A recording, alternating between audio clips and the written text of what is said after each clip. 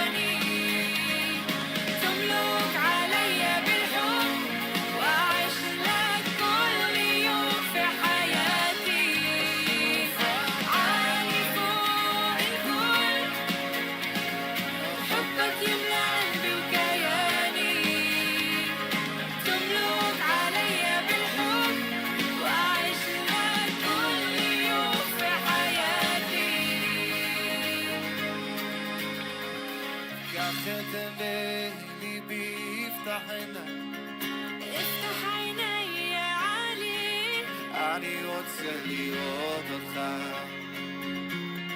عايز اشوفك. קח את עינינו, קח את עיני ליבי אדום, افتح عيني يا علي. אני רוצה לראות אותך, عايز اشوفك. לראות אותך וניסה זוהר באור קודשך, לשפוך את רוחך ששרים קדוש, اشوفك عالي فوق الكل، حبك يملى قلبي وكياني، تملك عليا بالحب وعيش لك كل يوم في حياتي. קדוש, קדוש, קדוש, קדוש, קדוש, קדוש, קדוש, קדוש, אני רוצה קדוש, קדוש, קדוש, قدوس قدوس قدوس قدوس قدوس قدوس قدوس قدوس قدوس عايز اشوفك. عايز أشوفك، قدوس قدوس عايز قدوس أشوفك، قدوس عايز أشوفك، قدوس قدوس عايز أشوفك،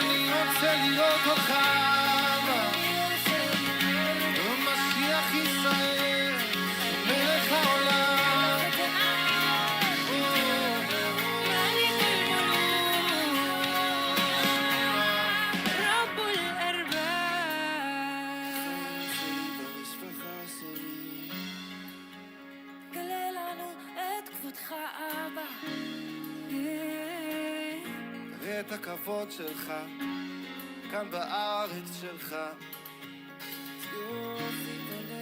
أنت مستحق תמשוך את תשומת הלב שלנו, אבא. עלינו אליך ישוע יושב עמומי לראות אותך בלי שום הסחות, לראות הנה זה האלוהים נושא חטאת עולם. הנה זה האלוהים נושא חטאת עולם.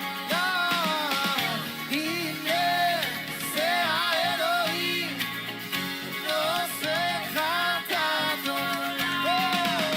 הנה זה האלוהים נושא חטאת עולם. הוא עבר המלולו ירפעו חטאת العالم. הוא עבר המלולו ירפעו חטאת العالم. אני רוצה לראות אותך, אני רוצה לראות אותך, אני רוצה לראות אותך, אני רוצה לראות אותך. הנה זה האלוהים נושא חטאת עולם. הנה זה האלוהים נושא חטאת. אני רוצה לראות, הנה אני רוצה לראות אותך, אני רוצה לראות,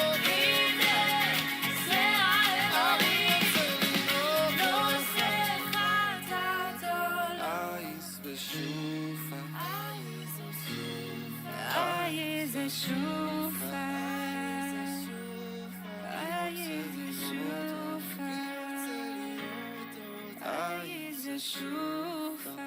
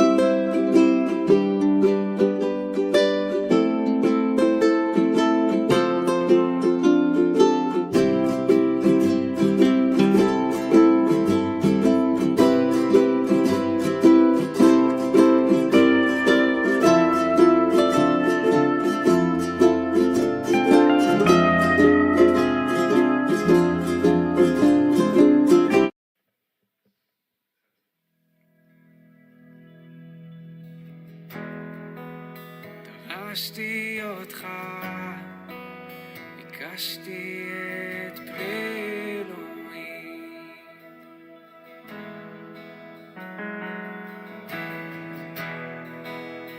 דרשתי אותך, ביקשתי את פני אלוהים.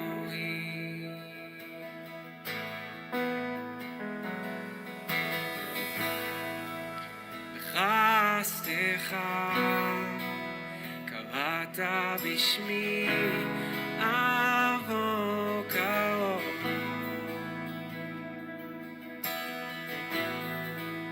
עטפת אותי בביטחון, אני לא אסור.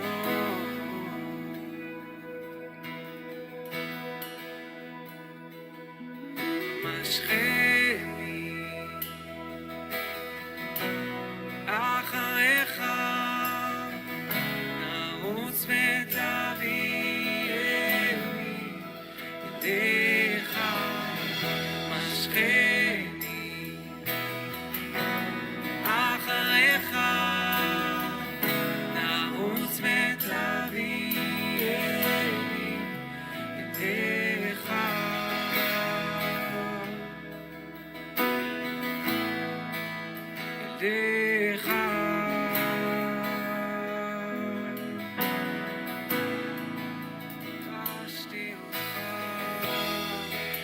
דרשתי אותך, ביקשתי את אלוהי. דרשתי אותך, דרשתי אותך, ביקשתי את אלוהי. בחסדך, בחסדך, קראת בשמי הבוקר. עטפת אותי, כן, עטפת אותי בביטחון, אני לא אסור. משכני אחריך, נרוץ ותביאני אליך.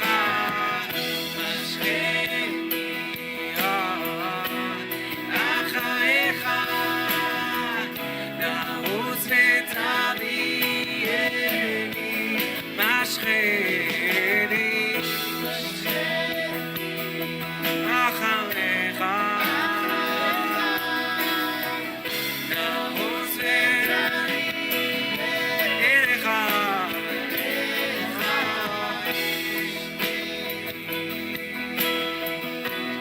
אחריך, נרוץ ותביאני אליך.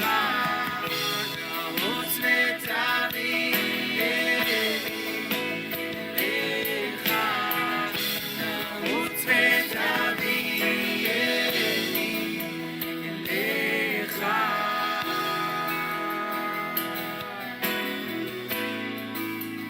אליך.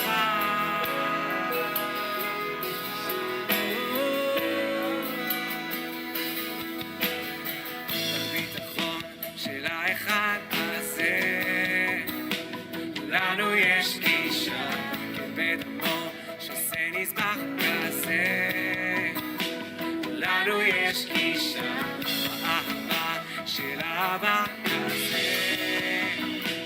לנו יש גישה, לנו יש גישה, לנו יש גישה, לנו יש גישה. בביטחון של האחד הזה, לנו יש גישה לאהבה של אבא כזה. לנו יש גישה בדמו שזה נזבח כזה. לנו יש גישה, לנו יש גישה, לנו יש גישה, לנו יש גישה.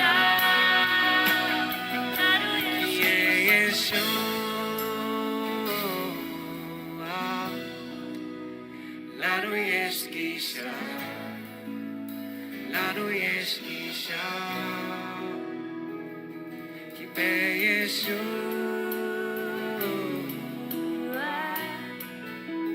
לנו יש גישה, לנו יש גישה. בישוע,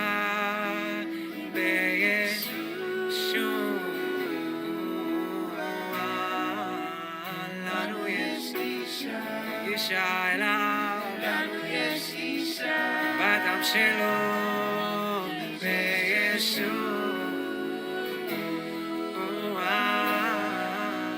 לנו יש גישה, לנו יש גישה.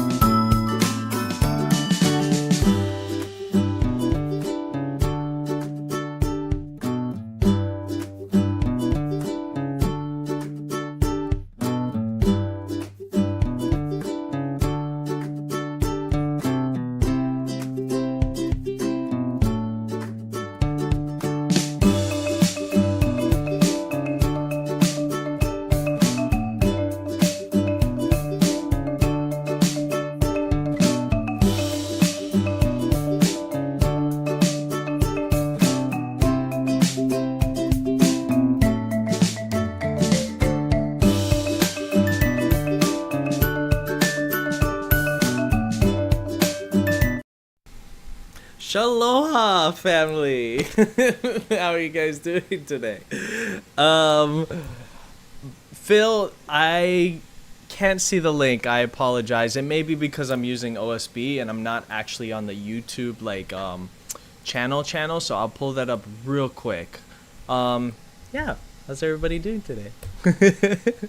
So we were supposed to have a special guest, but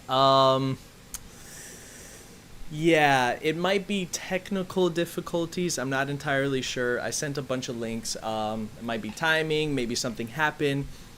Who knows? Stuff happens. So they have not actually come in yet. I'm leaving the Zoom call open and active so that if they do jump in, by all means, they can just, hop right in and we can start having a conversation. But yeah, it's only me right now. So what happened was my parents were supposed to fly in last night, but they had a 4-hour delay in Dallas. So they ended up missing their connecting flight in LAX. So yeah, they're actually just landing. So yeah, they were like, "Hey, can you just take care of it, and we'll be there as soon as we can." They have my sister right now picking them up. So I was like, "Sure, no problem."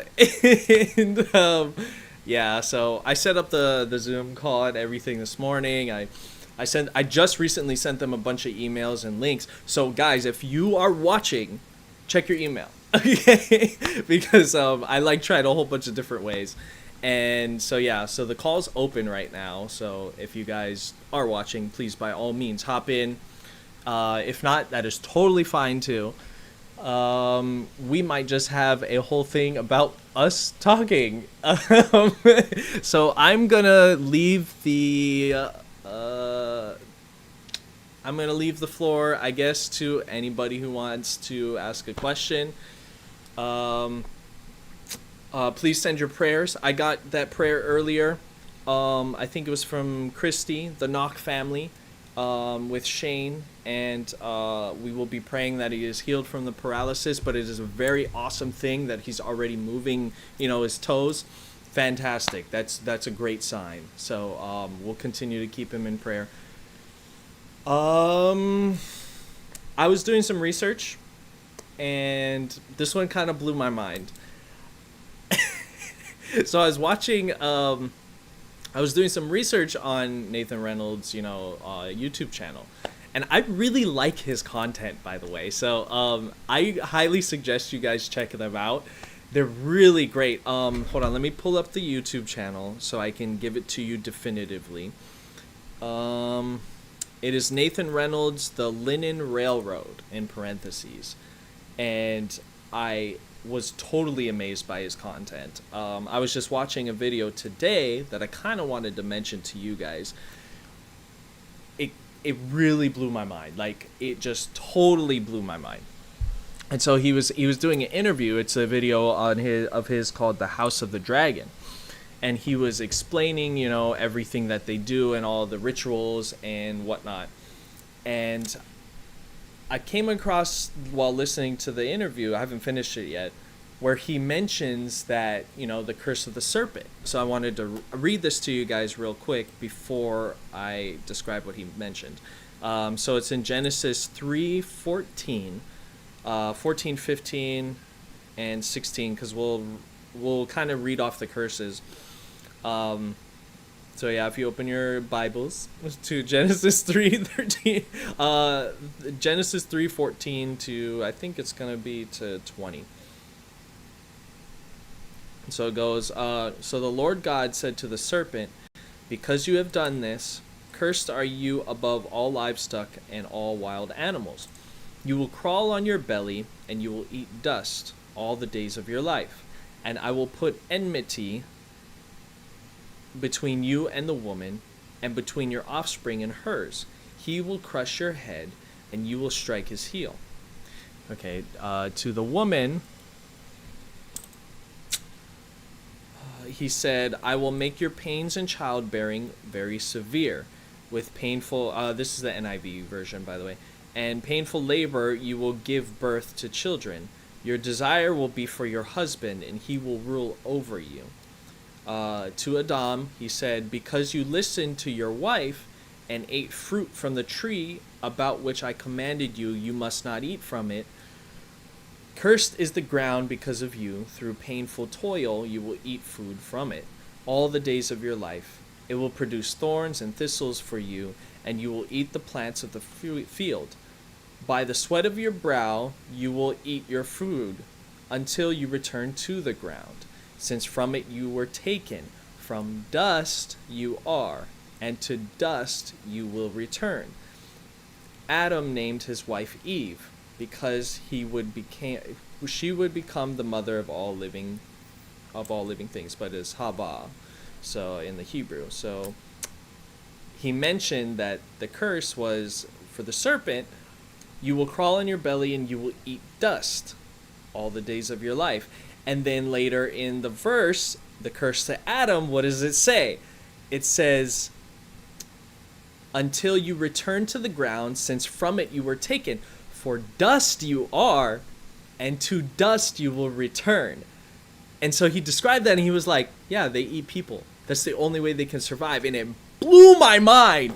Like, I was getting ready and setting up and everything. I was just like, I never made that connection until he pointed it out. So I thought I would share that because it explains and describes so much for the reason why they do rituals, why they're into the sacrifices, all of that stuff. It's just like they have to do it. Like, they have no choice. In order to survive, they have to do these things. And so, because of the curse. And so, one thing I would like to also mention is that Yeshua fulfilled the law, okay? And so we are,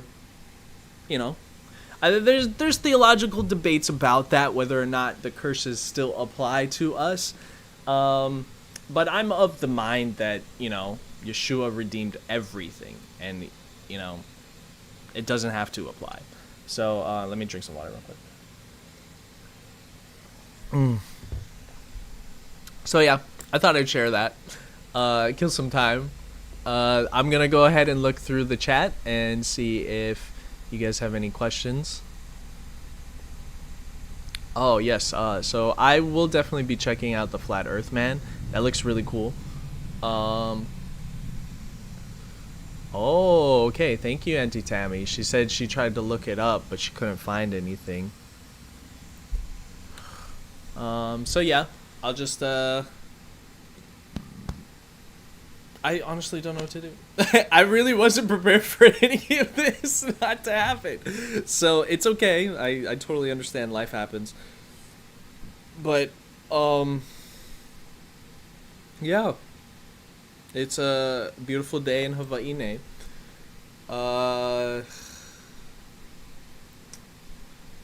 Yeah. Thank you for your prayers for Maui. I'm sure you guys heard about the whole Oprah and Dwayne The Rock Johnson thing. I wasn't too happy about it either. The moment I saw that video, I was just like, why are you asking for money? You have more than enough. But see, that's how they do it. And I probably shouldn't have mentioned their names, but that's okay. It's just is what it is. She is traveling right now, so I think she's either listening and commenting sometimes. I saw your question, Shay, and yeah, so she can't really respond right now. But if you mean if she's where she is presently, she's back home on the Big Island. So yeah, we decided to take a break for this week because it costs money to fly back and forth, and I honestly don't expect her to spend that much money because I would rather invest all that money into our upcoming wedding. That is in 2 months, guys. 2 months. I am slightly freaking out a little bit, but I prayed about it and I gave that up all to God because what else am I going to do, right? It's for His glory. Whatever His will is in our lives, I'm leaving it up to Him. So I am really excited and really thankful that everything that is panning out in our relationship is going the way that it is. He's revealing a lot to us. So much. And it's a beautiful thing to be able to have a companion that I can not only bounce ideas off of, but to be able to get closer to Yeshua and see his heart while getting closer to each other, you know. And then in return we get closer to him because we we start to fully understand the scope of his love. And we never fully will understand, obviously, because he's way beyond what we can comprehend as humans, because, you know, we ate the fruit. But it's a beautiful thing to just be a part of. And she really is like one of the most humble people I've ever met in my life, and I can say that without a shadow of a doubt. Like, anything that she does, she never, like, it's all with pure intentions. So let's see what else you guys got going on in the chat. Yeah, she over here driving like it's hot. Ooh, gotta get that wind blowing. It is really hot over here, by the way. I'm sure it's hot where you guys are at. Sheesh. I heard, what was it, Dallas got into the hundreds? What? I was blown away. I was, because what I like to do sometimes is when I'm at work. Hi, Dad. He's watching me on the camera, the house camera. But one thing I like to do when I'm at work is I pull up the weather, because the thing about the rail is that we have this thing where if it hits 55 miles per hour winds or higher, we have to shut the whole place down. So I always keep a track of what the wind's like, so that I am able to, sorry, give me a minute, something on my computer. So that I'm able to, like, say, hey, the wind's too high, we got to shut this place down. And so I'm always have that pulled up, and then I just happen to scroll over to Dallas because I was watching the hurricanes too, and they're saying that it's going up northwest towards Florida. And so then I pulled up Dallas, and I was like, holy crap, like, it is hot down there. So yeah. If you want to send your prayers or your praise reports in the chat, by all means, do so. I'll throw a prayer for our side. I pray that financially we are able to cover everything that has to do with the wedding. I admit I'm a little stressed out about that specific element. Everything else, I'm just like, it'll work out.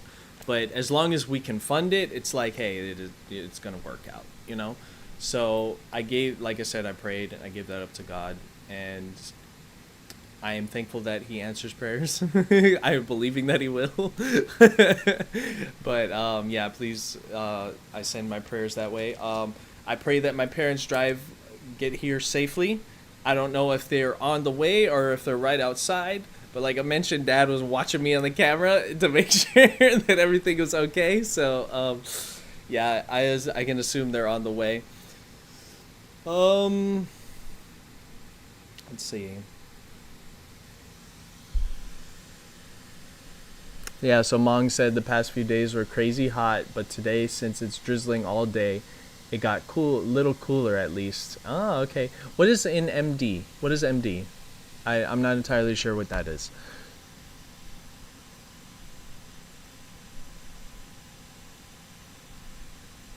Yeah, and Kaylee goes, it's a good freaking out, and it honestly is, like, because we're so excited, you know, like, we keep planning out every little detail about the things that we plan to get into, what we're doing, and then while we're learning about each other, it's awesome to be able to plan those things out, you know? So, let's see what else. Oh, Maryland. Okay, MD Maryland. Thank you.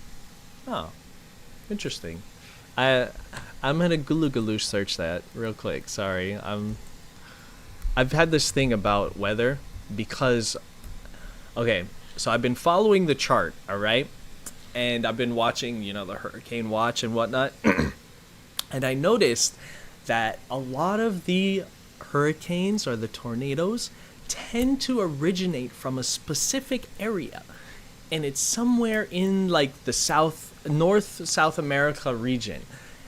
And I noticed that. I was just like, why is it always coming from that specific area? And so I've been watching it, and it's kind of piqued my interest about weather watching and all of that stuff. And it was funny. When I was a kid, I watched that movie, I think Tornado or Storm Chaser or something like that. I remember that as a kid, and I remember I think no, it wasn't William Shatner. It was I think it was the Dances with Wolves guy. Correct me if I'm wrong, but I remember watching that movie and I was like, I want to do that. And so I've always had this like fascination for storms, and my dad can attest to it too. He has the same thing. Like, he loves thunderstorms and rain and stuff like that. And it strangely got cloudy outside. Anyway, so like I always wanted to be like a storm chaser. I know it sounds like dangerous, but it's like I somehow always thought that would be fun. Twister! Thank you, Sherry. Yes, exactly. And then there's The Perfect Storm. Oh my gosh. Okay, that movie is the reason why I am scared of deep ocean, okay? Like, straight up, that is the reason why I am scared of the deep ocean, is because of that movie. Growing up, watching it as a kid, I was like, I'm never going down there, because it's like 50-foot waves on a boat, bruh. Like, they were barely hanging on for dear life, and I was like, no, no, thank you. But then the humorous part was that because I was a swimmer, I wanted to... Oh, okay. So I got an email, guys. He said he's gonna be jumping in about 5 minutes. I had a feeling it was the babies. So yes, the call is open. I left it open till 5 o'clock because that's when we normally finish. So yes, yay! So we will have the interview. Awesome. But yeah, that Kevin Costner. Yeah, Shay. Oh my gosh. So yeah, that movie was wild. And it's funny, yeah, all these movies that, like, I'll probably watch it again, so because this is what I've done. I used to have like a lot of fears specifically because of movies. Like, I had a fear of drain systems because of the movie It, like the original one. And so like I was terrified of those things, and then I rewatched the movie again when, I got saved and I was a little more grown up. And I was like, there really is nothing to fear about this. It's just a movie. So I might watch The Perfect Storm again now that we've mentioned it, and see if it's any better now than it was as a kid. Baby, put that on the list. We got a list of like movies that we like plan to watch together. And so I asked her to put it on the list.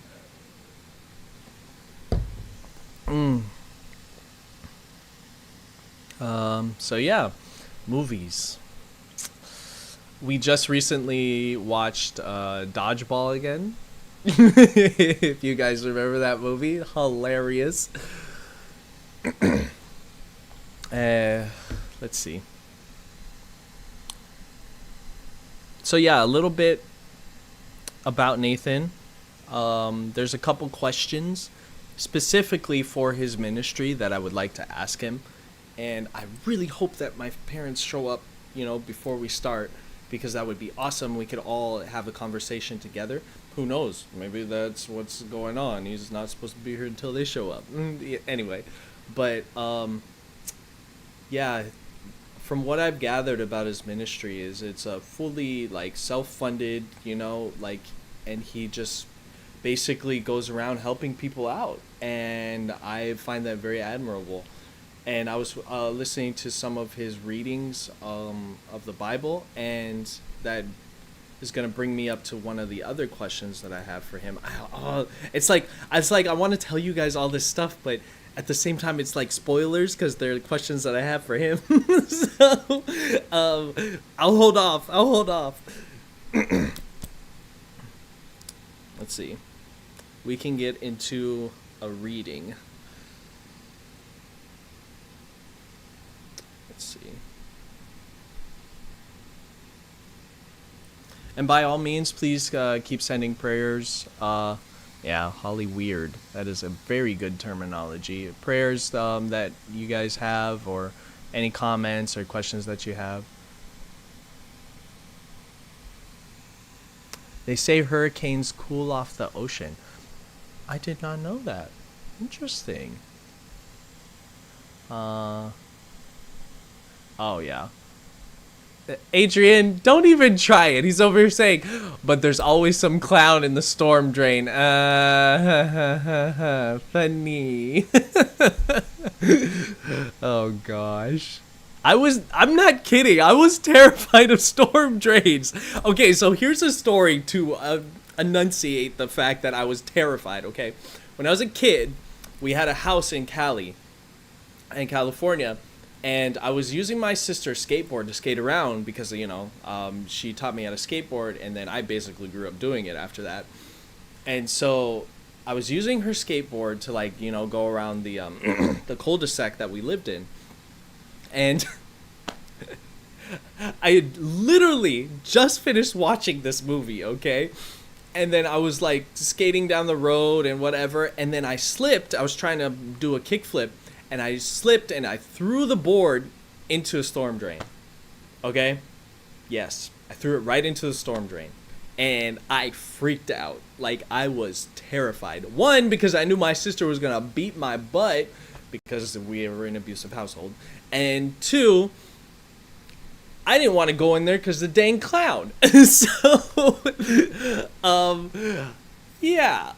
I sat above that storm drain staring at it for 4 hours, okay? And my sister was screaming at me. She's like, get in the drain and get my skateboard. And I'm like, no, I don't want to. And so eventually I asked my neighbor that I watched the movie with. I blamed them.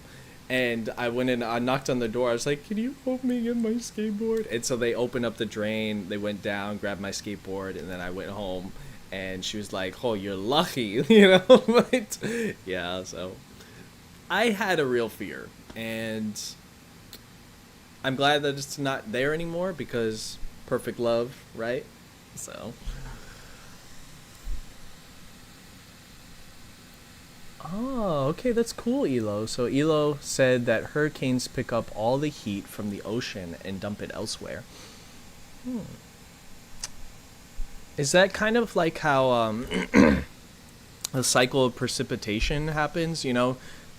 Trees when they sweat, they actually give out. They actually it's almost like pores. I learned this from Nathan Reynolds' video. I was watching it again, one of his other videos, and he was explaining how leaves and trees, they actually give off sweat or water so that it'll cool their leaves down.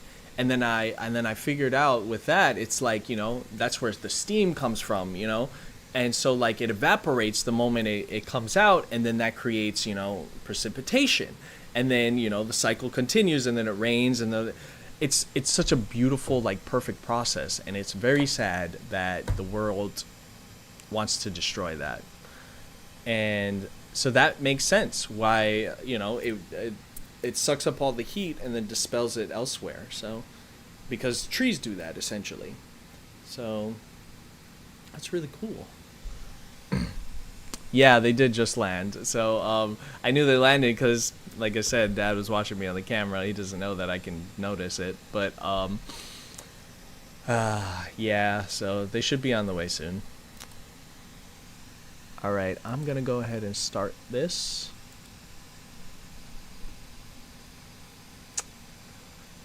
I see you in there.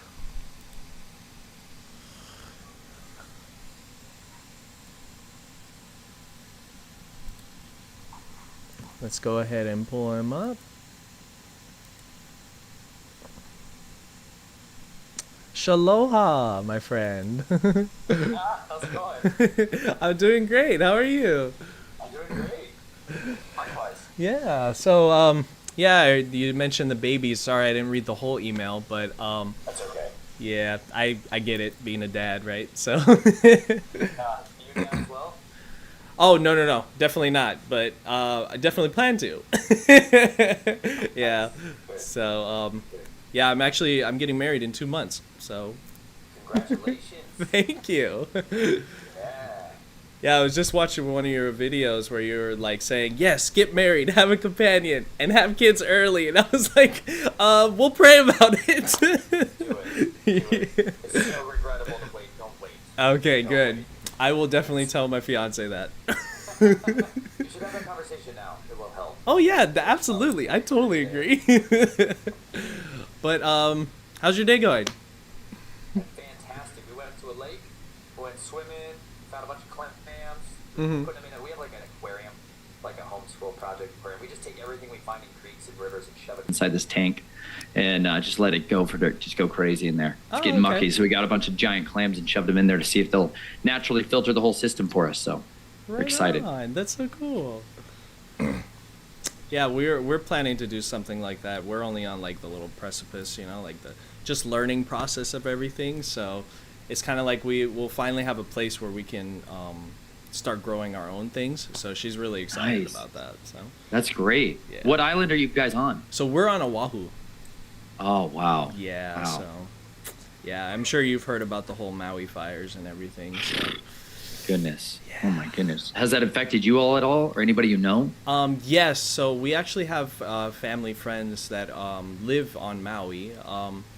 They mentioned that they're not even able to like travel or anything. So yeah, Wow. it's wild. Wow. And it's funny because everybody's like, "Oh my gosh, like where's the aid and whatnot?" And I keep telling them it's about the land. They want the Yes. land. That's it. Like, and they have Land no grab. problem displacing everybody because they care only about the land. So Yeah. yeah, Yep. The love of money is the root of all kinds of evil. exactly. So. You see it.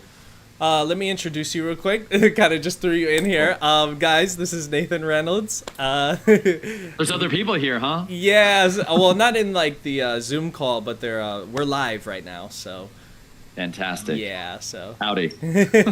so yeah, our live stream Hebrew Hawaiian, we got it going on right now. I was just kicking back talking to them about movies.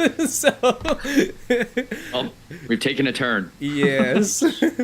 So it's a pleasure to meet you. Likewise. I was watching your videos just earlier today, and I mentioned earlier in the chat or in the video that you had mentioned the concept of the serpent eating the dust. And I was watching that video, and I was like, that totally blew my mind because I'd never thought of it like that, So, Yeah. because it's Can I right read there Genesis? too. Could I read Genesis 3? Yeah, I just did earlier. So yeah, by all means, go Oh, you ahead. did? You guys already did? Yeah, I You're read ahead of it through, and I was Oh. like, because right there in the Curse of Adam too, it says you will Yes. become dust again, and I was just like, oh my Bro. gosh, it's right there. It's the battle from beginning to end. He lays it out. He's like, you're going to be in a constant battle for the rest of your lives. It's a serious deal. Like, it's a big deal, and then we're kind of overlooking. We're like, yeah, it's kind of just some crazy stuff out there. And it's like, no, like, there's a radical, intelligent evil, like immortals battling against the sons of Elohim. And, like, the children of men are just, it's a serious, all-out, knock-down, drag-out, fight to the death. Yep. Eternal consequences every single day and night while we're all like, yeah, just going to the store, doing stuff. You're like, no, literally everything in creation is fighting in this battle. And most of us have been lulled into a slumber just through willful ignorance and then just ostrich syndrome. Like, I'd just rather not know about it. I'd just rather not know about it. Yeah. But it affects us every day. And it's literally Genesis 3. He's like, the Nachash was more crafty than all the lives of the field which Yahweh Elohim had made. And he said to the woman, is it true that Elohim has said, do not eat of every tree of the garden? And the woman said to the Nachash, we are to eat of the fruit of the trees of the garden, but of the fruit of the tree which is in the midst of the garden, Elohim has said, do not eat of it, nor touch it, lest you die. And the Nachash said to the woman, you shall certainly not die. For Elohim knows that in the day you eat of it, your eyes shall be open. You shall be like Elohim, knowing good and evil.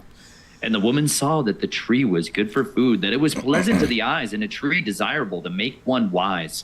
And she took of its fruit and ate. And she also gave to her husband with her, and he ate. Then the eyes of both of them were open, and they knew that they were naked. And they sewed fig leaves together and made loin coverings for themselves. And they heard the voice of Yahuwah Elohim walking about in the garden toward the wind of the day. And Adam and his wife hid themselves from the presence of Yahweh Elohim among the trees of the garden. And Yahweh Elohim called unto Adam and said, where are you? And he said, I heard your voice in the garden, and I was afraid because I was naked, so I hid myself. And he said, who made you know that you were naked? Have you eaten of the tree which I commanded you that you should not eat? And the man said, the woman whom you gave me to be, she gave me of the tree, and I ate. And Yahweh Elohim said to the woman, what is this you have done? And the woman said, the Nachash deceived me, and I ate. And Yahweh Elohim said to the Nachash, because you have done this, you are cursed more than all the livestock, more than every beast of the field. On your belly you are to go, and eat dust all the days of your life. When I put enmity between you and the woman, and between your seed and her seed, and he shall crush your head, and you shall crush his heel. To the woman he said, I greatly increased your sorrow and your conception. Bring forth children in pain, and your desire is for your husband, and he does rule over you. And to the man he said, because you have listened to the voice of your wife, and have eaten of the tree which I commanded you, saying, do not eat of it. Cursed is the ground because of you. In toil you are to eat of it all the days of your life. And the ground shall bring forth thorns and thistles, and you shall eat the plants of the field. By the sweat of your face you are to eat bread until you return to the ground, for out of it you were taken. For dust you are, and to dust you return. Man, this is just fundamental warfare passages right here. Yep. You see people like abdicating responsibilities. Adam's standing right there, and the great dragon, this Nachash, is sitting there tempting his wife. He's all like, wow, he's very fiery. It's very beautiful. We can't even kind of start to imagine the wonder and the spectacle of what the Nachash really was. We have no totally concept. Right. Yep. We have no concept. And we just seem like we grow up with that version of some kind of snake. They're like, look at that boa constrictor in a tree, deceiving the two most intelligent humans that ever have been. And you're like, come on, y'all. This is the most beautiful. Like, if we can't even comprehend the level of majesty that these beings have, potential there. Like, it literally says even after he's cursed, he can transform himself into this angel of light, and his apostles can deceive others likewise. They are perfect imitators of holiness, of set apartness, of awesomeness. And we have this idea that they're like, yeah, they're kind of ugly creatures like Goyim, little golems running around out there.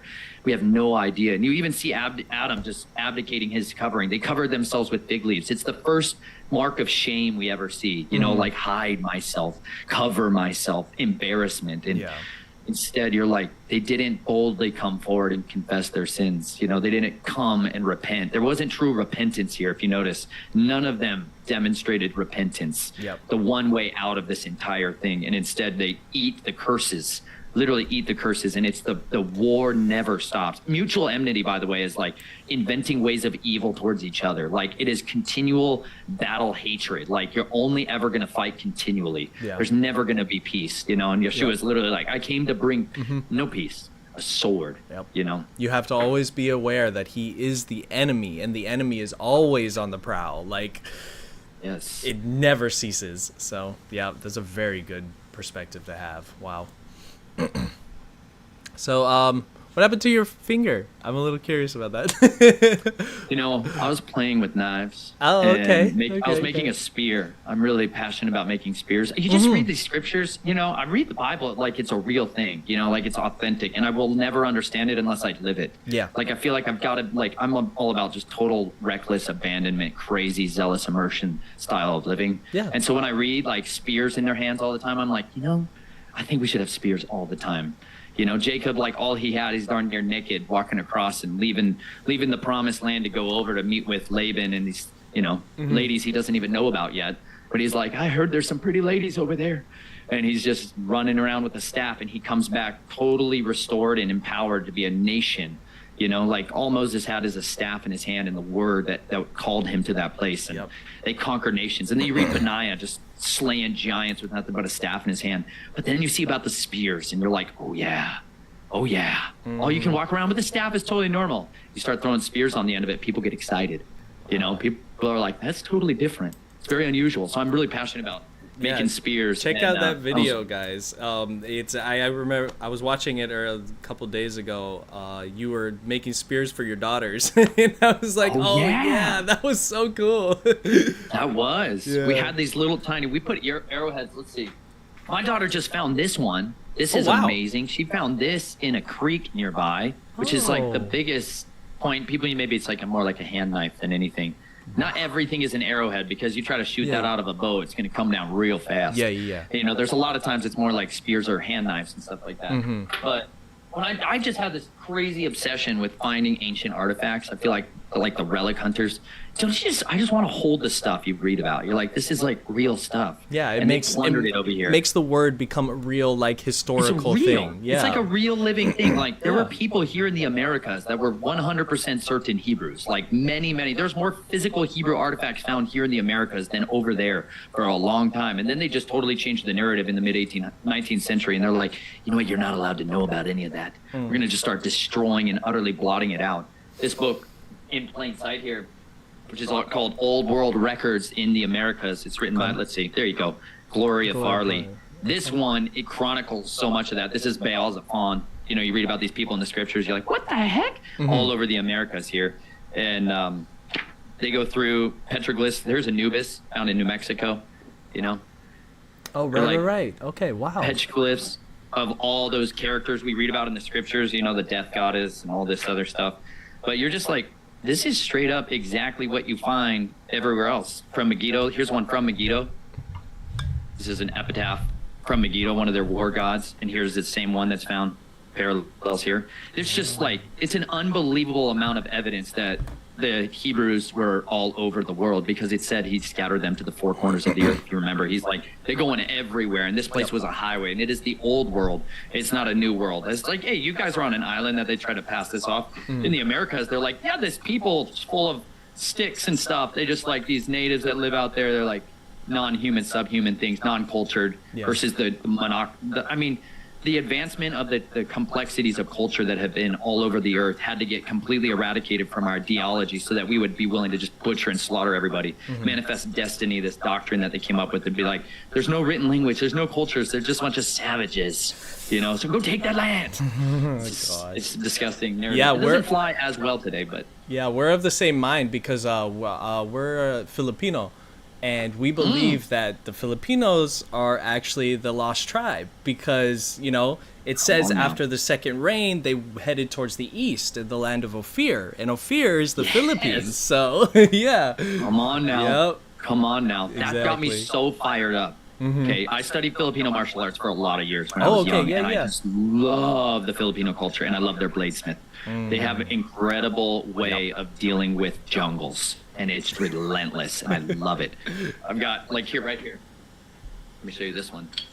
So this is the Springfield Armory makes this. This is the 1909 Bolo machete, and this was used specifically to engage in the Philippines and the Caribbean. And the Bolo is like a large knife, more or less, but it's got this kind of recurved shape, and it's for hacking your way through. Super thick blade. It's like basically a miniature axe, and I love it.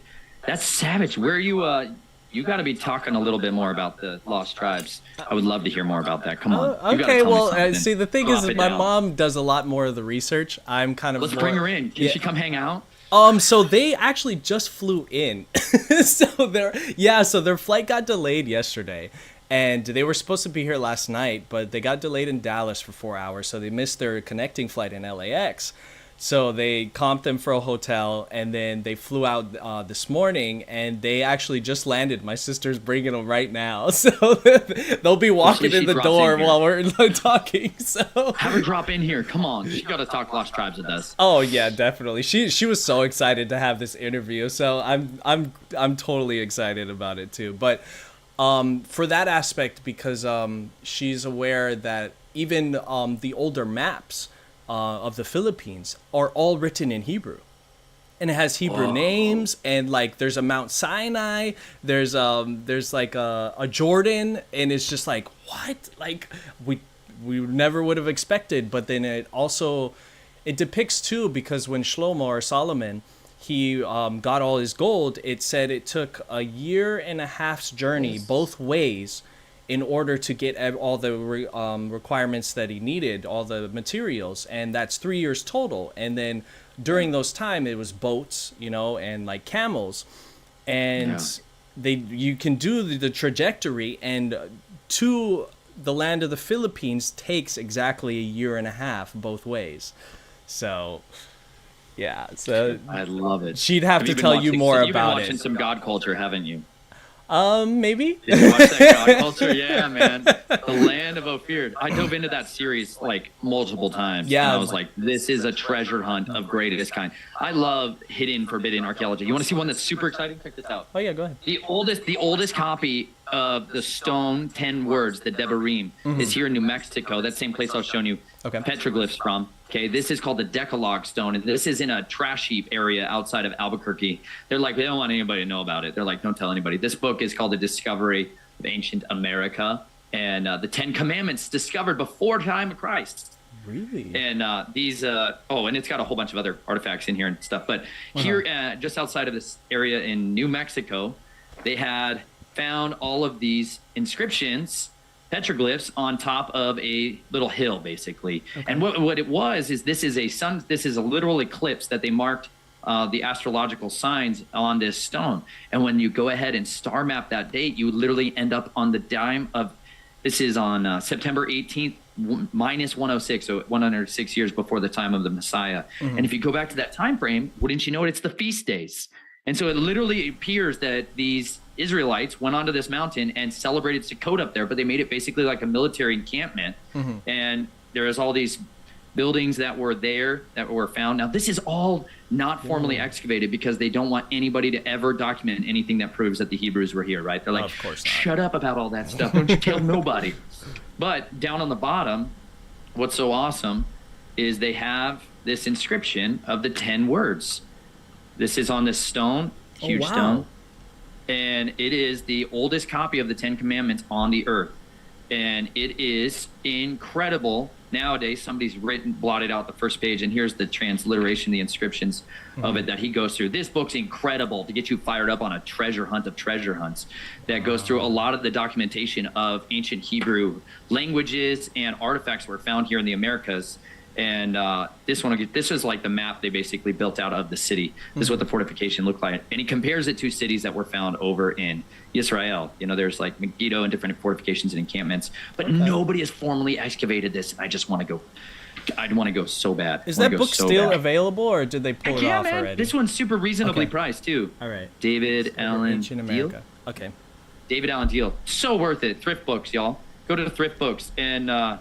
Like this one, he talks about, this is a really famous stone here. The above's here. Oh, you got to read this. I'll just let you check that out. Okay. This is one that was found here in the Americas. Look like a Levite. Just saying. This is over still. They still have this one. Well, a lot of these got taken away and blotted out of our history through a institute that was founded by the Rockefellers, known as the Smithsonian Institute. Fully aware of that. Come on now. A secret society, a total hidden-handed agenda that is most assuredly driven in the direction by the dragon. Yes. He's eating people's dust, you know, and they can't pass that narrative, right? It says like there was 3 lies that he promised Eve there in the garden. He's like, your eyes are going to be open, you're going to be like Elohim, and you're going to know good from evil. And they bought it hook, line, and sinker, and he delivered on 0 of those promises, right? Because he is the liar and he's the father of lies. Yep. He's the murderer from the beginning.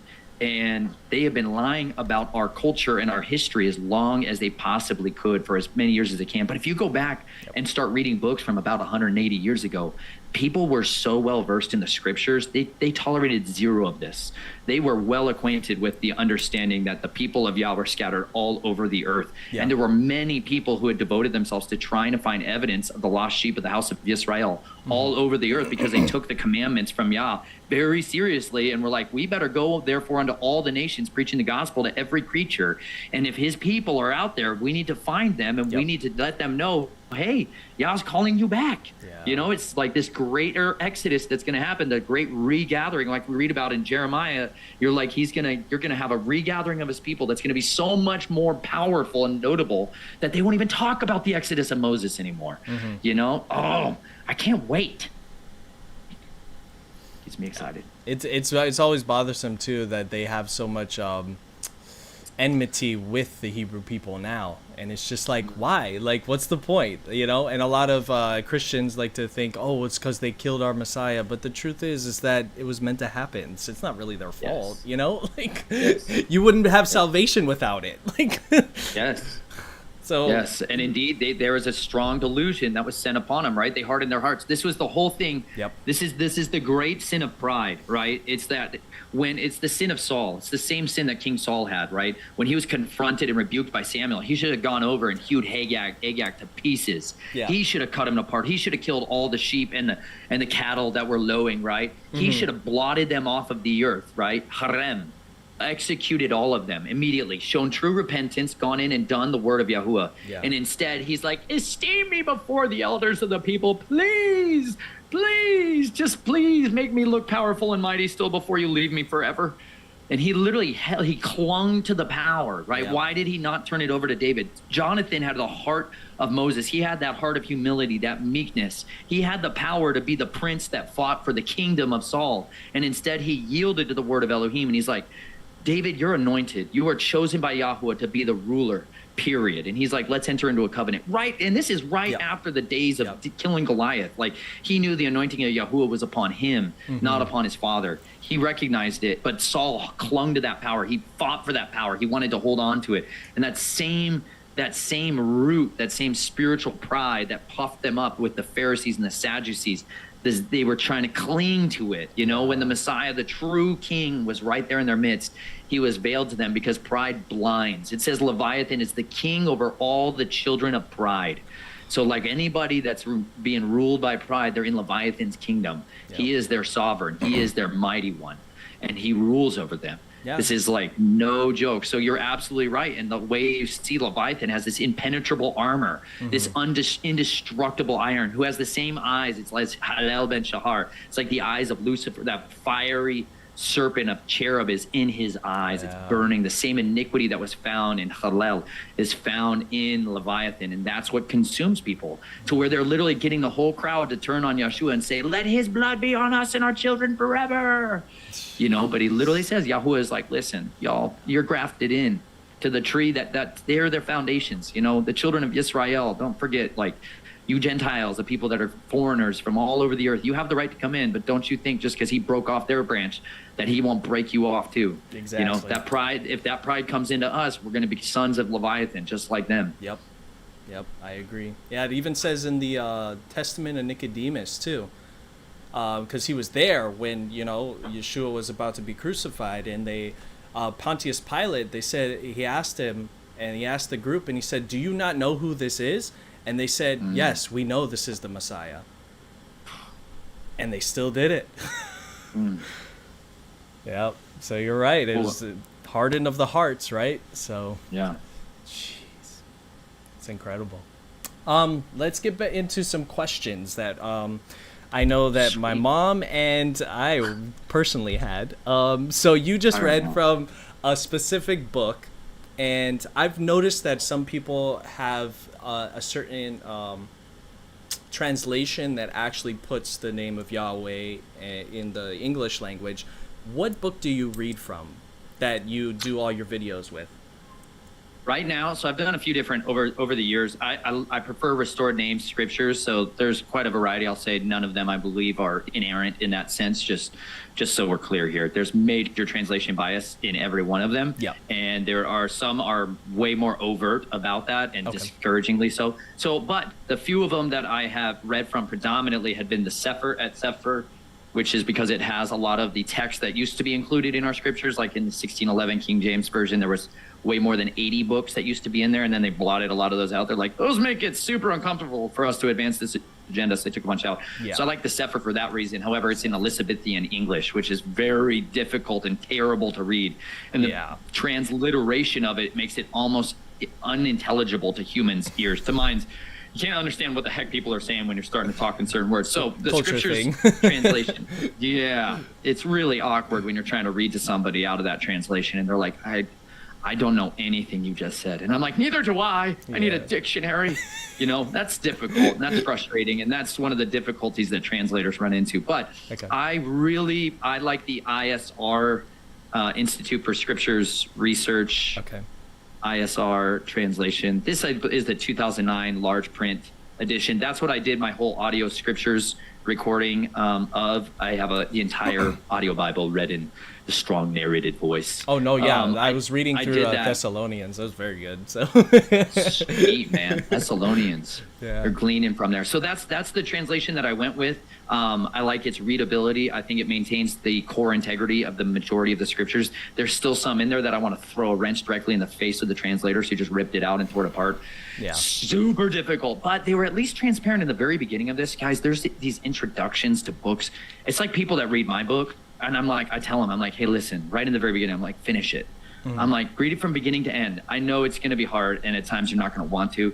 Even I'll be honest, there's some sections in the scriptures where you're like, okay, I'd really rather just skip right past this part. But there's pearls hidden every single page of that scriptures, and it's really critical that we not be like guilty of adding to or taking away from a single word of any of the scriptures. Absolutely. Because, not there's a jot curse or tittle. that's not a jot or a tittle. That's like a single tiny little letter, like Yep. this ancient Paleo Hebrew here that I'm trying to learn because I want to be able to decipher all these ancient manuscripts when I find them inevitably.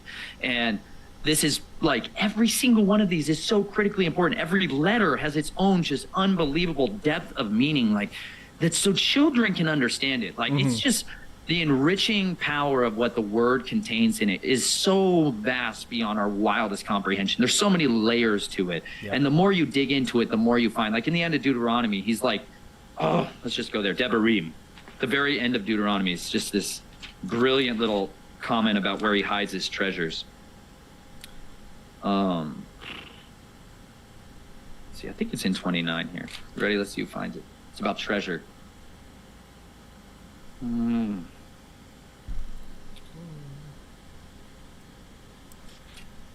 not going to find it. Sorry. I just drew my sword and I found a blunt edge. Oh I no, apologize. it's fine. But it basically says that as you study this Torah, the more that you study it and dig into it, he literally reveals his treasures to you.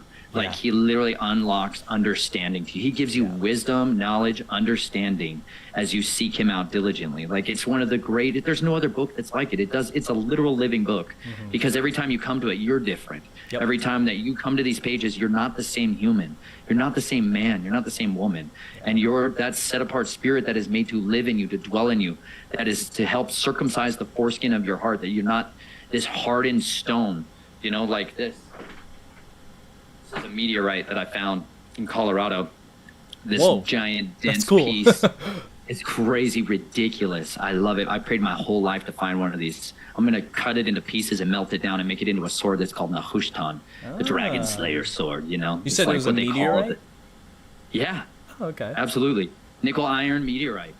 And so Interesting. this crazy, that's a whole other side tangent we could go into one day. But these super dense, absolutely unstoppable, incredible things that are waiting to be found all around us, hiding in plain sight. Like that is what this living word really is. And no matter how much we think we've come to find out so much of it, and we're like, oh, this is kind of the dense section. You're like in the names list, the genealogies, and you're like, dang, I'm in the beginning of Chronicles and I just want to tear my eyes out because I'm trying to read these words that are so difficult. Like every time I was trying to do these audio recordings and I get to the genealogies, I'm like, gear up, son. Gear up. It's difficult, but you know what? There's a labor of love that you learn stuff. Like I was just listening in 2 Kings, the very end of 2 Kings this morning. I was trying to get my son to sleep at 5 this morning, and so I put on 2 Kings. We listen to the audio scriptures all the time. Oh, it's good. And I was listening to 2 Kings, and there's this pearl at the very end in 2 Kings 24, and it talks about El Nathan, and I perk up because I'm like, hey, my name's in the Bible. That's so exciting. And I get fired up when I hear that, and then it's got this word Nahashta, and I'm like, what? Oh, Somebody's no. name's got serpentish stuff in it. And it always gets me spicy. 2 Kings 24. You check this out. This was cool. This was the name of one of the mothers of one of the kings of Israel, and her name's got this serpentish name sounding stuff in it, Nun and Chet. And you ready? This is the very beginning, verse 10. Oh, no, right before that. El Nathan. Verse 8. And Jehoiakim was 18 years old when he began to reign. Just stop for a second. How old are you, sir? Can I ask? I just turned 30 a couple days ago. You turned 30. So almost half your age ago, this guy's running the kingdom. Yeah. Bro, the level of brilliance and intelligence that was genuinely imparted unto the youth was completely different. We have this artificial extension of adolescence that we call the public schooling system that just ruins our culture and makes children think that they're supposed to be children even after they're 9 years old. Almost in no culture anywhere in the world are a child after 9 years old, maybe 10 or 11. Shockingly rare that they're 12 years old. They're considered a young man, a young woman. Just like you read about in the scriptures where David's got young men and young women killing people Dad, for him. can you mute that, and with please? him. Can you mute whatever you got going on, please? You My parents keep just your got voice home, so I didn't want the audio to overlap. So, to like shut them down. But in verse 8 it says, and he reigned in Jerusalem 3 new moons. How long is he ruling for? 3 new moons. That's 3 months. So this is a short tour of duty. Oh wow. How's it going? That's our dad. That's the man himself. Hey, Nathan, how you doing, man? Oh, glad to see you guys. As you can see, they're literally just getting home. That's awesome. I'm glad they made it. Yeah. And it says, and his mother's name was Nehushta, the daughter of Nathan of Jerusalem. And he did evil in the eyes of Yahuwah, according to all that his father did. See, there's a bad guy, super bad guy. Yah's like, you got 90 days, son, to change your act. He doesn't. He's like, you done. You done. Anyways, his mom's name has got the serpent in it. And you're like, this is peculiar. Yeah, And wow. this is where you get a lot of the words like of copper and a brazen altar. There's this like, I think that they're literally destroyed by copper. And so I like to make weapons out of copper and nickel and silver because that's what bronze, the real reason that the Bronze Age existed for so long is because they were hunting Nephilim and Rephaim, and it totally destroys the regenerative powers. And so I like to incorporate it into my blades. Yeah, my favorite aspect of reading the scripture now is I kind of went through Bible college a little bit, so I understood this like at an early aspect, but I love finding Yeshua in the Old Testament. That's my favorite thing about scripture is because it makes me understand how in control he is when we have no idea how in control he is. Like, it blows my mind every single time I find him in the Torah. It's just like, oh, there he is again. So, From the beginning, you're going to find him every single there. The word of Elohim came to them. You're like, what did that? Was some kind of like fairy magic speaking in the ear, whisper talk thing? You know, you're like, where's this? The word coming to them. John and 1:1, like, right? The word come was on, God. bro. You're like, he gave it to you right there. He's like, how about we go right to the book of John? He's like, let's just lay it out straight up. Every time you all heard about the word, this is him, by the way. Don't ever forget it. Don't ever doubt it. Like, he's been there from the beginning. From Genesis, Bereshit. They would have been like, they were like, either kill that guy or he is the Messiah. So you see the splitting of the kingdom, you know, over that same question. They're like, well, is he the Messiah or is he the counterfeit, you know? Okay, so But you know them by their fruits. I had another question, kind of pertains to your just your journey in general. How did you get saved? How did Yeshua find you? Bro, he never lost me, first and foremost. Yes, that there you go. He's an extremely vigilant shepherd. He is called the chief shepherd, shepherd of all shepherds. Yep. And you know, there's one thing about a shepherd which matters a lot. Even though one of them might wander, he ain't lost. You know what I mean? They may think they are the ones who are lost. Yeah. It's a totally different thing if you're omniscient, omnipresent, omnipotent. Yep. You're like, I know where you are always, continually. Which is super serious and should invoke an incredible amount of tremendous fear and trembling inside of every sheep on the earth, you know? Yes. Like the good shepherd knows where you are, no matter how deep you are in the depths of darkness and despair and doubt and depravity. He's like, I love you. I'm right where you are, and I want to draw you up out of that filthy He's always been there. He's like, I ain't ever going. He never looks away. This is my big giant why in my life for why I serve him and no other Elohim. Like, he does not turn away from evil, nor is it ever in him to do wickedness. He only does good continually, even if he's chastising, even if he's disciplining, even if he's utterly blotting out. Like, he is a good shepherd who knows exactly what we all need. But you know, he really began hunting my soul quite diligently at a young age, and he showed himself to be mighty to me through his messengers, his people, his ambassadors on this earth, the representatives of the Messiah that showed me men were supposed to be men. I saw a lot of sissified men throughout my life and in my youth. Like, I got dragged around from these like soft, soggy versions of Christianity that tried to show me a version of a pastor guy who was standing on stage, you know, who couldn't detect radical, intelligent evil sitting in the room. And it just, I saw evil like have power. Over and over and over again, over the Christians, over the Catholics, over the Baptists, over the Protestants, over, like, I saw I saw evil rule over them. And I saw it through compromise. As I got older, I started to learn it was because compromise had rooted itself into so many. Compromise is the currency of the kingdom of darkness. And that is, they're literally like, what's their price?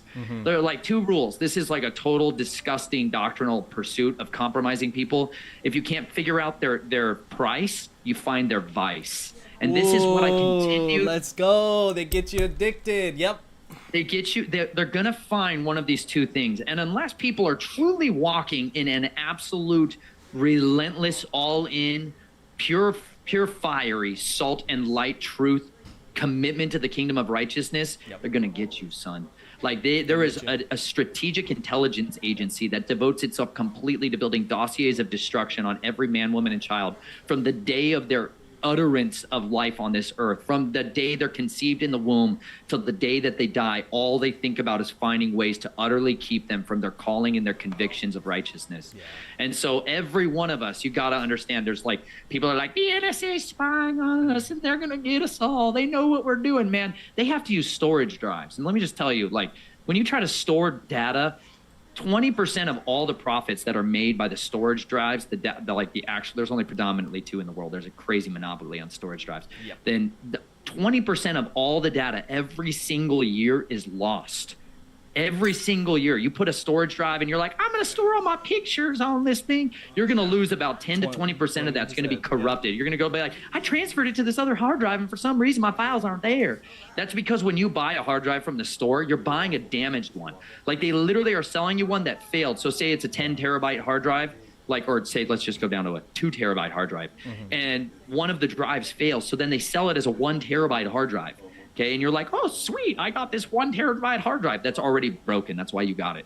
Okay, so they cannot even keep the data. They cannot even keep the data. So even if you have an alternative of an omniscient intelligence network, they can't actually store it. It's one of the major problems that they run into.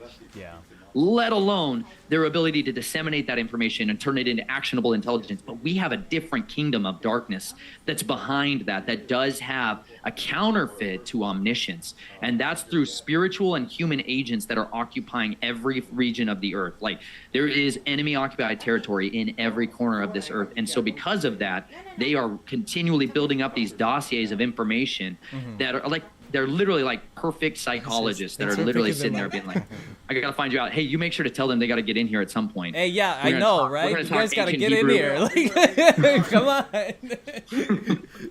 But I guess my specific thing was, because the only way that we're ever led to Yeshua is when we have a spiritual encounter because of Abba. So I guess my question draws us first. Yeah, so I guess my question was, did you, did you have that spiritual encounter with him? I assure you I'm getting there. Okay. I gotta build it up. I know. I'm so curious about that. My brain works like a banyan tree, and you have those around you, so you know what I'm talking about. Yeah. Like you can't climb one snippet of it and be like, this is it. No, my brain's gonna go in 40,000 other directions. But don't you worry. Going on. I'm ready. It comes straight back. I assure you, it works like a freight train. Eventually, it gets there, man. It just takes a while to build some steam. But this dossier system, this intelligence network is entirely driven to keep you from the truth, right? It is designed to set a covering over your eyes so that you blind your eyes so you cannot know the truth.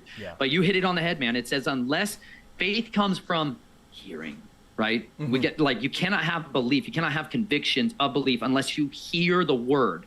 Like somebody has to impart the word unto you. You need to hear the word. No man can come to the Son unless the Father draws him first. So there's this hierarchy of requirements, prerequisites for anybody to come to hear about the truth.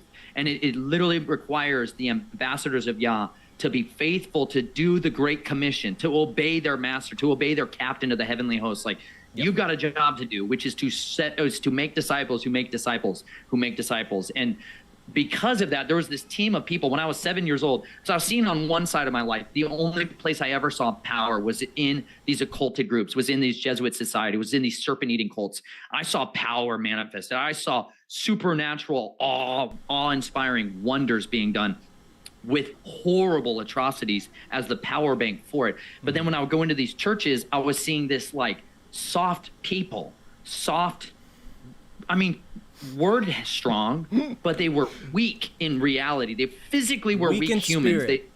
They were weak in spirit. They believed what they believed, but they did not have the masculinity that I wanted to see. Like, boys need to see men being men. It's critically important. And if you don't see that, you become a completely counterfeit version of what a man is supposed to be. You basically be a perpetual child the rest of your life because no one ever showed you what a man is. Yeah. And so I finally saw that when I was 7 years old. My parents had this house in Flagstaff, Arizona, and we had a television in there, but we almost never had it on unless there were certain weird circumstances going on. We had like a 30-minute a day TV level. Consider that, y'all.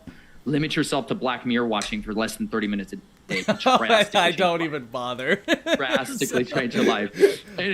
But I'm talking about these screens too. Y'all are watching. You can turn me off anytime. Yeah, it's totally fine. I agree. But my parents had these people coming in and doing carpet cleaning because all kinds of crazy, filthy stuff was going down in that house, and they had to regularly clean it out. Yeah. And they were coming in and cleaning it out. And my mom turned on the TV, and I was sitting there on this little couch, and I was staring at the TV, and these people came on that were called the Power Team. And I was like, what is this? And they were in this arena. They were in this giant arena, and there was these yoked out bros just tearing phone books in half, like in muscle shirts, and just meathead bodybuilders, but not like the steroid rage kind of psychopathic versions. Okay. Where they just, no, like humans that were mighty, right? Like the Gibborim we read about in the scriptures, these mighty men of David and valor. And they're like grabbing giant chunks of rebar and just bending them mightily. And you're like, wow. They're so strong, tearing decks of cards in half and license plates. And you're like, this is just amazing. And they just do all these mighty acts, right? Yeah. And then at the end of it, they get up there and preach a salty gospel message. And they're like, you think we're strong? And they're like, we're just weak men who've met the mighty one. His name is Jesus Christ, and he can live in you. The one who lives in me can live in you. And if you want the power of God, you can call on him right now, and he will come in you and make you mighty like he was. And I was like, I want in. Yeah, I want in. I want a piece of that. I want that. I want that power in me. You know, because I was this tiny, continually, perpetually picked on and abused, tortured and fragmented soul who desperately wanted freedom. Like, I just wanted freedom. I wanted to make a choice that could set me free. And I believed that the words that man was saying were consistent with the scripture that I was becoming well acquainted with. Like, as soon as I was able to read, I read 1st and 2nd Samuel, like right out of the gates. I went to a school where they're like, you're going to memorize Genesis 1. And I'm like, I want to read David all day, because I was like, I want to read about the mighty guys, you know? And in the beginning, it sure doesn't look very much like Yahuwah looks super mighty, but Adam doesn't. You know, you're devastated by Adam right in the beginning. It's super discouraging. You're like, come on, bro. Like, how many years did you have it? How many years? Like, it's super depressing. It's a devastating story. It's a tragedy. Yeah, you know, the scripture starts out with the most incredible, awesome utopia. Like, the only ever potential utopia that ever has been was there for only a tiny season of time. And it's a crushing story. And the one who appears to be mighty is the great dragon. You know, it's the one who duped mankind. He's got the duper's delight. And he's smiling all the way to the bank as he just completely plunders us. And he takes the keys of death. And you're like, this sucks. Yeah. This story sucks so bad. And you don't really see another super strong, mighty person except for a random mention of Enoch. And they're like, Yahuwah said he was righteous and he took him. And you're like, why? Like, why does that guy get basically to live forever and perfect and more? You're like, what the heck is that about? And you're like, if you would like to know the answers, read the book of Enoch. You're like, if you only read the book of 1st Enoch that they ripped out of your scriptures a long time ago, because you're not allowed to know the truth. Anyways, there was information that was concealed from me. I hate that stuff, man. Somebody compromised and stripped the scriptures of something in critical pieces of information. And you see Noah. Noah sounds pretty mighty. He's like building crazy, massive ships and preaching hybrids. You're like, this dude sounds savage. I like that. And then you get to Nimrod, and he's this mighty hunter before Yahuwah. He's like getting in the face of Yahuwah and doing all the things he says not to do. And he's building up a kingdom of iniquity. And he's like, Yahuwah literally has to destroy the Tower of Babel. And you're like, what the heck is going on here? Like, it is a crazy war over and over again. And I just wanted to be able to read the story of David. I wanted to read how he got to be who he was. Like the story of Samuel, the story of Jonathan and Benaiah. Like, there's these mighty men in there. And then you're utterly failing too, Absalom. And just, there's these crushing stories throughout the scriptures. And you're just like, this is a brutal knockdown, drag out battle. And you know what? Even the mightiest of the warriors fail. Yeah. And you're just, by the time you read, if you read the book in its chronological order, it helps you be desperate for deliverance. by the time you get to the days of Yeshua, you're basically hopeless. You know, like you're basically like it's all just a total fail. Over, and it's face palm, devastating screw ups time after time. Well, Prophets coming in and they're like that way, right? So they design it that way. By the time you get to the days of the Messiah, you're just like, please. yeah. And so it was seeing mightiness physically displayed and men that were mighty in deed and in word. Yeah. That's what got me hook, line, and sinker. And then I was able to actually start reading the word for myself, and that transformed me, because then I was no longer dependent on the interpretation of man. Yeah, that's what amazed me about Yeshua's walk too, was that even though he wasn't like this ripped yoke dude, you could see power, you know, like you could physically feel the power, and it's just, oh. I gotta show you something here. Okay, shucks, they just left. I was gonna take a potty break. Oh, you can run. I got this thing. I'll hold it on the fort. Okay, I'll be right I'm back. gonna show artwork. I need like I'm gonna show 5 artwork of seconds. mighty Yeshua here. Check this out, y'all. All right, show Okay, it. so this is from John chapter 2. I always love this question. What is the only time Yeshua ever made a weapon? Like, he personally sat down and made a vindictive, destructive weapon. He premeditated, utterable vengeance was coming in. It's John chapter 2, sneak peek right here. Look at this. Someone made this for me because I love this story. This is when he's braiding a whip, right? And you're all like, yeah, because the bro knew how to make tzitzits. You know what I'm saying? The Messiah's all like, he's a master tzitzit maker. Bro be crushing them fringes all the time. He braids this weapon right here, and then he goes into the tent. Let's just read it because it's great. This is the stuff that gets me fired up every single time, because it's all about zealousness. Y'all know about zealots? People that are freakishly passionate about their beliefs, so much so that they're willing to do unimaginably intense things, super dangerous acts in order to fulfill them and see them brought to fruition. So there was 3 basic groups at the time that were operating during the days of Yeshua's time, which is the Pharisees. Everyone's all like, oh, yeah, we know about the Pharisees, the Sadducees, and then there's the Zealots. The Zealots get no press coverage because, you know why? They're the assassins. And that's obviously not fitting the image of these sissified believers. They're like, we don't want people to know about the rebels. We don't want people to know about the people that were literally so zealous for Yahuwah that they were willing to fight and contend against the kingdom. We're talking about zealots real quick. Okay. So there was the third group, Pharisees, Sadducees, and then the zealots, right? This is literally, when you're reading the names and genealogies, sometimes they'll talk about Iscariot. These are like Sicario. We call them Sicario in Spanish, which is the assassins. Hashashins is also what they're known as. Yeah, but this is literally what Judas was. Like, they are literally people in Yeshua's homies group, you know, the Shalomi homies of the apostles. They're like, he's got assassins in there too. They were the zealots. These are people that were so passionate about keeping the commands of Yahuwah that they would hunt down and eradicate people that forced people to break the commandments of Yahweh. A lot of this birth came out of the times during the Maccabean revolt, and there was this like desire that we got to overthrow our overlords and fight back against that kingdom, right?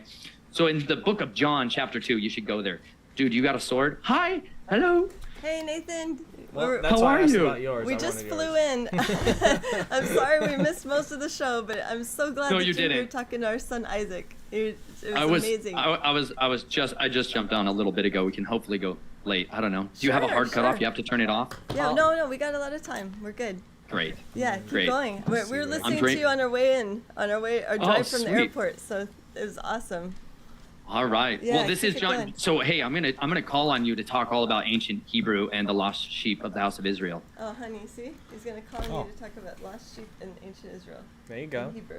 Lost There's- sheep. you The said- lost tribes. The I'll lost go. I want to tribes. hear all about Oh it. yeah, lost Not yet. Not you. Give me a minute here. I'll wrap this point up real quick, and then I would love to pick your brain and hear all of the They're wonderful still treasure lost. trove that's hiding. I wanna stand up. So this is in. I was showing this earlier. You might have missed it, but this is artwork that someone did because I'm always talking about when Yeshua personally made a weapon, and when zeal for his house will consume him. Oh You wow. know, because this is the master's hands braiding a weapon before he utterly drives him out. Oh, So cool. we're gonna go to John 2:15 through 17. You check this out. And having made a whip of cords, he drove them all out of the set-apart place with the sheep and the oxen, and poured out the money changers' coins and overturned the tables. And he said to those selling doves, "Take these away. Do not make the house of my father a house of merchandise." And his taught ones remembered that it was written, "The zealousness for your house has eaten me up, That's from Psalm 69:9. Like, there is this all-consuming fire that was in him because he was made in the image of Yahuwah, perfect, without the fear of man.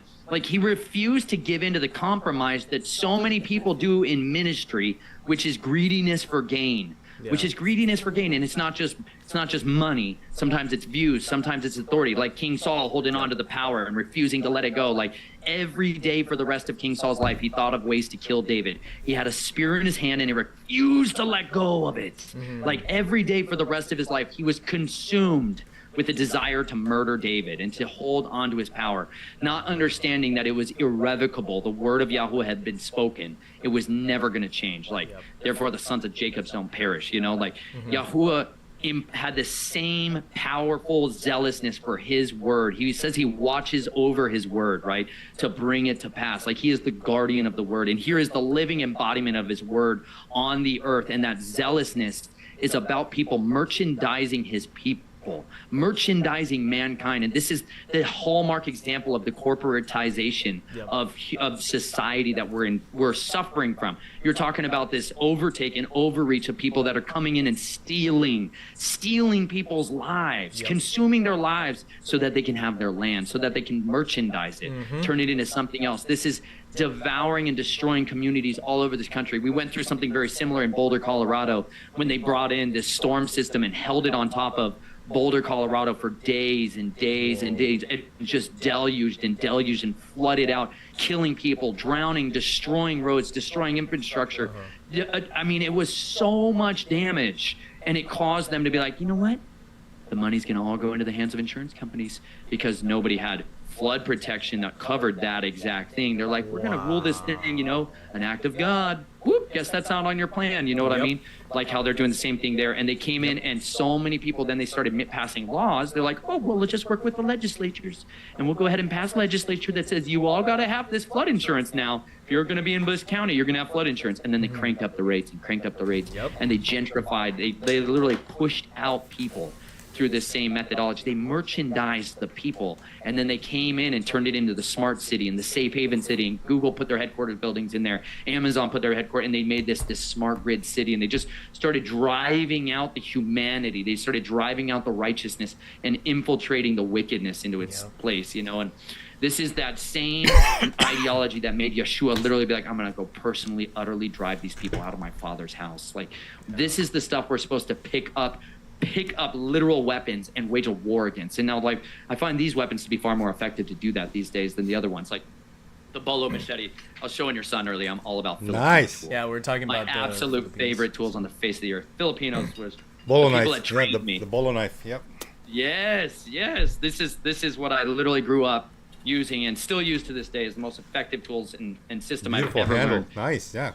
Yes, but I am passionate that people would pick up that same sword of their mouth and pick up the zealousness that they were made to have in them to utterly drive out the kingdom of compromise, the kingdom of cowardice and corruption from their midst, to have a zero tolerance policy for the merchandising of our brothers and sisters, or for the ministry, for people that are trying to contend in the kingdom of darkness, that we not be found like the world, where we're looking for ways to profiteer off of each other, but instead we're building up each other, laying down our lives for each other, giving of ourselves continually, just as his word does, just as his son did, just as his righteous people have always done. They lay down their lives for their friend. That's true love. They surrender their desires. Like, in order for any of us to come to life, our mothers literally had to give up their lives.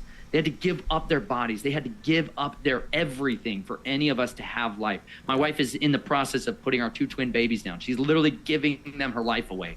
Like, if she doesn't do that, they die, you know? And this is how we're supposed to be willing to literally lay down our lives for each other so that we can be set free. Yep. All right. I'm hearing you on all aspects, but we do have a couple questions that The audience. the audience would like to ask. So the first question that I saw pop up over here was, "Who is your guest?" Great. So we're Probably gonna go should circle back to to an talk about introduction. that. So everybody, this is Nathan Reynolds. He has his own YouTube channel called Nathan Reynolds (parentheses the Linen Railroad). And Nice. by all means, go check him out. He's I would like to say another brother in Christ that was willing to come and do an interview with us. So he's a father of four, Four. right? Got a Four- quad pod now. 4 children. Oh. Woo. You bet. We didn't know we were going to have twins until I caught my son in a copper basin. And that was a super surprise of my life. He was a veiled son. We had a natural home birth that was incredibly, terrifyingly wonderful.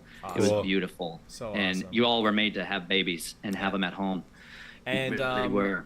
my auntie Tammy put a link to your YouTube channel in the chat too. So Sweet. You can go to snatchedfromtheflames.com also is my website where a bunch of stuff is. okay, got it. And then we had another question.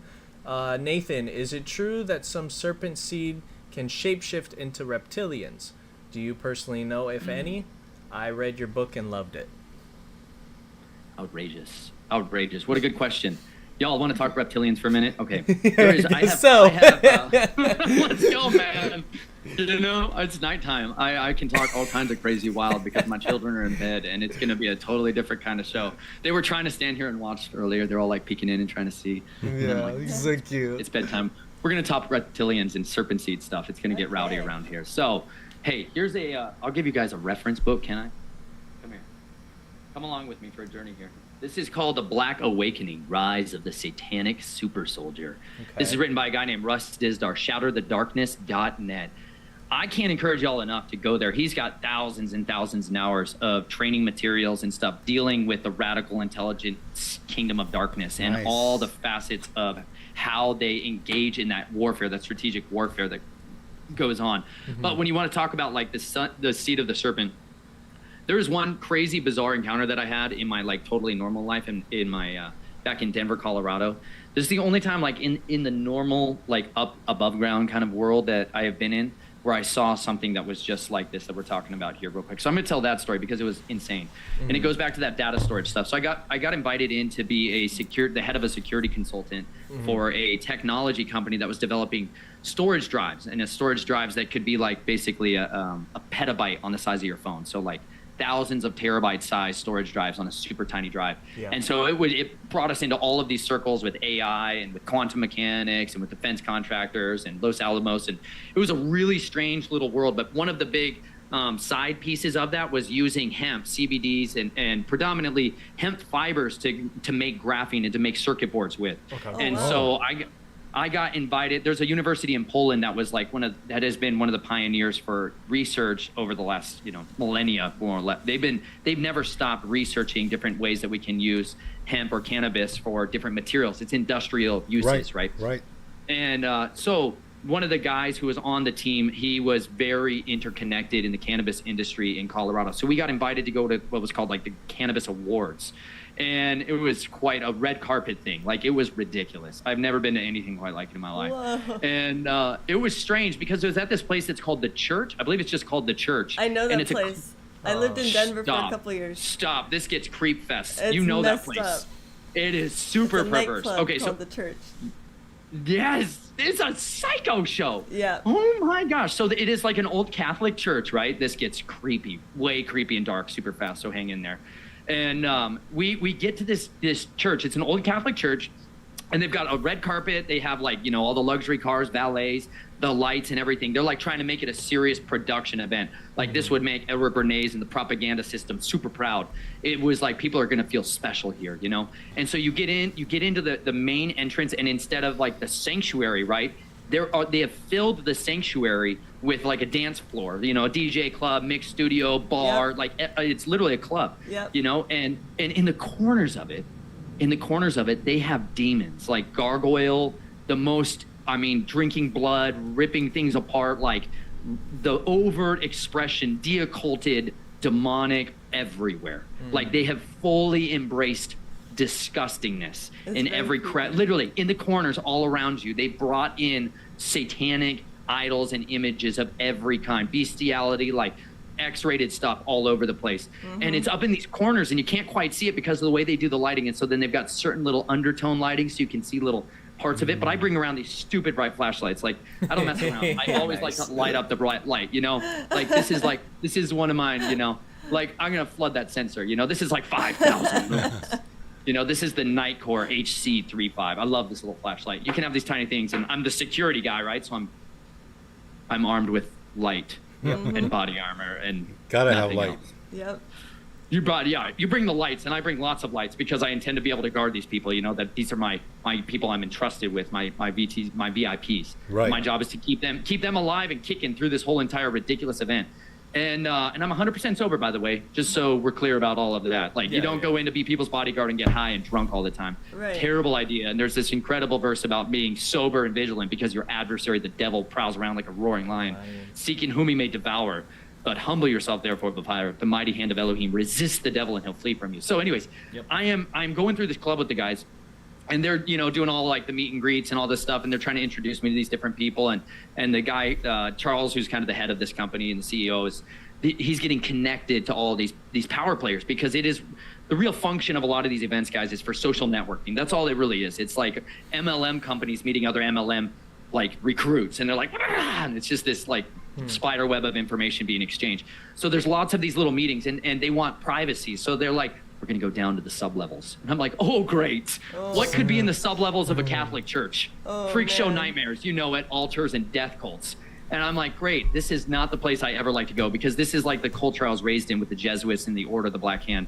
I wrote a book, y'all, called Snatched from the Flames. If any of you are interested, I got an audiobook and an ebook on my YouTube channel or in the descriptions. If you go to my YouTube channel, I've got all of that for free in the descriptions if you ever want to watch it or listen to it. But I was raised in this underground society, especially in this place called Lake Havasu, Arizona, with these people that are embrace this stuff in Catholic Church, like Our Lady of the Lake in Lake Havasu, Arizona. And underneath the sanctuary floors, you guys, is the real church. It is the gathering halls for people that do secret rituals to try to impart all kinds of opening of portals to be able to imbue the people with powers. It's where they really do their magical workings. And so we go down into the sub-level of the church, and you're literally underneath the sanctuary.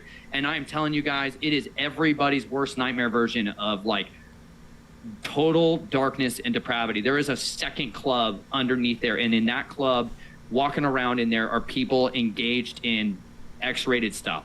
It is disgusting and detestable stuff. I feel like I'm Ezekiel who has been clawed through the walls and is seeing inside the house of Elohim in Ezekiel 8:9, and I'm seeing the abominations of all the elders and the leaders. You know, it was awful. But then as I'm standing there, my buddy Charles is talking to a head of a different company, and I look over and there is this area that is got a few people gathered in a corner, and one of the guys turns over towards us, and his face is the stereotypical reptilian embodiment. And I am staring at this guy, and I'm looking very intently at him, and he's staring at me, and I can feel the presence of this being. Like there is something so cold when you embrace the kingdom of darkness, and it is because there is none of the fire of Yah. Like they are so absent, they're so disconnected from authentic humanity, from mankind. They've been given over, seared the conscience, and they are possessed, like a total possession. And not only that, like then it goes down into another level that gets into this world that most people don't think about. They think it's mythological, they think it's lore, but it's plainly written in the scriptures, which is hybridization, which is a physical alteration, a transformation, a transmutation of the being into something other than mankind. And this is what this being was, truly someone who had been consuming the blood of these serpents, consuming and altering themselves to become like one of the Nachash. And this is a class of species. This is a being that exists in reality, and they predominantly operate underneath the physical surface of the earth. And I know this seems so bizarre, hollow earth, crazy, but it's really scripturally reality. Like there is another world. It's accurate. We encountered these people in Hawaii. We know. Dang, we gotta talk a lot. This is thrilling, y'all. I was sitting there staring at this guy, and I had to turn over to my buddy and be like, do you see him? You know, because I don't know, sometimes some people see between the veil, you know what I mean? And I don't know if this is Yahuwah who has just opened my eyes to see clearly what's going on. Right. And both of them look over. There's one guy and he, okay, so the first guy I asked, he looks over and he's like, Yes, the reptilian. And I'm like, He just what? Yeah. He just casually talks Reptilian. about it? of course, dude. These people were all into like talking to aliens and inviting them into their dreams. Like they were getting blueprints and schematics from these beings. Like these people were adepts. Do you know what I mean? Like they understood the other realm and they understood second heaven powers. Like you got to understand in the upper echelons of the technology world, like it is sorcery, it is divination, it is the wizards and the witches that are running the show. It is just like the Anunnaki and the people that were a part of the Ubermensch programs in the Nazi. Like these are people that were doing deep occult workings, that were channeling these spirits, like Helena Blavatsky, and people that were bringing in these other things, and they're like, open the doors and release them into the earth. Like this is what we're warned about in Isaiah, that they're going to start doing this again, and you better be careful because they're going to open these doors and serpents are going to start biting people. Like they're going to start infecting the world. It says we're literally going to drink the poison of dragons again, like which is literally what we're getting out there. People are getting the poison of dragons. It's the monitor lizard. It's not necessarily the cobra. And also You know what I'm saying. in the Apocalypse of Elijah and several other extra biblicals, it says in the last days women will suckle serpents. I don't know if you've read that before, but that blew my mind. I was like, the Sibylline oracles and Apocalypse of Elijah, and Baruch, I think it's like the Greek Apocalypse of Baruch. It says exactly those words, and I was just like, whoa, what is that going to entail? You know? It says, I think it is in Isaiah, it says, open the gates, ye rulers, giants, Rephaim are coming to fulfill my wrath. Yep. Like, y'all's going to literally open the doors. The rulers, it says the rulers are going to do it, right? And these are the people that get beguiled by the doctrines of Balaam, right? The kings are always, there's a great, no, I'm not going to totally recommend the movie, but there's a breakdown in the movie 300 that shows you the way the world works, where you have the king who seems to be the king, right? And the king wants to fight back against Xerxes, which is a biblical king named in the scriptures, you guys, because the Bible is a reliable historical text. Yes. He has to go. He's the king of the Spartans, and he wants to wage a war. So who does he have to go to, right? Well, you have the senators, right? You have like the guys who are like, hey, we're the shot callers of the people, the politicians. You're like, we're going to tell you. And he's like, they're all like, no, don't bow to the Persian king. Bow to the Persian king. That's our ruling. And he's all like, screw that. So, but he then goes to, so who does he go to? He goes to the gods. Yeah. He goes to the priest class, right? The priest class is the mediators, right? And so he literally climbs the mountain. He has to climb to the high point, and then he goes before the priests, and he gives them their gold, right? Their blood money, just like Balaam, who loved the wages of unrighteousness, right? This is the diviner's fee. It's called the diviner's fee. You pay them, and then he goes over to the Vestal virgins, what they were called, people that were possessed with the spirit of Python, the spirit of the serpent, that you read about in the book of Acts. And they were people that could foretell, right? People that had the ability to see the future. This is what serpents can do. The serpent has the ability to see the future. And this is like a real thing that you read about Yeshua when he's contending with the devil. The devil's showing him all the future kingdoms of the earth in a moment of time. He's showing him the future. They are the timekeepers. So whenever you want to track the dragon, track where the time zones have been.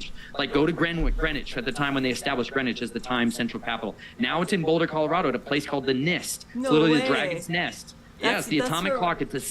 It's a real place. I know Boulder very well. Oh my gosh. National Institutes of Science and Technology, they have the cesium atomic clock that sets all the time to the earth, from your little smartwatch to the nuclear submarines that are full of the trident, like Poseidon's tridents that are at the depths of the earth. Like they are literally what control everything. And so that's anytime you want to know where the dragon is, he goes and makes his throne wherever the timekeeper is, because that's who he is. Yeah, that's his nature. So that's one of his thrones is literally right there in Boulder, Colorado. Wow. And that explains a lot.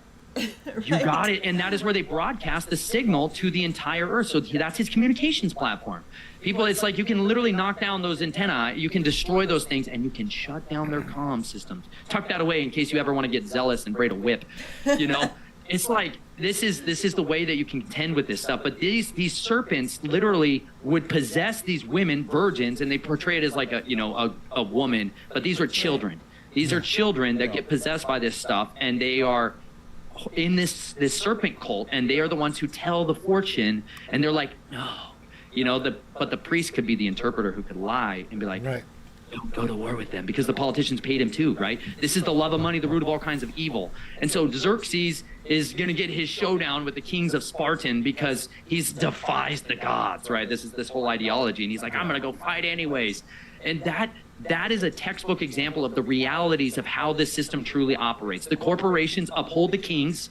They give them power through money. And the kings hold on to their power through the priest class. And it's still the reality. So above, the real governors of our society still are the priests and the priestesses. And no matter what, it's never going to change. It will always be this way because it's the established order that is built into the creation. You need the messengers and the ambassadors of the mighty ones to be the representatives of them. They're physical agents on the earth, and they're the ones who dictate these things. And so those groups that I was a part of were embracing that communications network. They were embracing, this is where you go to get these communications.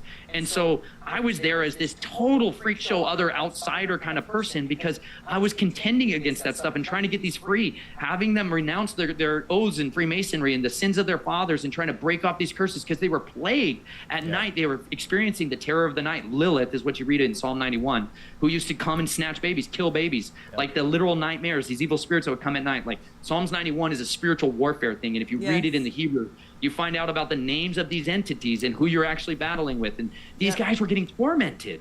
And so I was there trying to help them get free from this. And at the same time, I'm going down there and there's Reptilian walking around, talking to people, giving out his call shots to the kings of the merchants of the corporations, you know, and this is how the world actually operates. It's just veiled from people who are not in the club, from people who have not been willing to reach through the shroud and embrace total darkness. But once you do, it's like, veils off, come on in. We'll show you how this thing really works.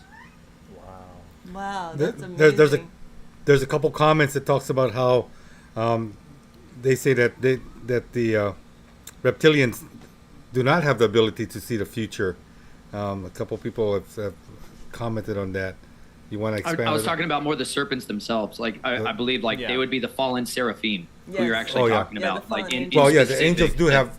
Some of them they're the do ones have I'm talking about. knowledge. I'm saying the reptilians are more like they're shot callers on this earth. They're the physical side of that. You know, you're saying you've got experience out there. Could you please rock my world? I would love to hear the history of what you guys have experienced. Well, you tell about what you experienced on Maui. Okay, you know, Maui's been in the news a lot lately, right? Yeah, With all the we fires. were just talking about that earlier, Isaac never went to Maui until about 2 years ago. And Isaac can see quite a bit. Yeah, I have visions and dreams. So when we went there the first time, I slept the first night, and my first dream was about reptilians. He woke up, he's like, Mama, how come I just had a dream about lizard people? And I was like, oh, okay, let's talk about that. Because there's a ton of elite the elite pretty much own Maui. Like between Oprah, Jeff Bezos, Bill Gates, Larry Ellison, all of the top tech giants and everybody, they're focused on Maui right now because they own a ton of land there, and they want to make the entire island a smart island as like their first endeavor. So that was the reason for the fires. But you probably know about that. But yeah, no, we've encountered, and I lived on Maui. That was my first teaching job in like 1990. So even back then, they were like moving in, and just because Hawaii, like, even if you're out and about in Hawaii, you're gonna encounter celebrities because they're just all over the place here. So one of the first times that I realized the reptilian aspect with the eyes thing, and they didn't shapeshift like totally in front of me, but the eyes did, was at a former church that Isaac and I used to go to. It was a huge mega church. And we didn't realize the evil that was going on behind it until, this is way back, this is like 2010, before we came out of all of that. But I went on an Easter Sunday to, they had a beach service, and it was like thousands of people there. And I always sat, like, I made a point to sit right in the front row so I wasn't distracted or anything. And I sit down, I look to my right, and the Ramseys are sitting right next to me, like from Boulder, Colorado. Like, John and Patsy Ramsey, I was sitting right next to them. Oh my So I was like, oh my goodness, I wasn't aware of all this back then. So I was like, oh, just making conversation. And there was just Patsy Ramsey's face was flat, huge blue eyes, shape-shifted in front of me with the reptilian thing. And I was just like, whoa. And my first thought is, wait a minute, why are they at my church? For one thing. And then the pastor is recognizing them, having them stand up. And I look down, and John's got the big Freemasonry ring on. And I'm thinking, what in the world are they doing here in the front row and being recognized? And that was my last time at that church. I was just like, something is up here with this church, and why are they recognizing these Satanists, you know? And then Patsy Ramsey, no affect at all. I'm asking her questions. She's just like a zombie, just staring at me with the shapeshift back and forth at the eye thing. And I was like, oh my goodness, this is so creepy. I'm just praying, and I was like, dear God, please help me. Please get me out of here. So I made it through the rest of the service and left, and I was just freaked out. I was just said, okay, I'm not going back there. But you know, I've encountered others. I mean, tons of other celebrities. Could I just ask? Could I tell something about JonBenet Ramsey? That's who you're referencing, right? The Ramseys from. Yeah. Okay, so I work in Boulder, Colorado, at this place called AIM House, which is right on the hill in Boulder, and I had to drive past the house where, for those of you that don't know, she's talking about a case from the 1990s. Where a little girl, JonBenet Ramsey, who was like basically a sex object for these people, who was made into this, little modeling girl who was dressed up and paraded around and passed around these circles in Boulder, Colorado, and all over the country for these little, dress up parades where they sexualize little girls, and then they go ahead and have ratings on them and evaluations on them. Anyways, on Christmas morning, they have this horrible discovery of this child that's been killed and butchered in very graphic detail. And it's designed as this is how they do these shock and trauma rituals to people on days where they're gathered together, and people are very vulnerable. Oh yeah, and they believe everything. They bring her out, but I learned some evidence. I learned about that case in more detail because I was working at this house where a lot of the people, this is like the history of this community is deeply embedded there. And during that investigation, when the police officers came into the house, the first thing they did was bring her body up and lay it in front of the Christmas tree. Okay? They lay her in front of I kid you not, they lay her in front of the Christmas tree. This is the detective, this is totally breaking all of the rules of investigative science, right? They come in and lay her in front of the Christmas tree, and they gather around her and do prayers over her body before they release all of this to the public. It is so unbelievably strategic darkness that is brought out of there, and that is that spiritual working that is brought forth to then impart this unleashing unto the people all around. It is, how deep is that darkness? Do you know what I mean? Yeah. It is utterly deep. So I didn't mean to interrupt you, but I wanted to just put that in there for those of you that don't know. You can look up, this is public information case on JonBenet Ramsey and the investigation that went behind it. And these people were active players in the darkest of darks. And another really twisted component of it is because they're such high-level Satanists that one of the ways that Satanists roll that I've been figuring out along the way is, and they even tell us right there in JonBenet's name, because B'nai Elohim, right, the sons of God, right? Oh. And so JonBenet is actually a little boy dressed like a girl. And that's even a deeper, horrible twist to the whole thing. Their children have to pass through the fire, right? Yeah, so pass through the fire of Molech, and so that's what happens during their one of their horrible rituals. But that was just one. I mean, there's been so many other celebrities that I've encountered just here in Hawaii. They're I don't know if you've heard of Kelly Slater. He's a kind of a famous surfer. One of my friends supposedly dated this person, and we used to kind of party when I was into the world stuff, maybe 25 years ago or stuff. I used to hang out at the North Shore in Hawaii a lot. That's where Kelly Slater's grounds are. Jack Johnson, a lot of the other celebrities would hang out with all of them. The whole surfer culture, a lot of Satanism going on there, and just really dark. And that they have the same eyes, though. I remember seeing I would meet these people, look in their eyes, it's exactly the same. They're bright blue, and then they always would switch back and forth. It was like they would squint to kind of try to hide it, but you could see it. Yeah. And it just felt really dark whenever I'd meet any of these other celebrities. It was just wow, what am I doing here? Why am I hanging out with these people? So I'm just grateful that the Most High brought me out of that. It's very rampant here in the state, and there's a reason why all of the elite own property here too. Even on the island we live on here, but the majority is on Maui, which is crazy because that's I think that's now considered a ground zero for all of the events that have happened in the past month there. And it should be interesting to see what develops out of all of that too, because you know a great Holocaust. Oh yeah, it's called a burnt sacrifice. The word is a Holocaust. Yeah. You know, that is literally what they do in order to imbue this phoenix rising from the ashes. You know. Yeah, exactly. And then the hometown that I grew up in, middle of the island, we have 13 military bases, very large here on Oahu. And the majority of the military base is underground. And this is kind of a known thing for people that live in Hawaii, you know, like you don't really see too much above ground except like the barracks, the base housing. But all like the top secret stuff, it's all like underground. Like, you know, Edward Snowden, that whole incident that happened with him was here, like just 5 minutes away from where I grew up, at Helemano Military Reservation. I was there. I knew some people that lived on that base, and so I was up there when they were digging the underground base. So it was like people that live here know. The mountains here are all hollow. They have like some of the largest deep underground military bases right below here in the islands, and it's just the level of human trafficking in the town that I grew up in.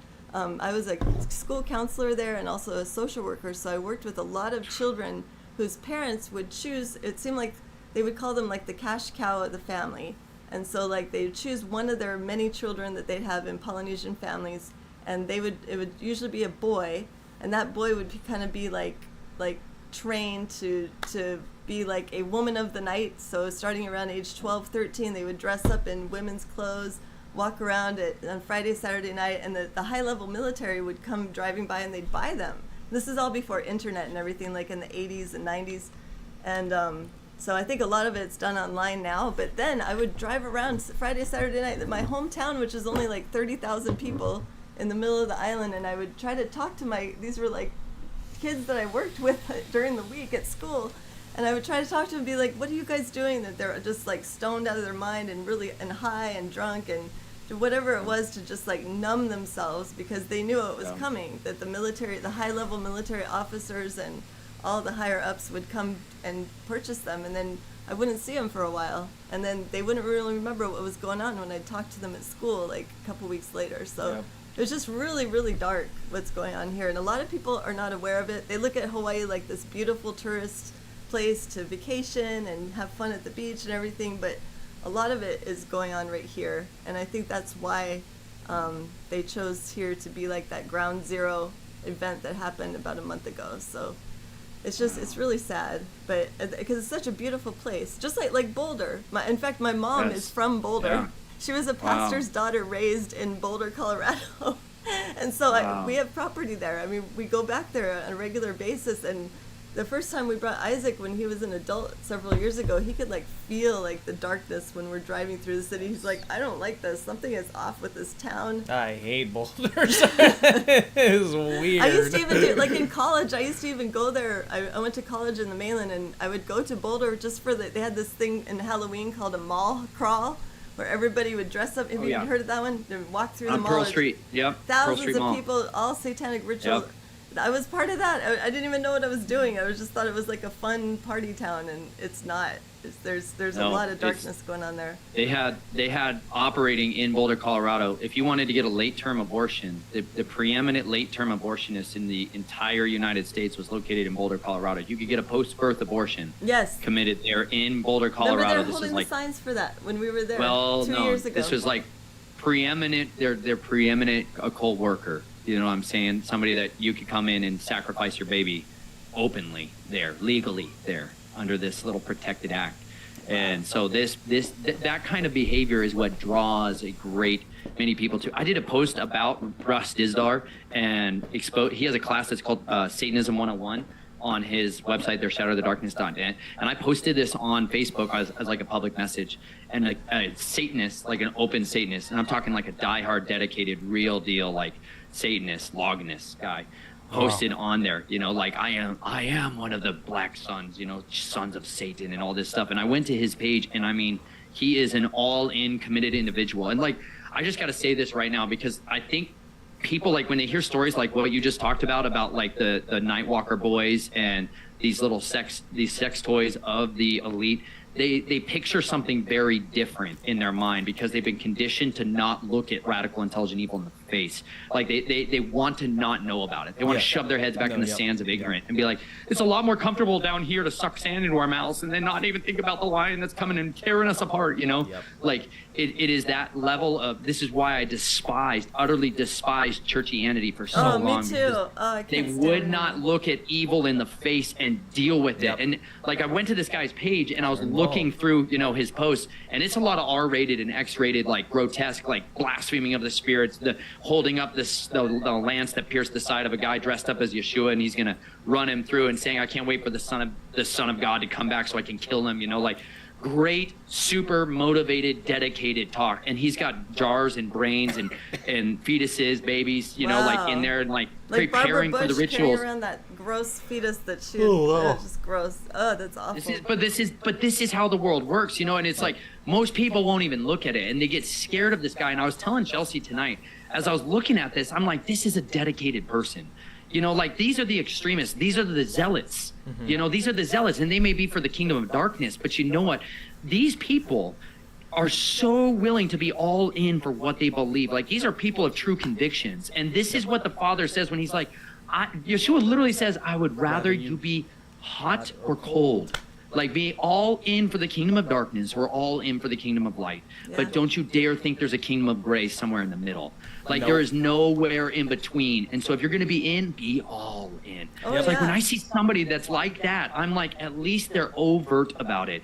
The greatest evil is people who masquerade in sheep's clothing after they're devouring the flock and acting like the hypocrites. You know, this is why Yeshua literally is like, people are like, he said, forgive your enemies. I'm like, he cursed the Pharisees over and over and over again. I'm sorry, I didn't hear him one time say, forgive these guys. He literally calls them, you brood of vipers. Where are they hiding? Where do they hide? Where did Satan come? Where did the dragon come? Right when he's like the outpouring of the Ruach HaKodesh, fire falling down.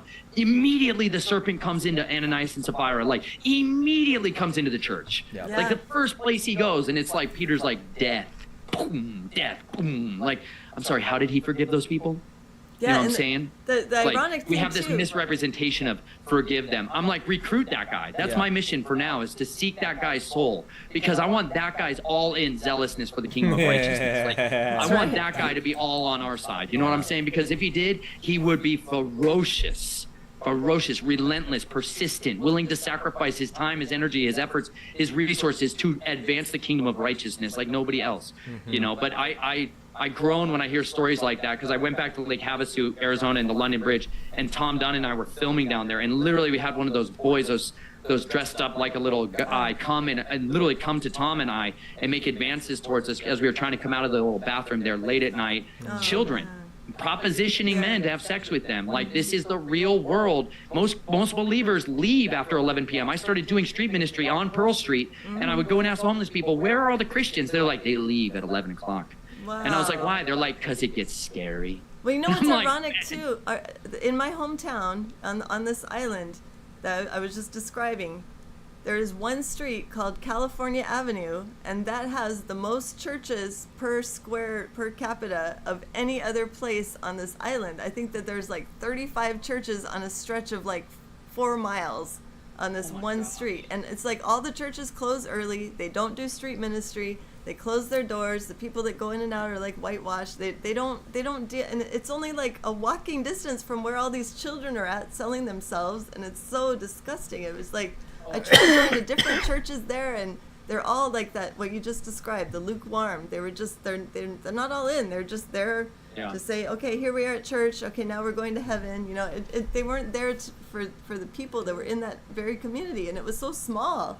It's like everybody knew about it, but they just went on with church like nothing was wrong. You know, we're in our little safe place here, and we don't want to deal with money laundering that. operation, you know, this is where you got to funnel the money through. You're like, you got to use nonprofits, NGOs, and you got to launder that money all somewhere. Yep, somebody's got to clean it, right? So. Someone's got to clean it, and they got the good cleaners in there. They're like, we got real good accountants for you guys. If you want to go to the next level with your little business here, your church, whatever you want to call it, like, you're going to have to go ahead and let our accountants in. 501c3s. So can you really trust a 501c3? You know? Yeah, we just can't. I mean, we were heavily involved in it. I mean, I was most of my life. I was raised as a pastor's daughter, you know, so I was in that whole whitewash thing. And then Noble was a 501c3 pastor for a bit, and we just got out, and we're just so grateful that the Most High revealed all the truth to us, so we don't have to like feel like we have to depend on that anymore. You know, we depend on Him. Hallelujah. That's right. Yeah. He knows your needs. You go to him in secret, and you ask him in secret. You know, and he's like, he'll answer you publicly. You know, it is so much more of an effective model because it keeps you on guard from being a merchandiser of people. Yes. You know, Yes. like if Yes. if you go out and you're always telling people, we need this for this project, and we need this for this, and we need this for this, you run the risk of becoming dependent on your contributors. Yep. You know, and it's like it's hard to not be influenced by the person who puts the heaviest check in the plate. Yeah. You know, it's really hard to not like Chelsea was just reading a verse to me in Deuteronomy that's like don't accept a bribe because it blinds justice. Like when he's setting up judges over the people, he's like, don't you accept bribes. Like don't accept gifts. Like even in Proverbs, you're warned about this. Like when you start accepting this stuff from people, like it blinds your eyes. You start making bad judgment calls, and God's going to judge you for that. Yes, sir. Oh, but that's because they did this. Well, yeah, good luck trying to justify that when you're before the throne. Jeez. Yeah. Money is just trying to buy control, you know. Yeah. And some people want to control other people, and that's the sad thing about it, you know. So, be wise, you know. Understand that those people that are flaunting their money have ulterior motives involved, and it's never a safe bet to invite them in or to accept their money. Unless they have no strings attached. Yes. Yeah. There are no contracts, no signing of That's anything. right. No mutual reciprocity. Yeah. That's like one of those very important little hallmarks to it. You know what I mean? Mm-hmm. Yeah. Yeah. I feel like that's why the Abba likes to, when he describes himself as a father, and he says what kind of father would give his son, you know, a rock when he asks for bread. I feel like that's him saying, hey, if you ask me, I will take care of you. Like, you don't have to rely on anybody else. Like, so. Yeah. And I don't know if Isaac mentioned anything to you, Nathan. We missed you at the conference. We were looking forward to meeting you at the Sacred Word Publishing. But we just started diving right into it. Like, I barely even introduced him. We're excited to have you on our show. I didn't know we were technically live immediately. Yeah, I apologize because we were already live, so I was kind of just talking to our group and just like waiting for you to show up. So waiting for us to fly in from the mainland. Yeah, so I'm glad you guys came. This has been incredible, and I'm so pumped up, and I would love to hear more of what even got you out. Like, what was your hook in the jaw moments? You know, if I could, will you remind me of your names? I know you're Isaac. Yeah. I'm Remind me Lisa. your names. Lisa. Lisa? And this is Noble. Noble. Wow. Noble. Yeah, we're the Georges. Georges. You guys are salty. I am so pumped to meet you. Yeah, Same here. you are This too. is Are you kidding? We're on the same wavelength. You know, our frequencies Y'all are be tuned on in. fire, y'all. Yeah. The Y'all same be on Ruach fire. Kodesh. What? So Noble, Isaac, what? Oh, go ahead. Go ahead. You go ahead. No, Okay, you go. I just just real want to know quick. what was the hook in your jaw moment that got you out of the kingdom of compromise and There cowardice. was several layers. Yeah, to it. I was a social worker before, and actually a CPS worker. That was like one of my worst jobs. But when I was a social worker, I would place foster children in foster homes. So I decided to become a foster parent Recording myself in progress. because I realized that a lot of the foster parents, they'd be tired of the children, and they'd say, just come and get this kid and take them to to social services. We can't deal with them anymore. We want them out now, you know? And then I would be like, what? And I want to take them home to my house. So I had to get certified as a foster parent. And so I lived in Vegas for about 10 months, and that's when I met this guy when he was 6 years old. He was in the system. We were his 10th foster home.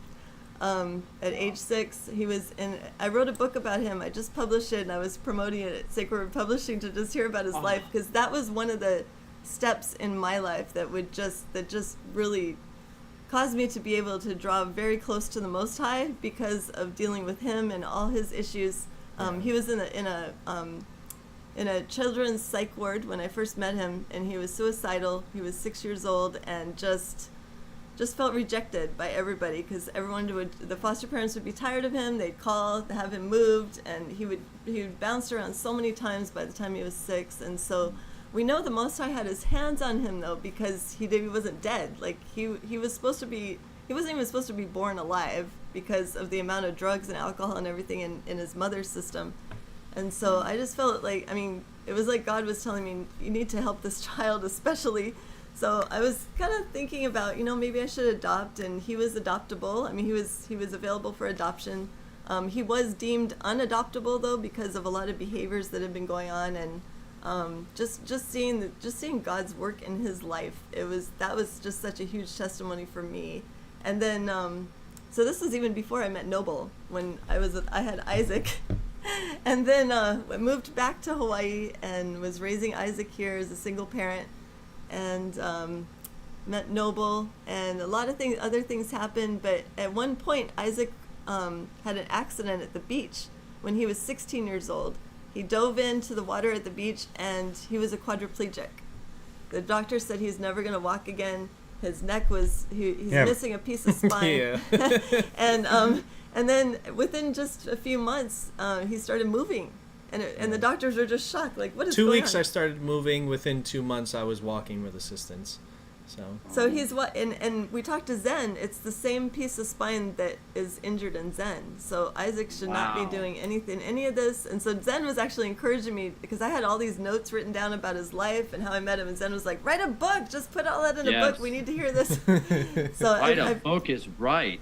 Yeah. So I published his book. It's called A New Creation, because not only was he renewed physically, but he was renewed spiritually, and we got to experience all that with him. And a lot of it's just happened within the past 3 years. I would say a little longer. Ever since Bible college. Oh, okay. Yeah. Okay. So that same church that I saw the Ramses at, I grew up in. Yeah. He grew and up in so, that. like how you mentioned, what was that moment where you were no longer essentially a lukewarm person? I had that encounter when I was going to Bible college, and I was doing a bit of studying. I'd always wanted to do it. And while I was there, I got to see firsthand the social corruption, and not just the leadership and what they really did on like a day-to-day basis. All behind the scenes. Yeah, because he was a part. I was in an internship. Yeah, so I was in an internship to be a part of the leadership. And so I'd started seeing all of this, and during that time, it was humorous, because they would have worship service on Tuesday mornings for their meetings, and Abba would take me and put me in a separate area from all of these people, and I would be worshiping essentially by myself. And so I started catching these weird moments, and I was just like, why am I doing this? Like, I would have moments of pure conviction, like pure like repentance, and then I would look in the room and everybody's face was just stone cold. And I was just like, what is going on here?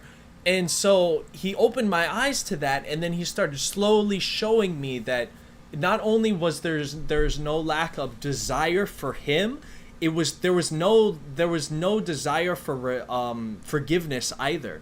So what had happened was, I was like, one of the rules to like live into the dorms or go to the school was you're not allowed to smoke marijuana. I ended up doing it, but I had a moment of conviction, so I addressed it before my youth pastor, and I was like, hey, I grew up with this guy, and so I told him, I was like, hey, I've been doing this. I still want to go to the school, but I just want to repent of this. And, I did it in secret so that, I could, be repented of it.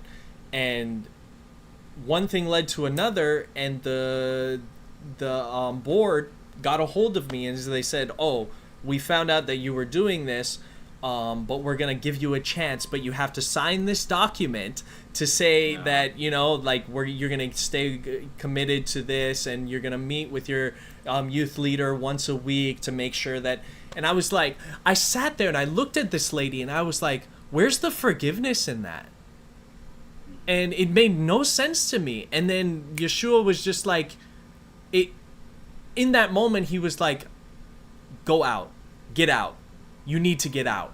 And I was just like, what? Like, what is going on? And so it was a little confusing for them at the time because, you know, this was all I ever wanted to do. And this was something that really influenced them because they're like, yes, our son is, you know, learning the word, you know, but it was just not the place that he wanted me to be at. And I recognized that everything that I would have learned from them, I would have corrupted what I have learned from the Father. Yeah, that pure corruption of it. And I am so thankful because he's shown me the purity of the gospel while renewing my mind at the same time of everything that I grew up learning, you know? And so, yeah, that was my light bulb moment, I guess you could say, where Abba literally, he spoke to me and gave me dreams and visions. And like, one of the biggest kickers, this is the biggest vision that I had. I tell this to everybody, so I think it's important that you should know. I was in the dorms and I was having a moment with Abba, and he said, and he took me down to Sheol, literally took me down in the spirit to Sheol, and I was in that place. And he said, imagine if you ended up here and you thought your entire life you were following me. Imagine living in eternity, in hell, in Sheol, thinking that you had done the right thing. And I felt it. Like, I felt that pressure, that conviction, that full-on just, like, embrace moment of, like, holy crap, you know, like, I'm stuck here forever.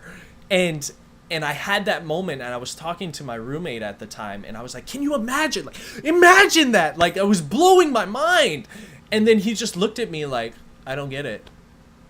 And that was the moment where I was like, I need to get out of here.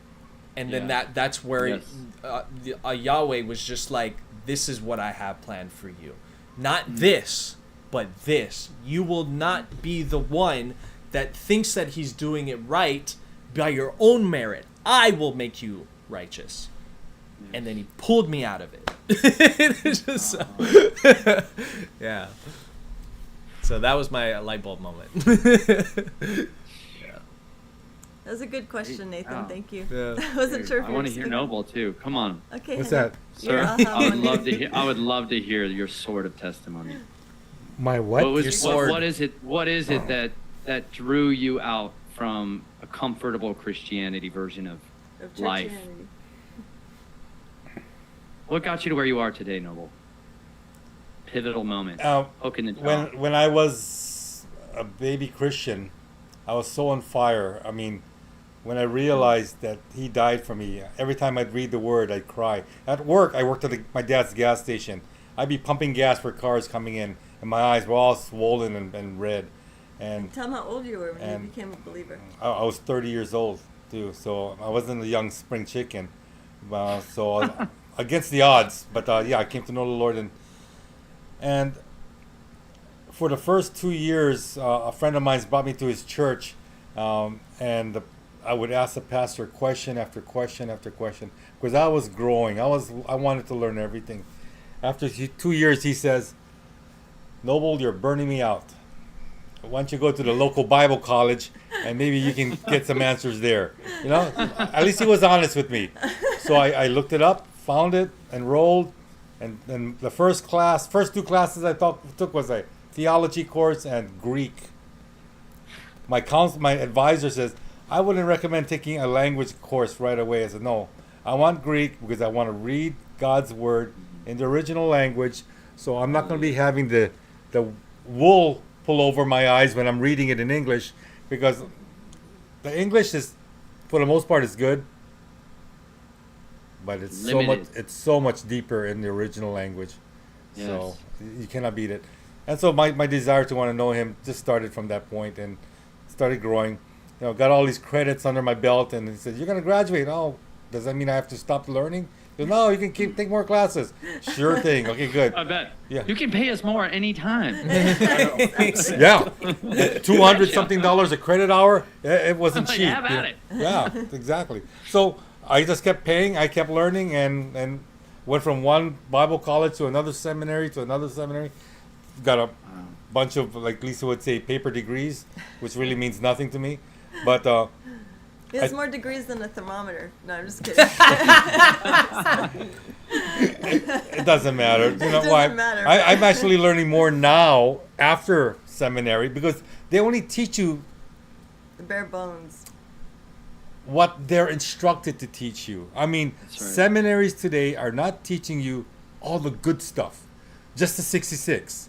And not to say that the 66 books in the Bible are bad, but there are so much more writings out there, and you know. It helps you understand the 66 more when you read the outside books that we've already. There's a lot of historical context that's lacking. There, You yeah. know, and they'll let you read all kinds of other commentaries and all kinds of other men's speculative opinions on the word. But they're like, don't you dare. Like, I remember people looking at me and telling me I was dangerously close to heresy if I read any of those books. Oh. And I'm like, Yep. y'all tell me I can read a Dave Ramsey book in this church? You're like, sit Yeah. down and read Dave Ramsey. I'm like, what the heck are you guys talking about? Like, Or this Joyce seems kind of Meyer. hypocritical, you know? This Yeah. is the leaven of the Pharisees. Y'all sitting here being like, you can't read that book. I'm like, I'm finding quotes in here from the scriptures, y'all. Like, I'm telling you, I'm reading the book of Jude, and it says the same thing here. Like, this And came from Enoch. his mouth. Like, Yeah.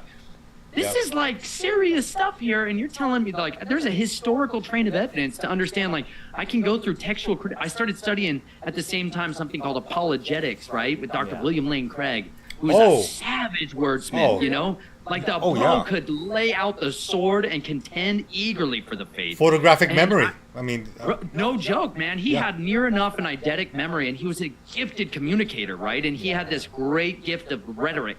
He knew how to wield the sword of his lips very effectively. yeah. And William he Lane Craig. and I started studying when I was at University of Colorado at Boulder because went I there. say like Noble, I resonate so much with an aspect of what you described, which is the insatiable need to know, that like just deep-seated hunger that you're like it's never satisfied. I just want to know, Yeah. and that launched me down into textual criticism, which is people who are like the geekiest of geeks in the level of their willingness to sit down and read unbelievable amounts of the same thing over and over and over and over and over again and look for the most minute failures of consistency among texts. They look at all the physical historical texts and read them and compare anytime there's differentiation between them, and then they annotate, they note it, Yep. and then they check whether is this a scribal error, is this a misspelling, is this a mistranslation, what is church this- family does it come from? The apparatus is so powerful, but you know you got to know the language. You have to know the original language to really get into the textual criticism and to understand how to use the apparatus, because it gives you so many variants. I mean, John 3:16 could have about 4 different variants that changes how it's read, but it doesn't change the meaning. You know what I'm Correct. saying? So again, but I can't say that about all verses. Some Yeah. of them do change the meaning. Some of the Masoretic text, for example, is okay. It's good for the most part. The Pharisees use it. You know, but you got the Dead Sea Scrolls. You got the Septuagint. You know, you got all these other resources to again The Thracian Chronicles. help you understand what was actually being said and how it was being spoken to the people. So again, it's just so many things. So I'm still a student, you know, even though You bet. even though I've got all this paper behind me and letters and alphabets, it doesn't matter. We're all students of God's word, because why? If we love Him, we're going to continue growing in Him, learning about Him, and that is the fire that's behind me. And that's why we're doing this class, so we can get more people to be on fire and they can learn more stuff about it. So that's my story. Noble, that was awesome. That is, I could talk to you all of you all day long. This is amazing. You guys are a rare people. I'll just tell you, you guys are part of that. Okay, can I show you something that's got your name in it? Hold Sure. on, this is cool. I never met another Noble. That's good to know. Water. This guy, John. I'm like a treasure guy, right? This word in Hebrew called segula, like precious treasure. Like Hezekiah, when Nebuchadnezzar's ambassadors come, they're like, "Hey, we heard you're gonna die," and he's like, "You want to see my segula? Let me show you my stuff." And they're all like, "What the heck?" I know. Like Isaiah literally just prayed and interceded for you, and is like, "You're gonna die," and he's all like, set his face to the wall, and is like, I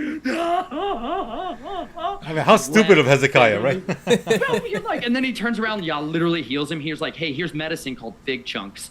They're like, we're going to heal you. And he's like, you betcha, yay, hallelujah, he's going to extend my life. And then he's like, the Nebuchadnezzar sends his ambassadors. He's like, go give a good word to, the guy who's dying, because maybe, and like he lets him in, and it says he showed him everything. Every treasure he had, everything he had, including what only kings have, which is called Segula. And it is their most guarded, most precious treasure chest, right? The stuff that's like, where was the sword of Goliath kept? Like, this is David's Segula was the sword of Goliath. How savage is that? His most precious treasures that he kept was the head of Goliath and the sword of Goliath, and I love that. That's so a warrior, bro. That is like a dude who's so deadly in combat. He's like, I'm gonna keep that guy's killing tool, because don't you ever forget that I killed this giant. Yeah. Don't you ever doubt it, right? But he gave him to who? Where was the Segula that he entrusted it to Yahuwah? I literally think he wrapped it in a linen ephod, and that was his offering, to Yahuwah. He's like, you know what? I give you my greatest treasure, and if you ever want me to bear it up, you let me know, and I'll pick up that sword again. But until then, you got my sword. Like he gave his Segula there, but Hezekiah instead invites the ambassadors of Nebuchadnezzar in and shows them everything, his most precious treasure. And then the prophet Isaiah is like, hey, what'd you show them? And he's all like, everything, obviously, everything. And he's like, they're going to take everything you showed them. And he's like, well, but Yahweh's going to have mercy on you. And it's not going to happen in your life. He's like, well, hey. There's like, but it's going to happen in your sons. He's like, the word of Yahuwah is good. He doesn't like fall on his face and repent and weep again. He's just like, at least it's not my life. That's one of those conundrums to me in the scriptures that I think I'm losing something in translation there, like desperately losing something right there. But this is a piece of my Segula. This is called noble serpentine. Oh, no way. Wow. Noble serpentine.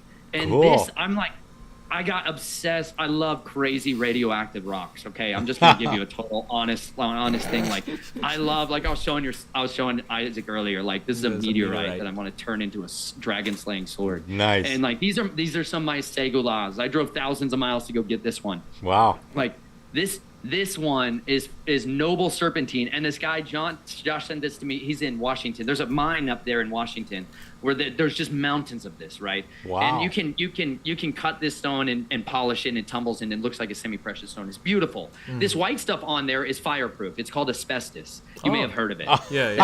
Natural occurring asbestos. And so I don't lick this rock. I like to lick a lot of my other rocks to just make it shiny. And he literally wrote in this note, I have it right over here. He wrote in this note, he's like, don't lick this one. And I was like, good advice. Good advice. That's a guy who knows me. But this is noble serpentine.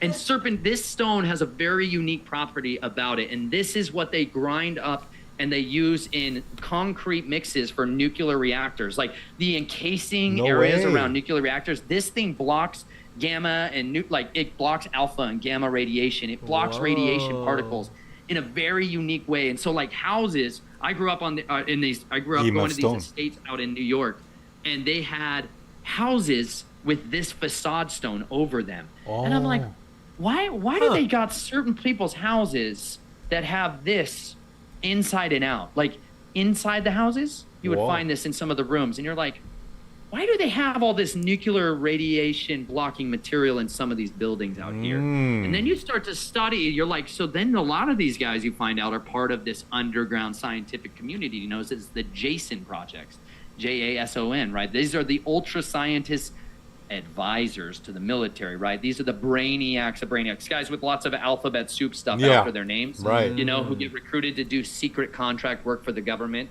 and they start building their houses with this stuff. So this led me onto a totally different treasure quest. That was one of those things that just dropped into my mind when I was young, and I saw this, and I was always like, that's something I got to pull on that thread for the rest of my life to like figure that one out, because that was odd. And then you start finding out they got atomic batteries and tiny synchrotrons and little particle accelerators in their basements. And these guys are making neptunium, which is a superconductor. When you have like uranium-235, right, and you start to bombard this stuff with different particles, and you start to make it go critical, and all these other particles come out of it. All these other isotopes are made. And one of them is plutonium, and then the other one is neptunium. And plutonium has interesting properties which are amazing for energy production and weapons production. But neptunium is a superconductor, meaning that you could float this rock over a piece of neptunium, right? It is the dream material for conducting energy. You can use it to make magnetic levitation tracks, which is what I started experiencing down in those deep underground military bases. There was these rail systems, and they were completely built out of this. The actual machines themselves were made from neptunium. And it's this ultra dense metal that I just love dense metals. And so it always led me into the bottom of the periodic table and studying this stuff. And then when I started experiencing down in the military, these projects, I'm like, how is it that your craft don't have any circuitry? Like there's no circuitry in their vehicles. I'm like, because the entire thing itself is made of these superconductors. And I'm like, this is savage smart, you know? And they're like, who built this stuff? And they're like, these Jason guys. And I'm like, well, where do they live? You know, because I want to go start asking them questions. This led me into this total other world of the scientific community and starting to partner with these people because I started solving some of these complex issues because I just followed the rocks. My whole life, I've understood that he says they're living stones. Like he said, like literally when Joshua is about to go into the promised land, after it's done, all the fighting is done and he's going to die. He brings all of Israel together and he pronounces this epic monologue about recounting the history of their life. And then he's telling them, listen, just like Moses did, we're going to go over the rules, the covenant again. And then they all swear and agree. And he says, this stone has heard your words. And I'm like, these stones have memories. Like these stones have memories. Like for certain, it's super biblical, which means that rock is a living witness. And I'm like, where's that rock? You know, like I physically want to hunt down all of these rocks because they're literally living witnesses. Like I was showing your son, these stones are still around where people literally physically carved the Torah. The entire Torah was written on rocks, like so that it would be a witness that anybody everywhere could always go and look for themselves. What does it actually say? That way you avoid the whole lying pen of the scribes, garbage that gets infiltrating everywhere, and like all these mistranslations and these guys who have ulterior agendas. Like here's one in the Masoretic text that just makes me want to burn their house down and utterly blot them out from the face of the earth and have all the plagues come down on their heads. Like it says, like in Revelations, he's like, all the plagues are coming down on you. I'm like, come on, burn that house down. So that's why I have this, like, I'll just say it. I like this translation a lot, but I hate how people do this because it's an abomination. And here's one that's found in this one, 1 John 5. And it said, this is the one that came by water and blood, Yeshua Messiah, not only by water, but by water and blood. And it is the Spirit who bears witness, because the Spirit is truth. Because there are three who bear witness, the Spirit, the water, and the blood. And the three are in agreement. And then it has that nice little tiny letter B. They're like, oh, by the way, there's a footnote down there. In tiny font. It's like the terms and conditions that they know you're not going to read. They're like, just in case you want to check us on our garbage. You're like, and it's like, oh yeah, here you go. 5B. As per early Greek text, later MSS, which is the Masoretic text. Manuscripts. Manuscripts, yes, sir. They contain additions. See explanatory notes, comma, Yochanan. And you're like, John. What the heck is all this stuff, right? If you don't know academies, this literally means nothing to you. You're like, they're sending you on a different treasure hunt that they know most people aren't going to do, except if you're a lawyer or someone like you, Noble, who's willing to investigate thoroughly and diligently what it is they're saying. You're like, this other translations say that there's three that bear witness, right? And they have the Father, the Son, and the Holy Spirit. And you're like, well, these are incredibly different, right? This is a major doctrinal variance. Like this is one of those textual criticism stuff that should send up all the flares, and the like giant spotlights of investigators and archaeologists should all descend upon that room and be like, not until we figure this out. Like this is one of those things that affects us drastically. Like, people are like, what do we pray? How do we pray? How do we do immersions? Like this is one of those points that needs to get addressed diligently. And until you like, that's one of those hook in the jaws that just bothers me. I call it, like William Lane Craig used to call it, a stone in the shoe. Like when he would get in these debates, he was like, I'm just going to put this pebble in your shoe.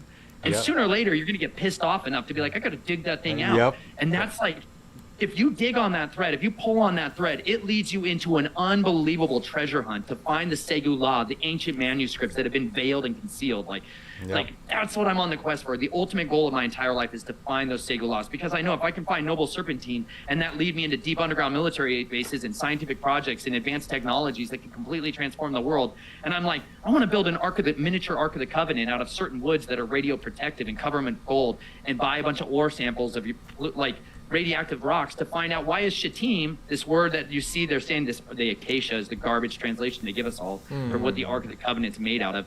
Acacia, there's 800 kinds of acacia. It's a total junk drawer term that means absolutely nothing. Like, you have to protect people from the radioactive, thermal energy, destructive force of the all-consuming fire.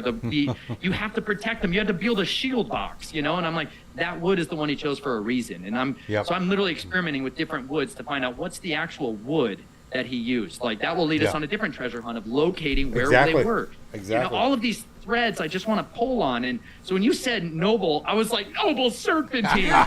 Bro, you need this rock. It'll change your life. Yeah, I need one of those. Where'd you get it from again? I got it from a guy. I've been praying. I know From a this is how I guy. handle this stuff. I got it from a guy. I From a prayed my guy. guy. I will send you some. If you, after the show, you send me an address and I will send you oodles of it. I want to make it clear though. It's not noble is a serpentine. It's noble serpentine, right? Yes. When you talk No, about- and that's why the word even got me. I'm like, why is this stuff called serpentine? Yeah. Like that was a peculiar conundrum because I started studying that word and studying that in Hebrew, and I'm looking for the serpent everywhere. And I'm Probably like, 'cause of so the why color. is it these people that are serpent eaters, why do they build with this stuff? What do they know that we don't know? And then you start finding out that they're using plutonium-238, right, which is like one of those extracts to have hot rocks perpetually, indefinitely hot rocks that don't put off bad radiation. It's a total myth that they're like, don't tell people, but these rocks are awesome. And they could power your buildings and your houses forever. And so guys would be like, yeah, I've got a bunch of plutonium in my basement and we can't have that leaking out. Literally, we can't have that. Because people used to drive by and detect this stuff to find out if anybody else was playing with stuff they shouldn't have been playing with. You know, the guy who dropped a little tiny rock in his pocket. You put this size rock of plutonium-238 in a very special kind of container and carry it out, you got hot rock. That rock will be 800 degrees Celsius for 80 years. Whoa. For 80 years, that thing is going to literally perpetually, you could make a tiny steam electric generator system that you could power, make limitless power as long as you got water, so like a steam broiler system for heating and cooling. Like all these old buildings, when you really study, like how are these things powering skyscrapers and all? Yeah. Like Exactly. how do they do all this stuff? You're like, energy hot buildings, rocks. Hot rocks. Oh yeah. And so you're like, dang it. So I live right next to Rocky Flats, and which is a plutonium weapon site where they're making and manufacturing plutonium spheres, that they call them the grapefruits, that were used as the weapon system, the initiators, as a plutonium core for nuclear weapons like hydrogen bombs and fissile bombs. Where's that, Rocky Flats? What state? That's is it? right outside of Boulder, Colorado. Like Oh, you're in literally, you can Colorado. almost spit there. Yeah, because I know Rocky It's Flats. secret weapon site. You're Yes, still in the Boulder. biggest manufacturing of Wow. plutonium triggers in the entire world, and they were releasing this stuff everywhere. They had plutonium shavings that they were scooping up with 55-gallon drums and burying it outside with a backhoe. Like I got to know the surgeon who is, oh bro, you got to study Rocky Flats. It's crazy. Yes, it is crazy. From the 1950s, right in the beginning of the Cold War, all the way till the end of the Cold War, they were manufacturing plutonium, and it's a metal, but it's a metal that in and of itself is like this rock, right? And they're like, okay, you can just hang on to this ore, but if you let it sit, an oxide will develop on it, and that oxide when it attracts oxygen, and it will self-ignite. Okay, I can't remember, phosphoristic, something like that. Wow. When it will ignite, it will self-combust in the presence of oxygen, Wow. which is super sketchy. So they would have these crazy fires breaking out because you got plutonium everywhere. Shavings, like imagine a CNC lab. You got a bunch of guys trying to shave metal into different shapes. So there's filings, there's dust, there's stuff everywhere. And eventually it would catch fire and it would burn relentlessly. And then there would be so much terrible toxicity in these rooms that they would literally concrete them off and just leave it and be like, don't go down that hallway. And they'd be like, why? And they'd be like, Oh man. Don't. everyone's dead that did it last time. And you're like, they're in there still? And they're like, gotcha. We just sealed them off. Like, it was crazy. And so there's all these people that came down with major problems and diseases. And Cancers, one right. of the attorneys was representing them, had an expert witness who was a surgeon that my wife worked with. And I picked him up in a limousine to drive him in style to a concert. And I literally that morning was praying that the Father would help guide me to the places where all this plutonium was. Because at the time I wanted to experiment with making atomic batteries. Like, I just want to play with the battery side of this, you know? I've always wanted to play with these kinds of crazy hot rocks. Kinda crazy, man. Sounds like I'm Isaac. definitely Sounds like talking about Superman stuff. finding plutonium. I used pray for to, plutonium. I know it's peculiar, but I come from a different world where I literally believe you can pray and ask the Father in secret anything, Oh, yeah. and He can get you anything. And I Absolutely. prayed that morning because I was studying Rocky Flats and I was studying this area because they turned it into a wildlife reserve.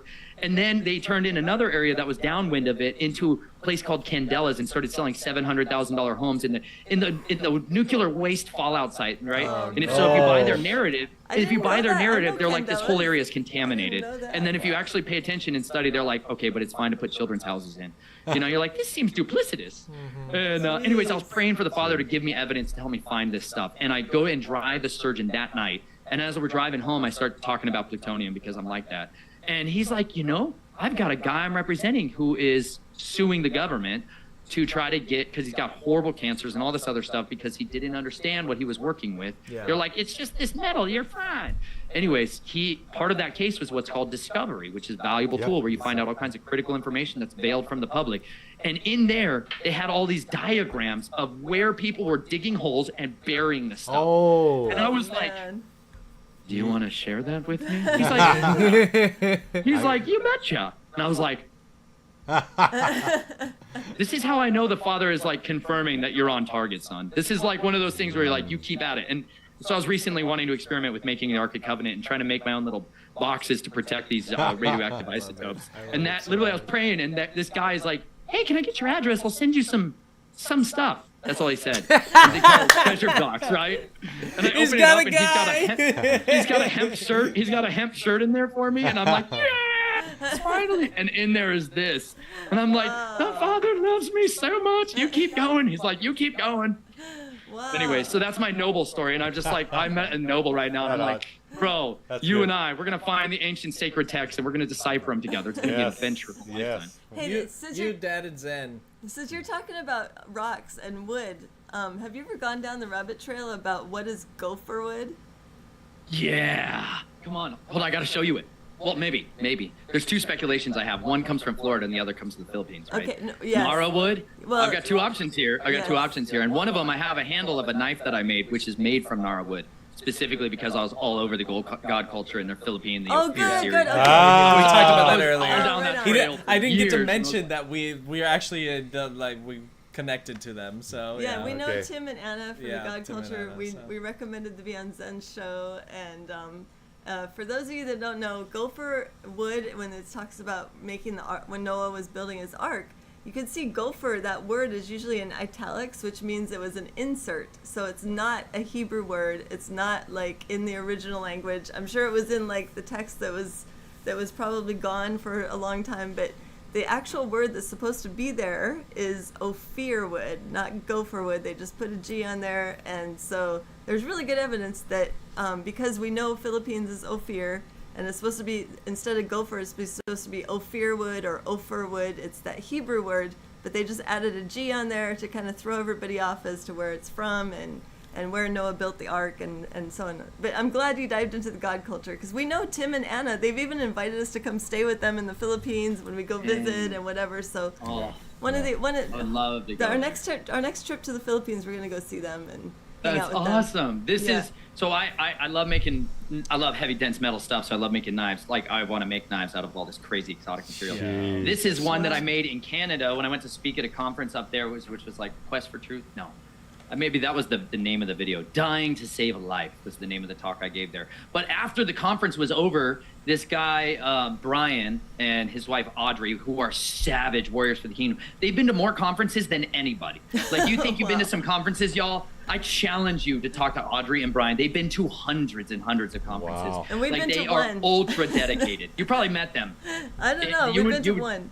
You've been to one, okay. Only in May. But they are diehards, and they're Canadians, so they're super friendly. Wow. They're amazing. Canadians are incredible. So when I was up there, he asked me, he's like, do you want to make a knife? And I was like, for somebody to ask me this question. And he's like got a shop and he worked in the oil field, so he had some like crazy ball bearings and just super cool stuff in his shop, and he liked to forge stuff out. And so I forged this out cut this out. Whoa. And this is a knife shape that we did. We like cranked this out in an afternoon with him. But then I like was totally all into the study of the Nara tree and trying to uncover what is the tree that Noah built, because I'm all about armor, and the ark is literally a giant armored box covered inside and out with pitch. And I was trying to unlocked the history of what the linen armor was and the glue that they used. So I was studying pitch at the time, and that led me to the Nara tree. So this is Nara burl. This is nice. Ooh, nice. Looks even shinier. For those of you guys Yeah. listening, the Nara tree is the national tree of the Philippines. That's like their tree, and it's the toughest wood for Pretty. making ships. It's like it's watertight. It's Rot super resistant. strong. Yep, rot resistant. Yep. Yeah. Insect resistant, and Yep. it grows gigantic, and it's beautiful. We saw them Absolutely in the Philippines. Yeah, they're gorgeous. People have them in their yards. I mean, it's just they're really nice. You did.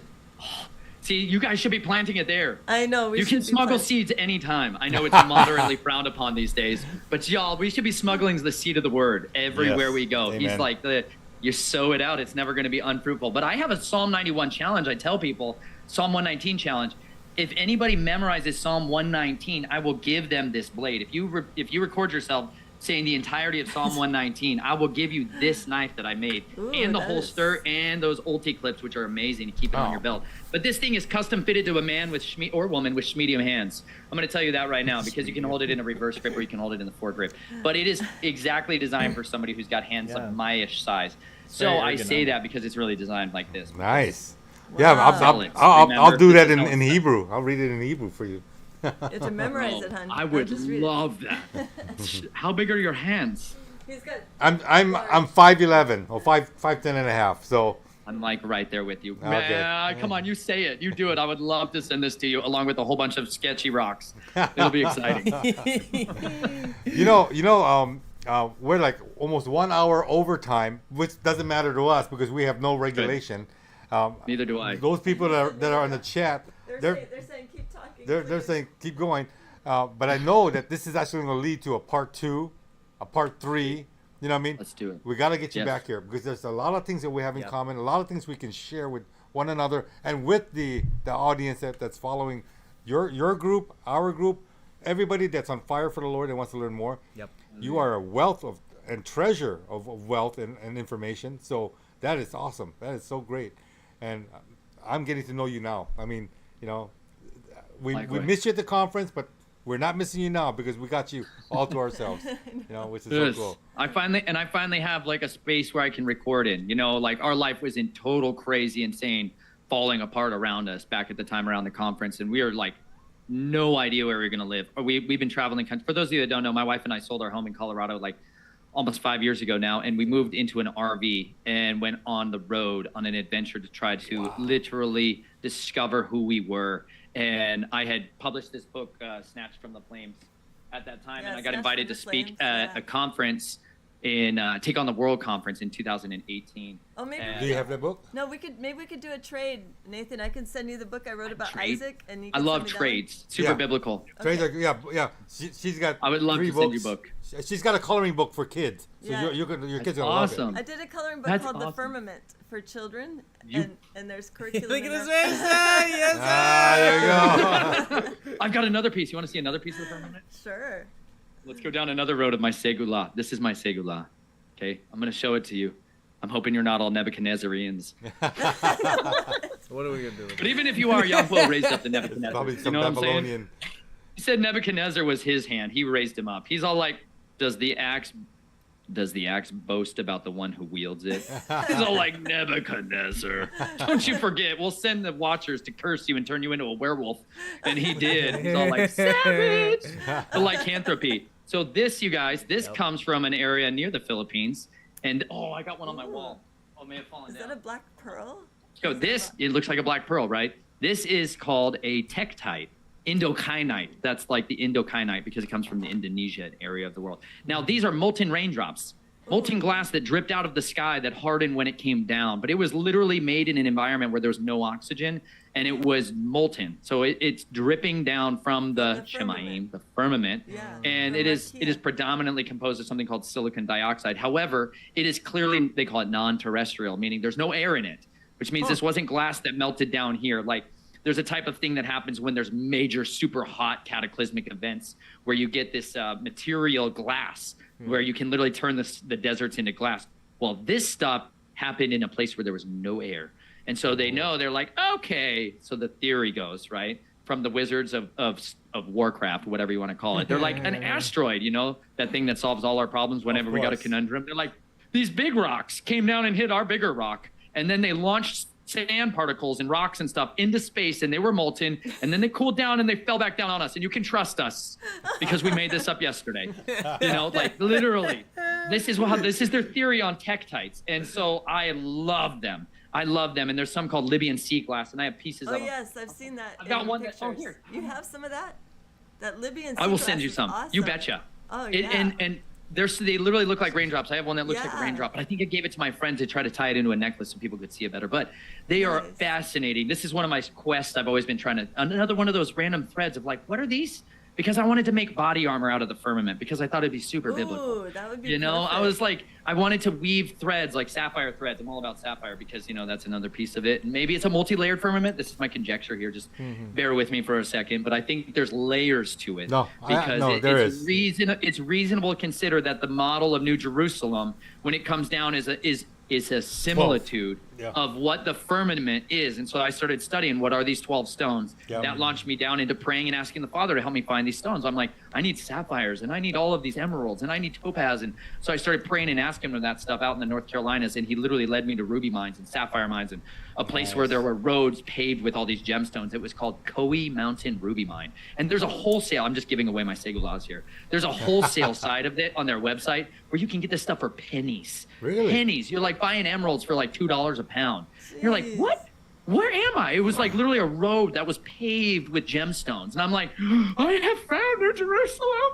I am on my way. And I was like, yes. And like, they literally, he's like buckets of sapphires and rubies, like big ones. Like this. Wow. Oh, that's amazing. You have quite the Bunch of collection. carnelian. Like this is carnelian, which Yeah. is literally looks like drops of blood are Oh, it trapped in there. And I'm does. like, that's the blood of the Nephilim right Yeah, I in was there, gonna man. say What the Nephilim right heck? there. Yeah. That's carnelian. It's a bloody stone, and that's why it's part of his judgment and part of the layers of the armor. This is ruby. This is a ruby. They grow naturally like this. Nobody faceted. This has not been hewn by man. This is an unhewn stone. Oh, They are grow you just serious? like this. Wow. Really? That is an unhewn stone of ruby. And when you hit it with an ultraviolet light, I'm going to turn off one of That's these when lights. it. Oh. I'm going to turn off the light here. So I carry this little flashlight around. This is called an O-light arc field because it's good for fighting vampires. Yes. Check this out. So when you hit it, it will kind of make it pink, right? And this Yeah. one doesn't do it too much, but this is one of these things. There's chromium in there that helps it turn pink. But then there's other ones that get. Oh, that's not one. Hold on. Find one that's got it good. There you go. Whoa, nice. Oh, nice. Wow. So that's ruby. That's what you're literally looking for. So on the bottom there, that blue. When I turn on the light, you'll see it's blue. Yeah, I saw And that. then the Yeah. other component of it is bright red. That is a ruby. This is what I believe he literally says he made in Exodus 24:10. They said they saw the Elohim of Yisrael, and under his feet was a pave work of sapphire stones. Sapphire stone. That's Yeah. where he cut those stones and made the 10 Commandments. He wrote the 10 words on sapphire tablets, Right. which is why they're so precious. You know, and why Moses, when he threw them down, you're like, come on! Like, Yeah.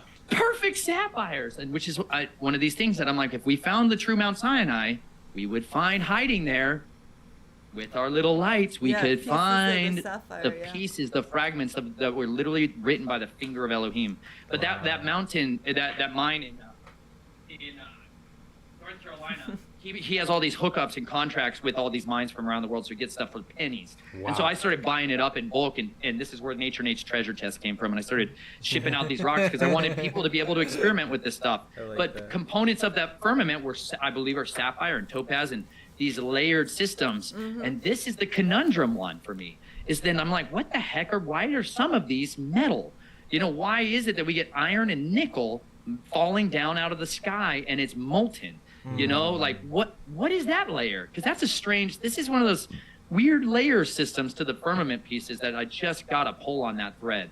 And this is what's led me into armor. And if you go into the scriptures, you're trying to find out like what is the actual body armor that they were wearing when they were invading and fighting. And that led me into the linen. Like literally it blocks all electricity, static electricity, and Yeah. EMF is mitigated by linen. And discovering the linothorax, which is what Alexander and these people for thousands of years have been using as body armor, because it stops a sword, it stops a spear, stops an arrow.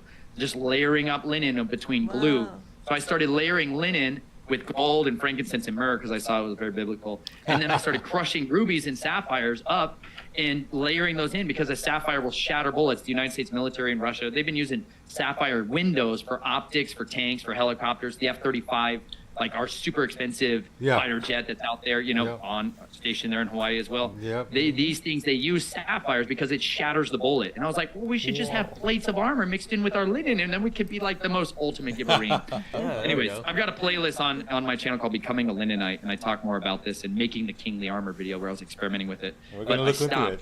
Yeah, definitely. I've pretty watched spicy some of your channel. videos with the linen. It's excellent. It got me just so motivated to get rid of all my clothes made of plastic. That's just so ridiculous that they have us all wearing plastic blends. It's just gross. Conductors, wearing conductors. Yeah. Wearing antennas, and you're like, what's that about? Yeah.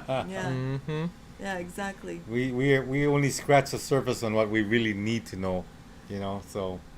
So the best way to reach you, Nathan, just for our audience, is I know I've reached you on Facebook messages. Is the email that we connected with you today, that's a good email to get in touch with you with? Yes. Okay. So we can send you our address Snatched. that way. Yeah, please do. And if anybody else is wanting to, you can email me at snatchedfromtheflames@protonmail.com. Okay, Oh, yeah. You guys hear that? Snatch from the frame. Maybe Tammy, you can put that up in the chat. Snatch Yeah. from the flames at protonmail.com. Yeah. Thank you, Yeah. Nathan. Yes. Definitely There's gonna his read your email. book, yeah. Yeah, please. You can order his And if book. any of you got hot rocks, you should you should talk. Now, is your Do, book? do you have marrying lava? one. Do you have actual lava? Bro, my life dream. I was teaching my children about magma last week, and we were totally just all over volcano. We're studying volcanoes because I think these are the portals where a lot of these fallen ones go in and out. Right? Yes. Yep. Just totally side note, because you're like lakes of fire. I'm like lakes of fire. Like, Yeah. I got we should some. probably I got check out some. what's going in. Bro, so my life dream has always been to walk over that seeping field of magma with a rock hammer and scoop it up and drop it into a bucket. Like, my life dream is to hold that rock, because I'm like, there's something going on there that it makes no sense whatsoever to any other version of geology that they talk about. I'm like, this isn't just a hot rock. This is something this is connected to the blood matrix system of the earth. Like, this is something other than, it's like living water. I'm obsessed with living water and springs because I'm trying to find where are the rivers of life that Yeah. flow from the Father's throne. Like, they come up in the earth. All of the water's coming from his throne. Yeah. And it's all coming out. In certain places across the earth, we have this literal living water that pops up. And so, like, I think that magma is another one of these venues that's occulted from us, that we don't really know what it is in that same capacity. So, do you have any rocks like that? Do you have any of them? Come on. I'm gonna send you a chunk. Yes. Just give me. We're gonna trade addresses. You'll get some prime Care packages. lava rock from the Big Island itself. I mean, Can you, hey, if you can, or if anybody you know can, if you can get me a piece that's from the surface, but if any of you can give me a piece that came down into the water and hit the Oh. ocean and solidified down there, that's another thing, right? Yeah. That is the total mixing Instantaneous, between the yep. worlds. yeah. Yeah, that's some strange stuff, and it changes the molecular structure like crazy. Oh, yeah. It's got totally different properties, so that would be a fascinating. Yeah, that I don't have, but we could always look for it. Yeah, You know? you could definitely. Yeah. Definitely get Yeah. some. Yeah. Then again, that begs the question: you should come to Hawaii with your family. Yeah. I would love to Yeah. so bad. Yeah. So my wife grew up in a family that could afford to make trips out there on moderate regularity. She went out there quite a few times. She also described it as the spiritually darkest place she'd ever been. The most beautiful place. So just back to your story about Yeah. it. She when I first She's met right on her, target. she was struggling bad. She was working night shifts in a hospital and living the worldly life that you're supposed to live, like a Christian gal, but like still not living well, eating out and partying and that kind of stuff. Yeah, A little that's- bit, not that's as much, how it but was, yeah. she was physically dying. She was working in this environment, this toxic sludge fest of EMF nightmares and horrible situation. And she was so depressed. She battled so much depression when I met her. And of course they're like, just drug her, just put her on a bunch of drugs. It'll fix her for certain. And she took this trip to Hawaii that first summer before we were dating, and she was texting me from there. And she was like experiencing the most horrible spiritual warfare, and she saw this like homeless guy on the street and just was like overwhelmed with this spiritual darkness, like this death that was like clutching at her and just trying to rip her apart. Like, she was being tormented out there like nowhere else. And she's sending me like beautiful pictures out here, and inside she's like, this is a place of death. Yeah, there's a lot of homeless. I would love to go out there, but I know there's an ancient there's archons, principalities that are over that land that are not in our better interest. They're sons of Elohim that should be doing what they were commanded to do, but instead they're perverting justice. Yep. Well, God's gonna get back the people and the land. It's a matter of time. The reclamation of His people and the lands is gonna happen. It happens with small cell groups, and they start growing and proliferate. They The spread remnant. out, and The remnant, yeah. it's a matter of time.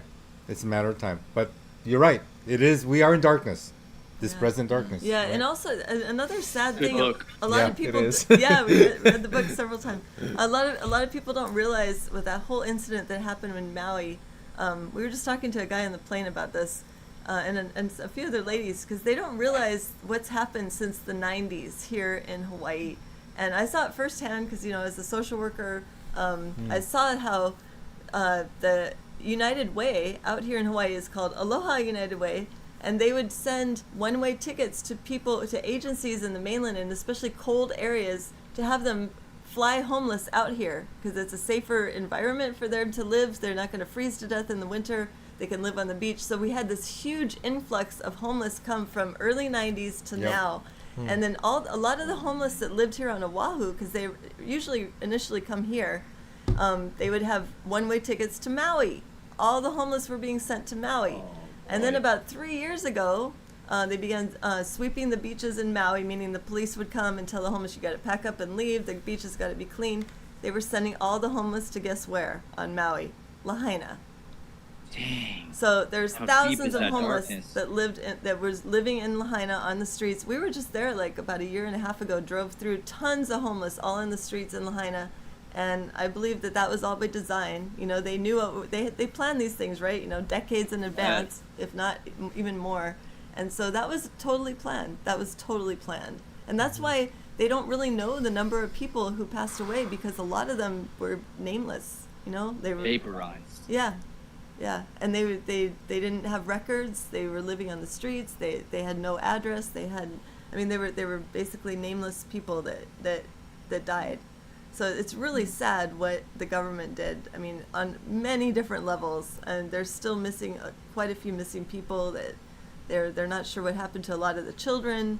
There's a lot of things up in the air right now, and in the meantime, they're building their smart city. It's just disgusting to me. But that's another component of the evil that's out here, on the high levels, the elite. The people that live here, it's getting to be kind of like two levels, and I think this is happening in a lot of places in the mainland too, where there's like the elite class, and then there's like the low class. There's the middle class is just getting sifted out, and so you're either going to be elite or you're going to be, worker slave class basically.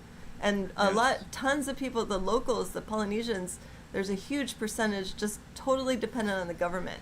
They're not growing their own food anymore. They're not doing their cultural things anymore. They just stay home and they're just dependent on the government because it's very easy to do here. Like Native American Indians, let's just drink and get depressed together, And so Noble and get our check. Get our check, exactly. And Noble and I we work with homeless. Welfare. Yeah, we'd been Noble actually, when I met him too, one of his side ministries was with some of his other pastor friends to have like a homeless ministry in the area here on Oahu where there's a ton of homeless. So we were having like beach services where we'd play music and just invite people to come and eat, and they'd bring hot food, and then we got to know a lot of the couples, and so they started like a halfway house.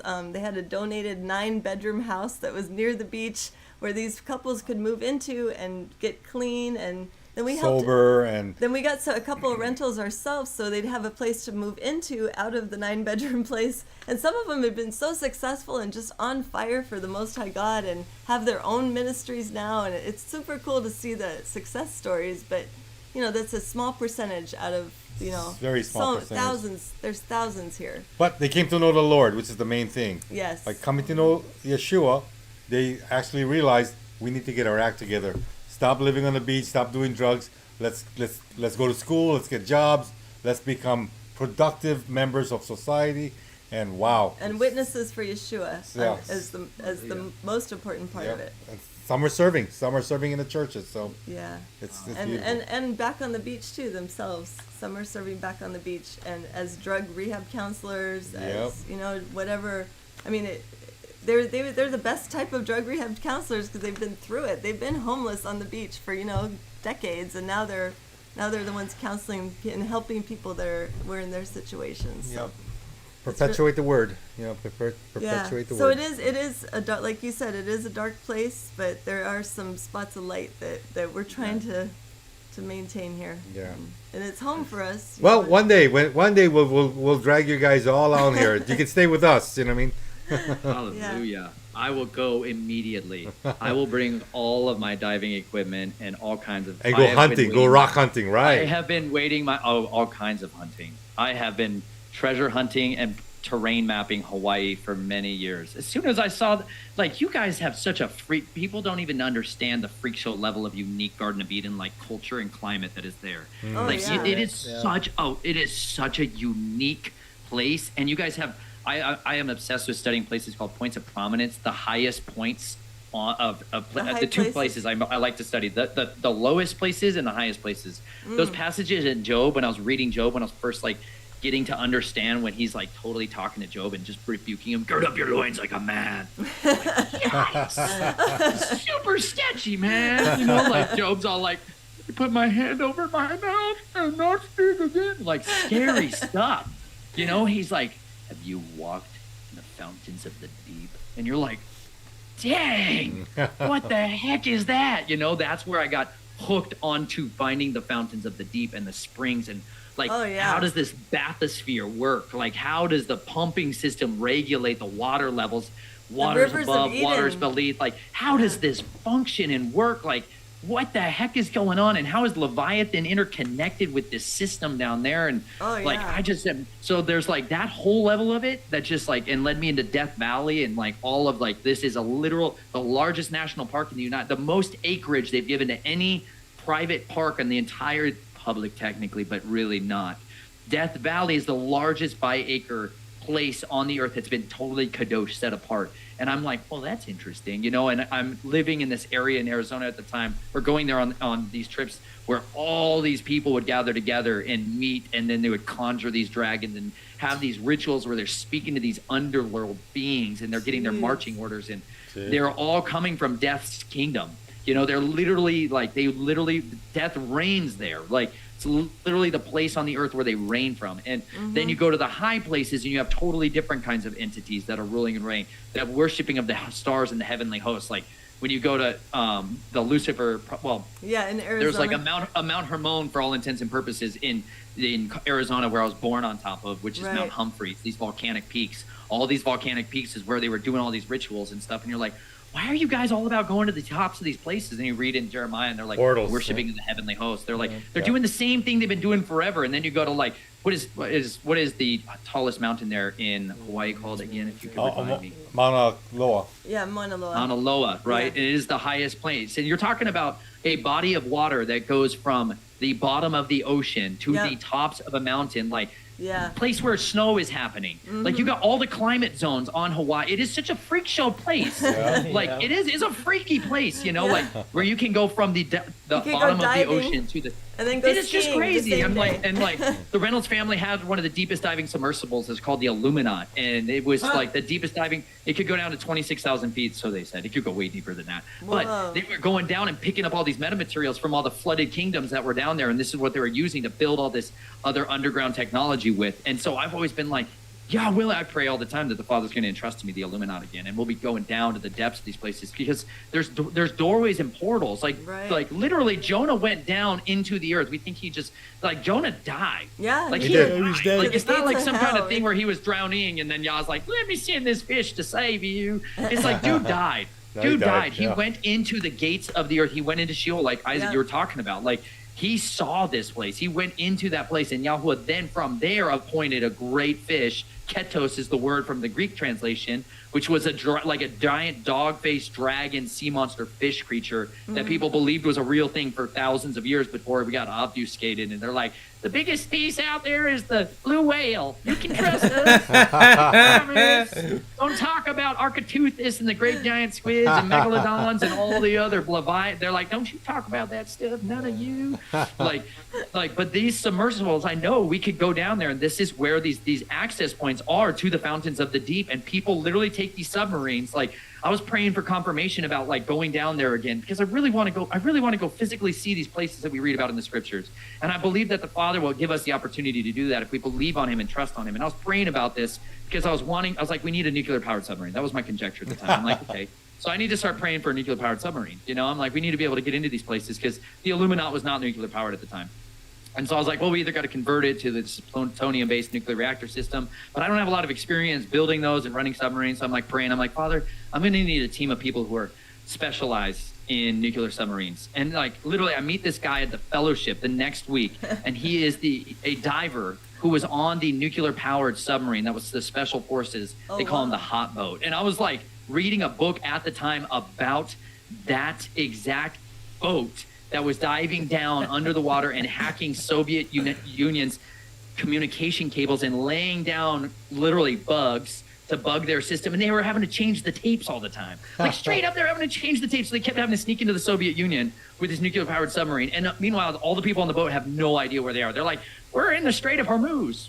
You betcha. You know, and they're like, and then except for the guy who gets out of the boat, like, well, this guy's going to know that we're not exactly where we say we are. Yep. And so they're literally having to put little skis on the submarine so they don't sink down into the silt and they can take off. And the divers are having to get out there. Now, he didn't necessarily tell me all this stuff because he's moderate. He had a flat Earth cafe, big giant clue. He literally had a flat Earth cafe in Colorado Springs, and I'm like, oh my gosh, bro! Like, he was super passionate believer. He's the guy who gave me one of my segulas right in here. Wow. He gave me my most potent source. True story. Wow. This is what he gave me. This is a true pen, right? This is a pen. It's not anything crazy nuclear powered yet, right? Fountain pen. But you know why? Because he was writing the Torah. Because it says in the scriptures, if you're going to be a king, what do you got to do? One of those commandments is that you write the Torah with your own hand. So this is what he was all about. He was all about writing and journaling out the entirety of the scriptures. And so he was really into calligraphy, and he was really into these pens. And I was like, I would love to do that. And he sent me an incredible, I don't have it right here. He sent me this very nice book to start writing the Torah out. And then I started learning about Paleo Hebrew, and I was like, maybe I'll write it all in Paleo Hebrew. And but this is literally these deep places of the earth, these great recesses of the earth. And Hawaii is a real bizarre version of that, where you can have all the way from the depths of the earth to the heights of the heavens, all in one place. And so I'm convinced it is a massive territorial. I mean, it is where the United States military consolidates more power than any other place. It is where the Jesuits have consolidated more power in communing with the celestial host than anywhere else in the world. Like, it is the consolidation points for the true power centers of the kingdom, and predominantly the military and the religious scientific communication systems are all deeply embedded there. So I would love to go there and start praying and asking for divine appointments. Wow. Hey, well, you're always welcome, man. Now that we've met and we've talked and we shared, now that bond has been made. Now we're family now. So again, we're always open to people that want to research, you know, and share. You shared so much knowledge with all of us today. We really appreciate it, Nathan. Thank you so much. I mean, I love your passion for rocks. I think that's cool. And also too, have you seen? You're in Boulder, right? So, no, I'm in Missouri now. Oh, you're in Missouri now. You know how he called Moses out of there? You know, he's like, yo, bro, you murdered that guy. And there's a hit put out on you. They activated all the special kill teams for Moses. You know, like the most powerful military on the earth sent everyone after him to kill him personally. Yeah. This is like, we don't read it like that, but he definitely went down. They put him on the FBI's most wanted list, like numero uno. They're like, we're going to activate all the Phoenix kill team agents to go, all the sleeper assassins, go after this guy, all the hybrids. Everybody was hunting Moses. And they're like, where's he going to go? And Yahoo was like, Midian. He's like, Midian? They're like, yeah, Midian. You know, he's like, I'm going to send you to get the rod of Elohim. You're like, yes. dang. He doesn't tell him right away. Yes. But, bro, he's got some stuff in his future. He had some It's so sword in the cool. stone It's the action best going on story there. ever. It gets so good. He's like, I'm going to teach you to be a shepherd, because we're back to the whole chief shepherds, right, Isaac? We were talking about shepherds that go after the flock. He's going to teach you to be a shepherd if he's going to make you a leader of his people. But when's he send him back? You know, he sends Moses back, he said, when all those who sought his life were dead. And I kind of think that's for some of these places where I've been. There's a lot of people that are actively seeking my life and my family's life, like very seriously willing to try to shoot us and kill us and stab us. And that happened in Colorado. It also happened in Asheville, North Carolina. Like, oh, wow. The Father has protected us, but people actively seek to murder my family regularly. Wow. And we have seen the Father personally deliver us in supernatural ways, jamming weapons, shooting drones out, like making drones fly out of the sky and completely leave our family alone, like jamming their technology and their tracking devices, people that were completely drugged out and demonized, rippling, ready with murderous intent to come after us, being unable to see us. We used to pray that the Father would make us invisible to the eyes of the adversary. We pray that like when we would go out, like, Father, we ask you to forgive the sins that have been committed in this place by any individuals who are being used by the adversary to target or combat my family. Yeah. You forgive the sins of their ancestors, Yeah. and we ask that you would apply the blood of Yeshua to their bloodlines all the way down to the DNA level, breaking their power of iniquity, that you would Amen. forgive them and have mercy on them, deliver them and heal them, save their souls. We ask that he forgives the sins that empowered these evil spirits that are being sent on assignment against me and my family, and that he would just bind any powers of the adversary that are working against us. You know, like, there is a serious power game that is going on all the time, that war, and none of these people, like, none of them, the power of death was taken when Yeshua gave his life as a ransom for many. He didn't die. He gave his life up. That literally is the word Nathan. He gave his life up as a ransom for many. Like, that is only ever what he did, was give. Yahuwah only gives. He never takes. He never steals, right? Like, he Doesn't never have to. steals. No. But he gave his life up. Like, when he literally breathed out, right? He's like, he gave up his ruach. Like, no one could take his life. And he's like, if the principalities and the powers and the rulers ever knew it, they would have never impaled the Son of Glory. Yeah. Like, they never would have done it, because when he went down into the depths of the earth, Oh, yeah. it says he took captivity captive, and he took the keys, the think about your car keys, turning the system on, the key, the way to drive the system. He took the power and the authority of death into his hands, and he wrestled it out of the hands of the dragon.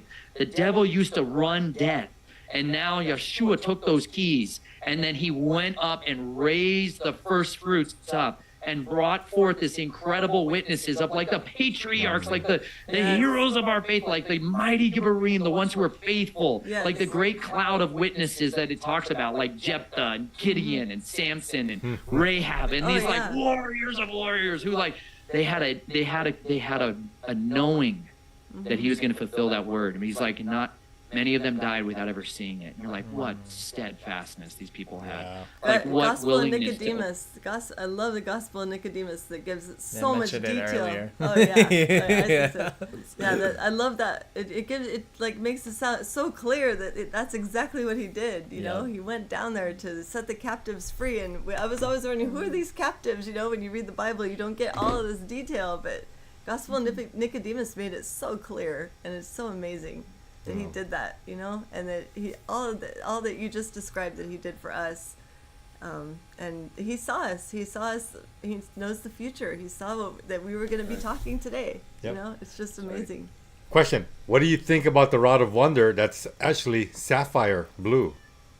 You bet. You Yeah. bet. You want to give people a little backstory on what you're talking about? Because I would love to talk about it, but I think you know a lot about it too. I'd love to hear from you. That's the book that we're reading with Zen and Digital Readers Club, the book that Zen wrote, the Vestures of Light and Rod of Wonder. So I think a lot of our listeners, they all come over from Digital Readers Club and they come here. Okay. So Okay, I think but a not lot of all of people mine know. do. Not all mine do, right? And I would love to Okay. share Oh. this with them. Okay. So if you would be willing, come on, tell them about the Right. sapphire rod. Okay, so the sapphire rod, you can trace it down using the Bible and extra biblicals from all the way from Adam, who the Most High gave this rod to when he when he was kicked out of the garden, basically, and it was a branch from the tree of life. It was sapphire, and inscribed on it was the ineffable name of God, or Yod He Vav He, along with all the names of the patriarchs, the names of the apostles. I mean, all the future was like on this particular rod. So Adam passed it down to Enoch. Enoch passed it to Methuselah. Methuselah passed it to Noah. Noah carried it on the ark, and since then it's been taken by the evil bloodline. Ham went in there and stole it when he saw the nakedness of his father, and did some horrible things with his mother. Took the rod of wonder and the vestures and gave it to his son Cush, who gave it to Nimrod. Which And is what's the vestures, real quick? The Make sure you vestures tell people are- what the vestures are. Yes, the vestures. We're taught that God clothed, or the Most High clothed Adam and Eve with skins, and in the churches they teach it that the Most High sacrificed 2 lambs, but it's not that. He wouldn't have done that. It was the skin of the serpent when the serpent was The cursed. Nakash. Yeah, the Nakash, the serpent was cursed, and so the vestures are made of this beautiful multicolored. The way the serpent would have looked, the feathered garments, that it was like a hologram is what I'm picturing. But it gave the wearers power. It gave them power over animals. Cloak of concealment. Yes, yes. The invisibility cloak, in a sense, right? Yes, Yeah, yes. yeah. Like, and so these 2 items have been passed down to the I would say also to those who had the title of Melchizedek as well, because that's the title that Adam was passed down to Enoch, to Methuselah, to Noah, the priest king, the leaders, the righteous ones.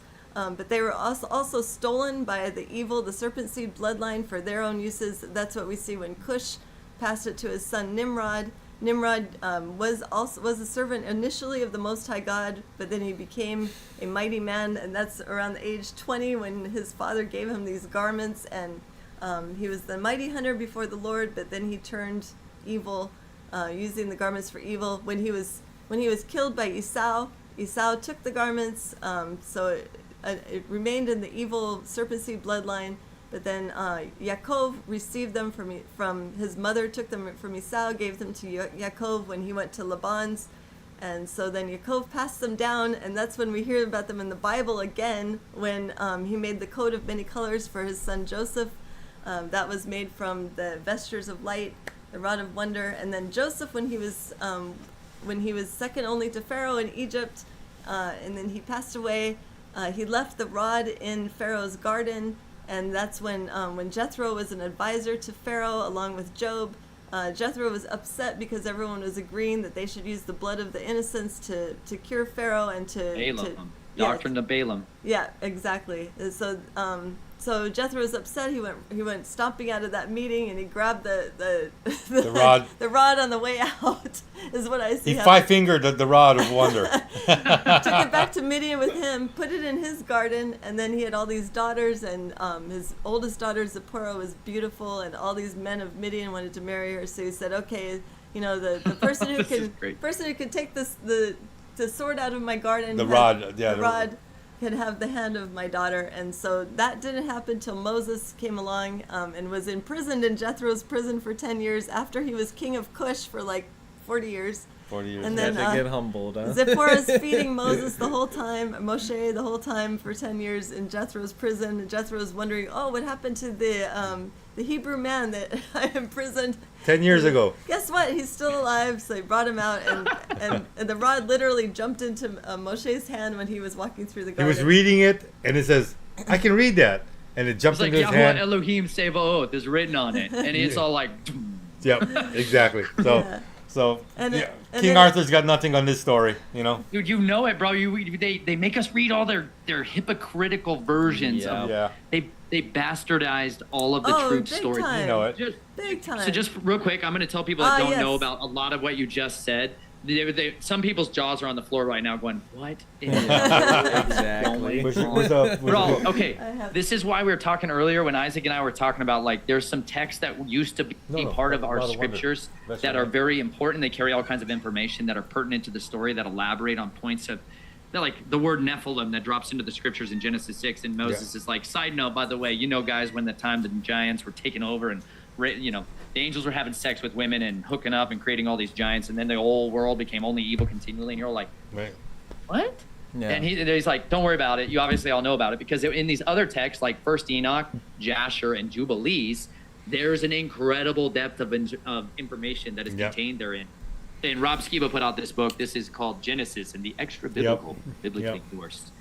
Excellent book. This one was bro, this one was the first one that I started hunting down all that stuff. So the story, like she was talking about Joseph and about Jethro and about Moses being sent over when he left and to go towards Midian, he ended up going and becoming the king over Cush, like she was saying. All that stuff's in the book of Jasher. I'm working on an audio version of that right now, a drama narrative. Nice, good.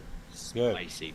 Yeah, because it's so good. It's like the version of this. It's like the book of the wars. You know, when you're reading the Bible and you got these other books they're talking about, like Joshua 10, when sun stands still over the valley of Ekron, and it's like the moon stands still over here, and then he's all like, "Is this not written in the book of Jasher?" And you're all like, exactly. What the heck? Over Where's that book? And over then 200 David, books. Yeah. Yes, in 2 Samuel chapter 1, David's all singing the book of the. There you go. There's the book by Zen Garcia, y'all. If you guys would like to read this book, you can go to sacredwordpublishing.com and you can order this book. We're also I'm teaching this book on Sundays. We have a Bible study group where I'm teaching this book along with the book of First Enoch. We're and teaching all the crazy extra books, biblicals that relate to both. Yeah. So it's an You interesting guys be study. slaying it. You're dangerous people. Dangerous to the kingdom of darkness, you know. Like the enemy has an ulterior agenda to keep things veiled from your eyes, you know, and like some of that is these texts that they're like, okay, we're going to make sure that, you know, Yahweh preserves his word in unique and powerful ways, but there is also a completely other kingdom that is using agents of men to destroy and utterly blot it out, you know. And when men compromise, they give over their power to those kingdoms to come in and do what should never have happened, you know. Like, this is why the greatest quest in my life is to find the word. Like, I know Yahuwah has preserved all of it. Like when Noah went on the ark, it says how he had hundreds of texts, like all of the writings of the fathers before him, everything has been preserved and none of it's gone. It's not gone because Yahuwah's word, it says he sows it out into the word and it never returns void, meaning it's not destroyed. It's like literally light. You can't destroy it. Darkness can never conquer light. As long as there is even a single light burning, like you guys out there being witnesses on the beach, out there actively contending against the kingdom of darkness and trying to snatch people from the flames of deception. Like when you're doing that, you are the walking cities of refuge. That is the job that we were supposed to be commissioned to do. We were supposed to literally take the kingdom of darkness, advance against the kingdom of darkness, contend against it to where we're literally going to their gates, their seats of power.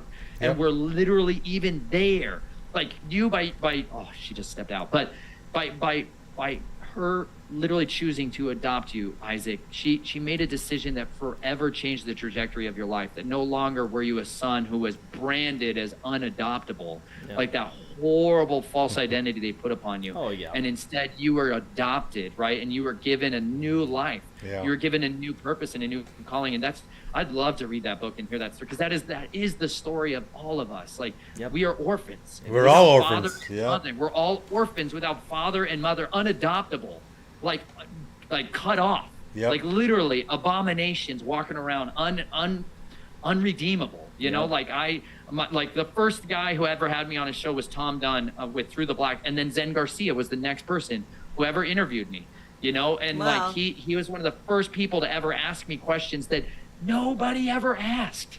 You know, and it's like so much of this evil agenda is proliferated because nobody asks the right questions. Exactly. This information is locked up in so many people's lives and their histories and their testimonies, but nobody ever asked. You know, nobody ever asked about it. But like, there's somebody who reads diligently and studies these things, and it goes, you know, this has still got to be around today. You know, if it's nothing new under the sun, it's going to be the same systems of evil that are operating behind the scenes. And like, I was literally raised up to believe like you're a son of the dragon, like you're literally a carrier of his seed. Like, so on the one side, I'm going to a church where they're like, anybody can be saved, say these magical incantation words, you're in. And I'm all like, yeah, but what does that do with what's inside me? Like I physically had this thing in me, like a literal thing inside me, another entity, like this other blood, like this black blood. Like, what is this and how do I get it out of me? You know, how do I detoxify from not just demons, like from the archons? Like, how do you get this stuff out? Like, Russ has a book that he wrote. Russ Dizdar wrote another book that's called Expelling the Darkness. And that so encapsulates what is actually required to get cleansing from this. This stuff has to be expelled. Like, utterly driven away from you completely. Like, So how do we get this stuff out of us? And this is where you got to go to the word. You have to find out, how is this driven out? Like, how did the apostles walk around and command that spirit of Python out of that girl? Like, they set a child of great ritual abuse, systemic, satanic ritual, where a child of the seed of the serpent, right, who was raised up to be the money-making thing for this other kingdom. Right. And the whole city was engineered around that girl being possessed with the serpent. Like, they literally would make people swallow these dragons. Like, it's not some kind of fairy tale thing. These people do these rituals and swallow these entities, these physical beings, into their bodies, and they possess them. It's not some kind of like spiritual floating aerial things. Like, these are physical beings, and they physically occupy mankind. They occupy the beings of men and women, and predominantly children, because children have so much more potential power. Like, they have so much more innocence, and so when you consume them, they can feed off of them so much more efficiently, and until they start to wear out their hosts and go find another one. I just did an interview with a guy named Eric, and it was called the House of the Dragon and its devices. We talked a lot about that. Talked about the biological version of it, the spiritual but biological version, and then the synthetic version, these artificial constructions of man, this biosynthetic matter, like literally programmable matter that they're trying to use to control us and hack us and take over, because the whole world's got to go back to the days of Noah before the Son of Man returns. Like, that means everything is going to be genetically altered. Everything will be transformed into the image of these fallen angels again. Like, everything from the dust of the earth to the rocks that we are standing on, every creature that's got the breath of life in it is going to turn into another entity. And you're like, how do you do that? Well, not overtly, you know? No, Isaac went through that too, because being in foster care and raised by the system and living at all these various people's homes, he had quite a few entities to expel. and it was like, he grew up. I mean, the way I saw it, I did so many exorcisms with him. I anointed him almost on a daily basis, his room, his doorposts, everything, just because it just seemed like there was always something dark and there was always something else going on rapidly in his mind. I could see it in his eyes. And it wasn't until he decided that he wanted the demons out that they finally were out for good. I'm not sure what age that was, maybe 20, 21, when you were doing a lot of exorcisms yourself. Yeah, and then they finally just because the scripture, they'll come back 7 times stronger. If you don't clean that house, and he invites them back, even as a child, they'll come back 7 times stronger. So it was rough. It was really rough to deal with him. It wasn't him. It was the entities that were manifesting all the time. And so once he finally decided, he's a child of the Most High God, he wants them out of him. He's an adult. They came out, and we saw a lot of rapid changes after that. So that's a huge deal. And they really do prey on children, especially a lot of those in the system, because they really don't have a voice. That's right. They're the anonymous ones, right? Even just how you said down in Boulder, there was a guy I met, like, you hit it right on the head, how they get the human material for this other world kingdom. Like, you physically have to feed these dragons. Like, it's literally like we started the show talking about Genesis 3, and the dragon's food, like when he was cursed, would be dust. And what's he gonna eat? Men who are made of dust. Right. Like, it's intricately connected. His food source would be mankind. Like, he has that, and not just him, not just the fallen, not just him, all of these seraphim, all of these dragons, like, they must consume life, and that is the blood, that is this nefesh, this life force that's supposed to be in us, and they need it to live. And then people get completely addicted. I'm talking about the humans too. They get these things in them, they get these serpents in them, and they cannot live without it. It becomes this true parasitic, like, it's a physical thing. Like, you can actually see this inside the body with these humans. Like, they start to go, like, it said iniquity, the first time we find iniquity in the scriptures, like, it said iniquity was found in Halal ben Shahar. When he's looking, like, he's like, I will, his 5 I wills, his declarative statements, I will be like the Most High, like, I will ascend, like, these great declarative, this pride rising up, right? Like, I want what Adam has. Like, I'm not going to bow down and worship this creature of clay and dust. Yes. You know, he refused to let Adam, he could not stand that Adam would be the priest over this thing, you know. Exactly. Like, and I can't comprehend the level of majesty of a perfectly created beings, like how to be made of perfect gemstones, to be made of the Father's most intricately crafted, colorful, iridescent light. You know, like we can't even fathom this. We can't even imagine it. There's no level of cinematography that could ever even partially encapsulate the full spectrum of light of what these things are. And so for us to sit here and be like, yeah, why did he try to do that? Well, Adam was not the same. He was made in the image of Yahweh. He was distinct. He was made from the terra firma, like this little eretz. Like, he came from the very nature of Yah's, like,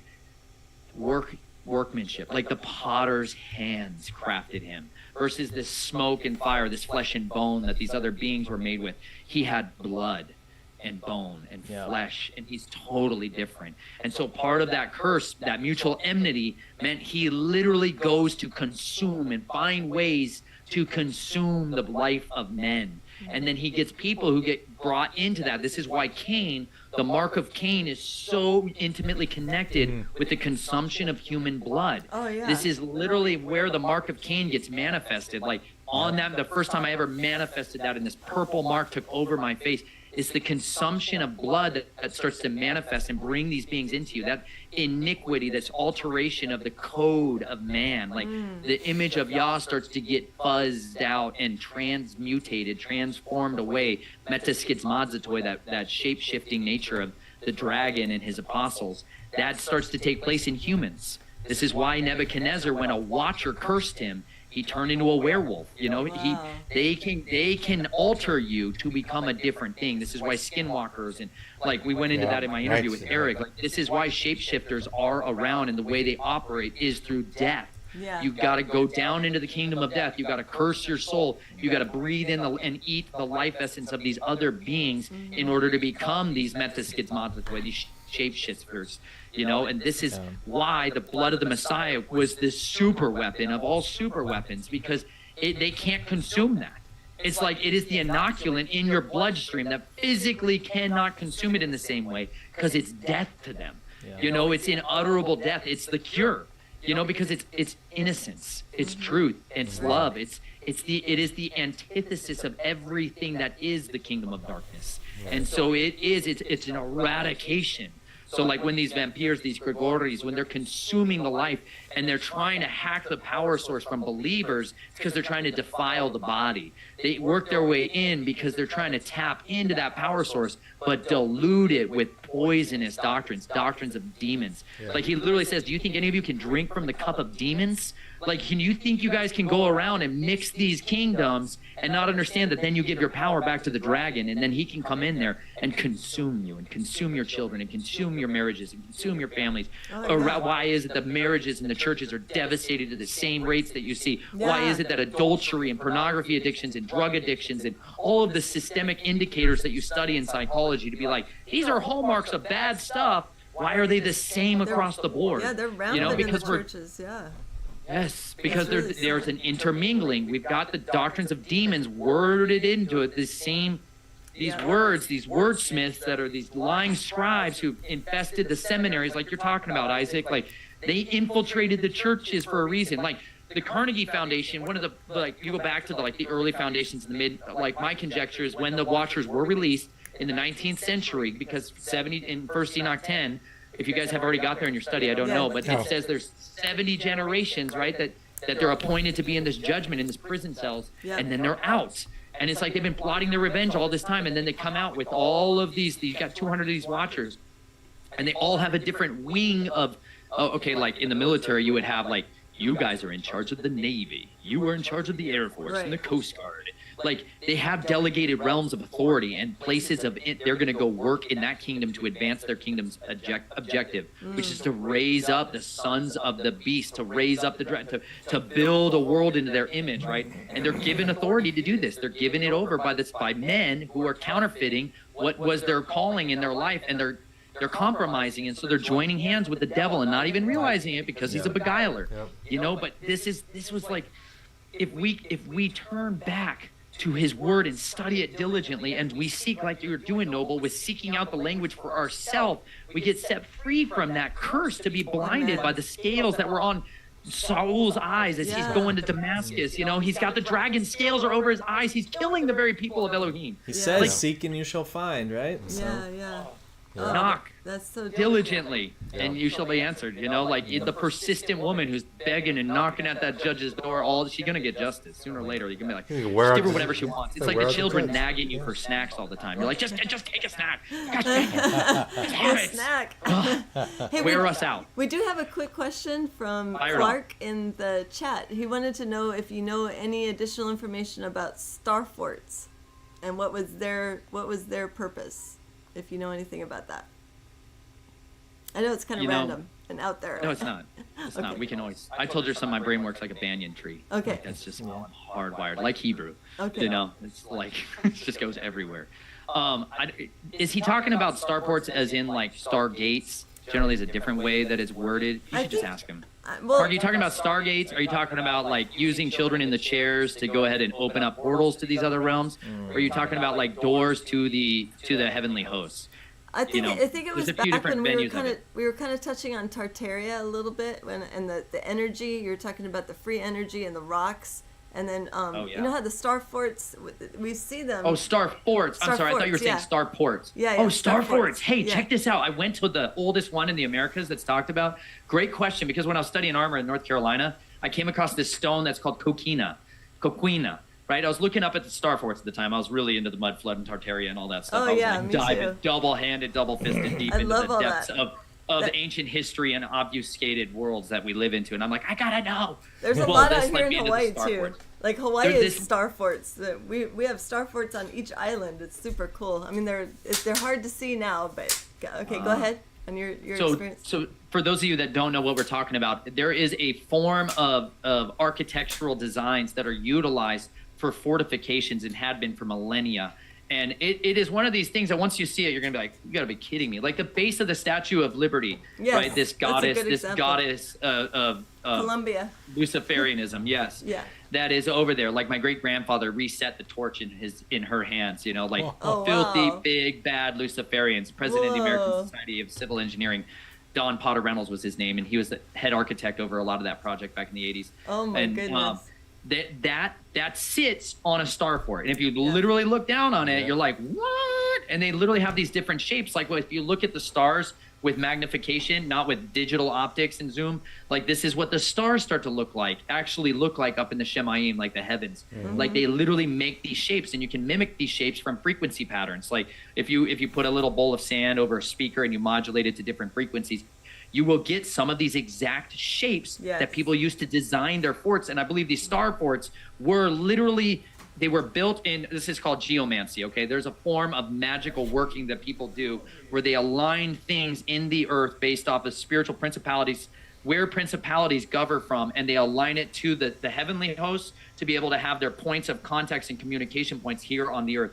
Part of the structure and the power source from that has to do with a fortification method. So it's not just, like in Philadelphia, there's boundary stones and these occult stones that have been placed as literally major magicians go in and place the stones of where our cities and our boundaries are. This is why Yahuwah talks very carefully about not moving boundary stones, okay?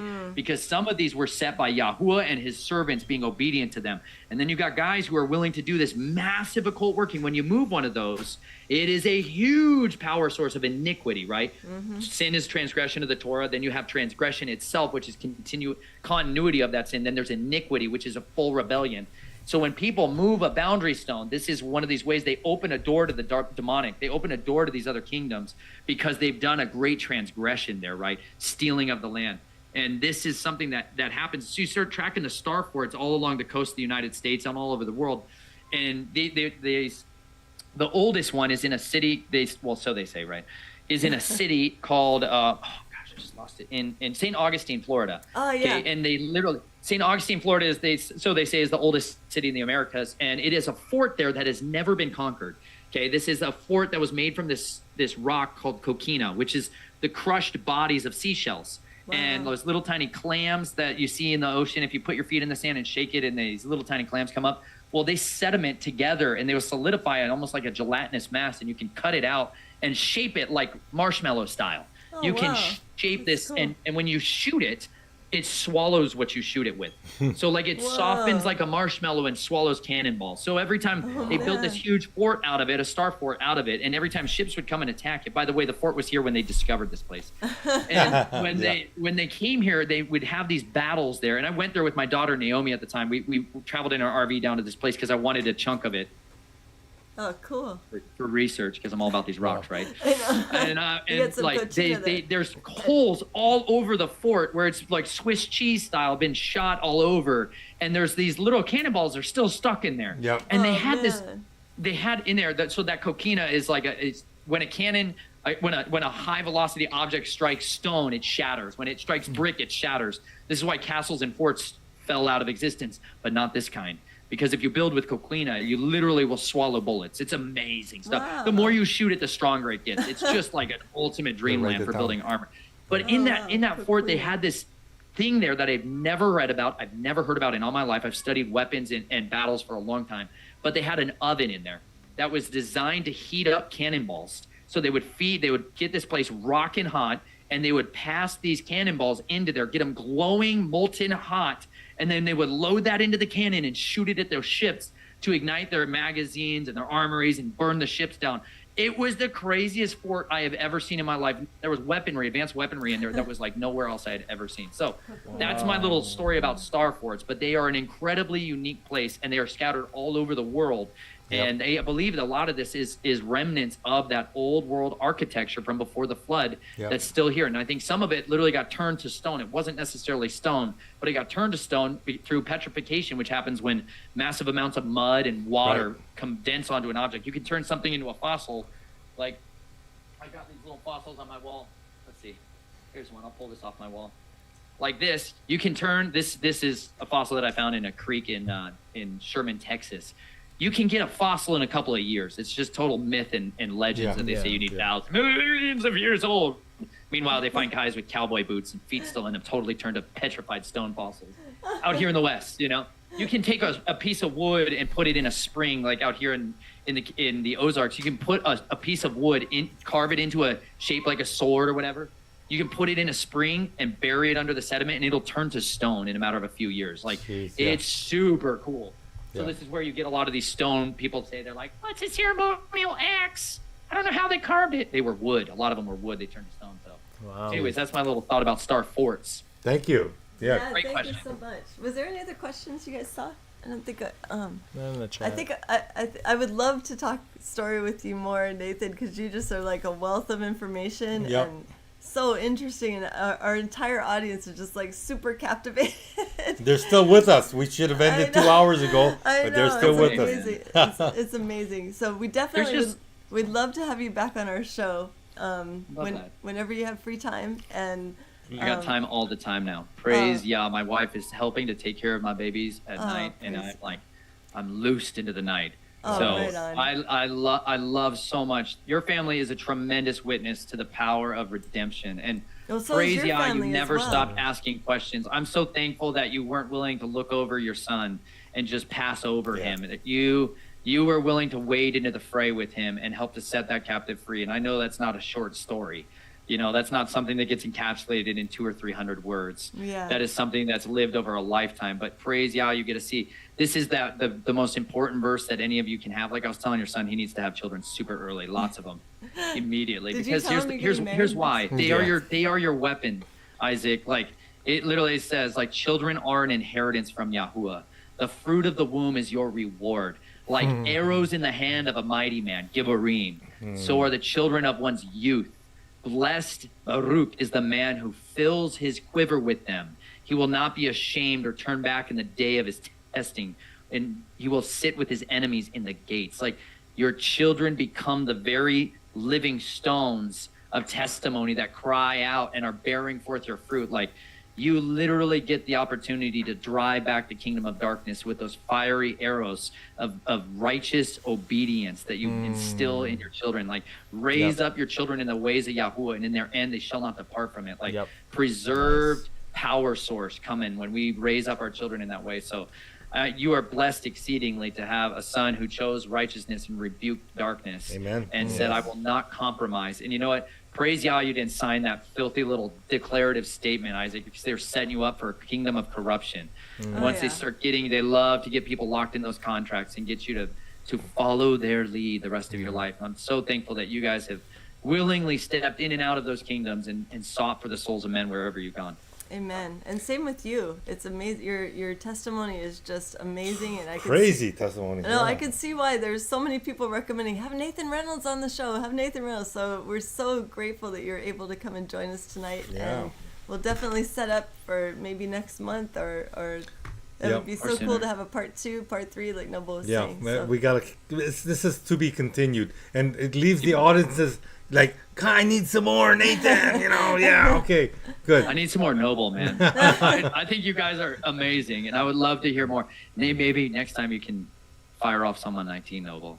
There we go. And then also I have some Lost Tribes information to share with you next time. So yes. Yeah, we'll get into all that next time. But yeah, I'm it. glad you've been following God Culture. They got some great information. They dug into the rivers of Eden too. I love their interpretation of that. But I think maybe we could close in prayer. Would you like? Well, why don't we have Nathan close in prayer? Would you mind closing us in prayer, Nathan? Hallelujah. Let's do it. Okay. All right. Oh, Father Yahuwah, we're so grateful for the wonderful gift that you have given to us of truth and of freedom. We thank you so much for your persistent willingness to bear with us, Father, as we were so lost and so wayward and so despairing. Thank you for giving hope to the nations, Father. Thank you for not destroying us and blotting us out, but having compassion on us, Father. We thank you that your foundations of your throne are mishpat and zadikah. We thank you that justice and righteousness are the foundations of your throne. And we ask and petition you right now, Father, to extend your loving commitment towards us once again, towards our adversaries, Father, that you would deliver them from the snare of the dragon, and that you would set them free, Father, from the lying deceit that has so beguiled the nations. We pray that you would remove those veils of deceit that have so worked their ways over the hearts and the minds of our friends and our family, and the sons of righteousness that are trapped in these schemes of deceit. We pray that you would please contend with those who contend with us and our families and bring justice in Yeshua's name. We ask that you would please deliver us from the wiles of the wicked ones, Father, who have worked so hard to destroy us and to blot us out, Father. But you said no one can snatch us from the palm of your hand. So we pray, Father, that you would please have mercy on us and empower us through your favor, your chen, the grace to overcome the adversary, to contend with our adversaries in the gates, Father, that we would not turn back, that our hearts would not be filled with fear. So we pray that you would rebuke the fear of men, rebuke the fear of failure, rebuke the fear of falling apart, Father. We know that it is you. We are supposed to revere Yahuwah Elohim, fear Yahuwah, and him only shall we serve. So we pray that you would give us an inheritance, a double portion of the reverence of you, Father, that you would give us the spirit, the ruach of strength, the ruach of counsel, the ruach of understanding, the ruach of wisdom and of knowledge, Father, and that you would clothe us with the robes of righteousness so that we can contend in this broken world, Father, that we could be cities on a hill, burning brightly as a menorah is set in a room, Father, that we would bear witness to the nations, that we are your sons on this earth, your daughters on this earth, and that we cannot move. We shall not be moved. We thank you that you can plant us, Father, and where you tell us to stand, we shall stand with our feet shod with the preparation of the gospel of shalom. May our belts be fastened with the word of truth, Father. May we put upon righteousness as a breastplate, as you put it upon as a mighty warrior, Father. May you clothe our helmets with the helmet of Yeshua, of salvation, of deliverance. May you guard our minds and give us the mind of Yeshua, so that we, O Yahuwah, would not be confounded with the wiles of the wicked one, Father, but that we would discern, that you would give us the discerning of spirits, Father, words of knowledge, Father, gifts of healing, Father, that we would be able to walk in the authority that you gave unto your disciples, that you gave unto Elisha and Elijah and Moshe, that you would give us the strength of Samson and give us the steadfastness of your beloved disciple Yochanan, Father, Please clothe us with the power from on high to contend against this wicked world, that we might seek to set the captives free, to raise the dead, to cast out demons, Father, to expel the darkness, and to overcome the adversary wherever he comes against us. May you, O Yahweh, deliver us and vindicate us. May your name be praised and magnified above all forever. It is in the name and the authority of your precious Son, Yeshua our Messiah, we petition you for all of these matters. Hallelujah. Hallelujah. Amen. Amen. Thank Awesome. you so much, Nathan. What a great way to cap off our show. Thank you, son Isaac, for conducting it and keeping Nathan on Entertained. keeping him on the show till we got back. You know, we we wanted to meet you too. We were glad. supposed to be here yesterday. That didn't happen, but we got here today, and you saw us walk in.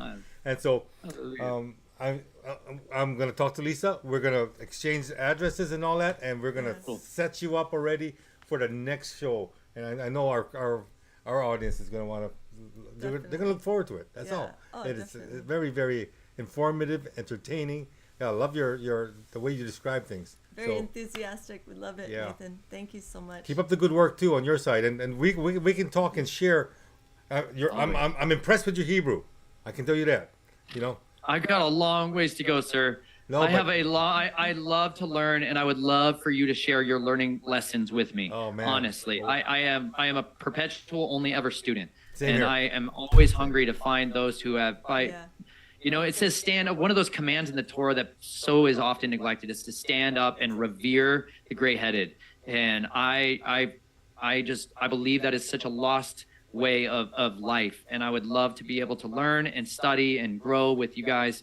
Yah has blessed you and clothed you with wisdom, but it's through diligence and discipline to get there. And so thank you for All of us. any type of a compliment. But the truth is I have a long ways to go. And I've got a study chart here, but you know, I've got a lot of learning. This dictionary gets some mileage from me. Yeah. You know, but I know there's many other things that and tools that would be beneficial for me. So I look forward to learning with you as well. Amen. Amen, brother. Blessings to you and your family. Yes. Stay safe. All right, please Live stay dangerously. Live dangerously every single day of your life, because the days are evil, but you were born for such a time as safe. this. Yeah. That's yeah. right. But Amen. you know, we have a God that instructs his powerful angels. They're called guardian angels upon That's right. each and every one of us, upon your wife, your children, and same here. Mm-hmm. And you know what? As long as we are loyal and faithful to him, the one we serve, we have nothing to be afraid of. You know, His nothing. protections over us. Yeah. Wow. Do not be afraid of the Salim. The Salim is a shadow. And the shadow are there's like 10, 12 different definitions for Salim, which is plural, but it's the number 6 definition that talks about the shadow or the demon that empowers people like King Og or King Sihon when Joshua came in and started knocking down their kingdoms. So, you know what? We have nothing to worry about because Amen. he's got us Yahweh is covered. greater. Yes. Amen. Yes. Hallelujah. Well, thank you to everyone else for joining us Yes, tonight. for all of you Yes. that Thanks for following hanging us, in. following Nathan, we're gonna get back together and make this even more informative and more entertaining because there's so much to learn, and you know what? More to share. We even, can hardly wait. Yeah, sounds good. But to Nathan, everybody out there, we'll Yep. give a big shaloha. Yes. Shaloha, Say everybody. shaloha, guys. Aloha. Shaloha. yes, shalom and aloha together. So, hey, I love it. yep. Okay. Bye. Bye, So, guys. aloha. Thank you, Nathan. Yep. Have a good evening. All right. Commercials play. Okay, commercial break. Yeah. Nathan, Lisa, Nathan's here. Nathan's here. Yep. So, Okay. get the information. Yeah.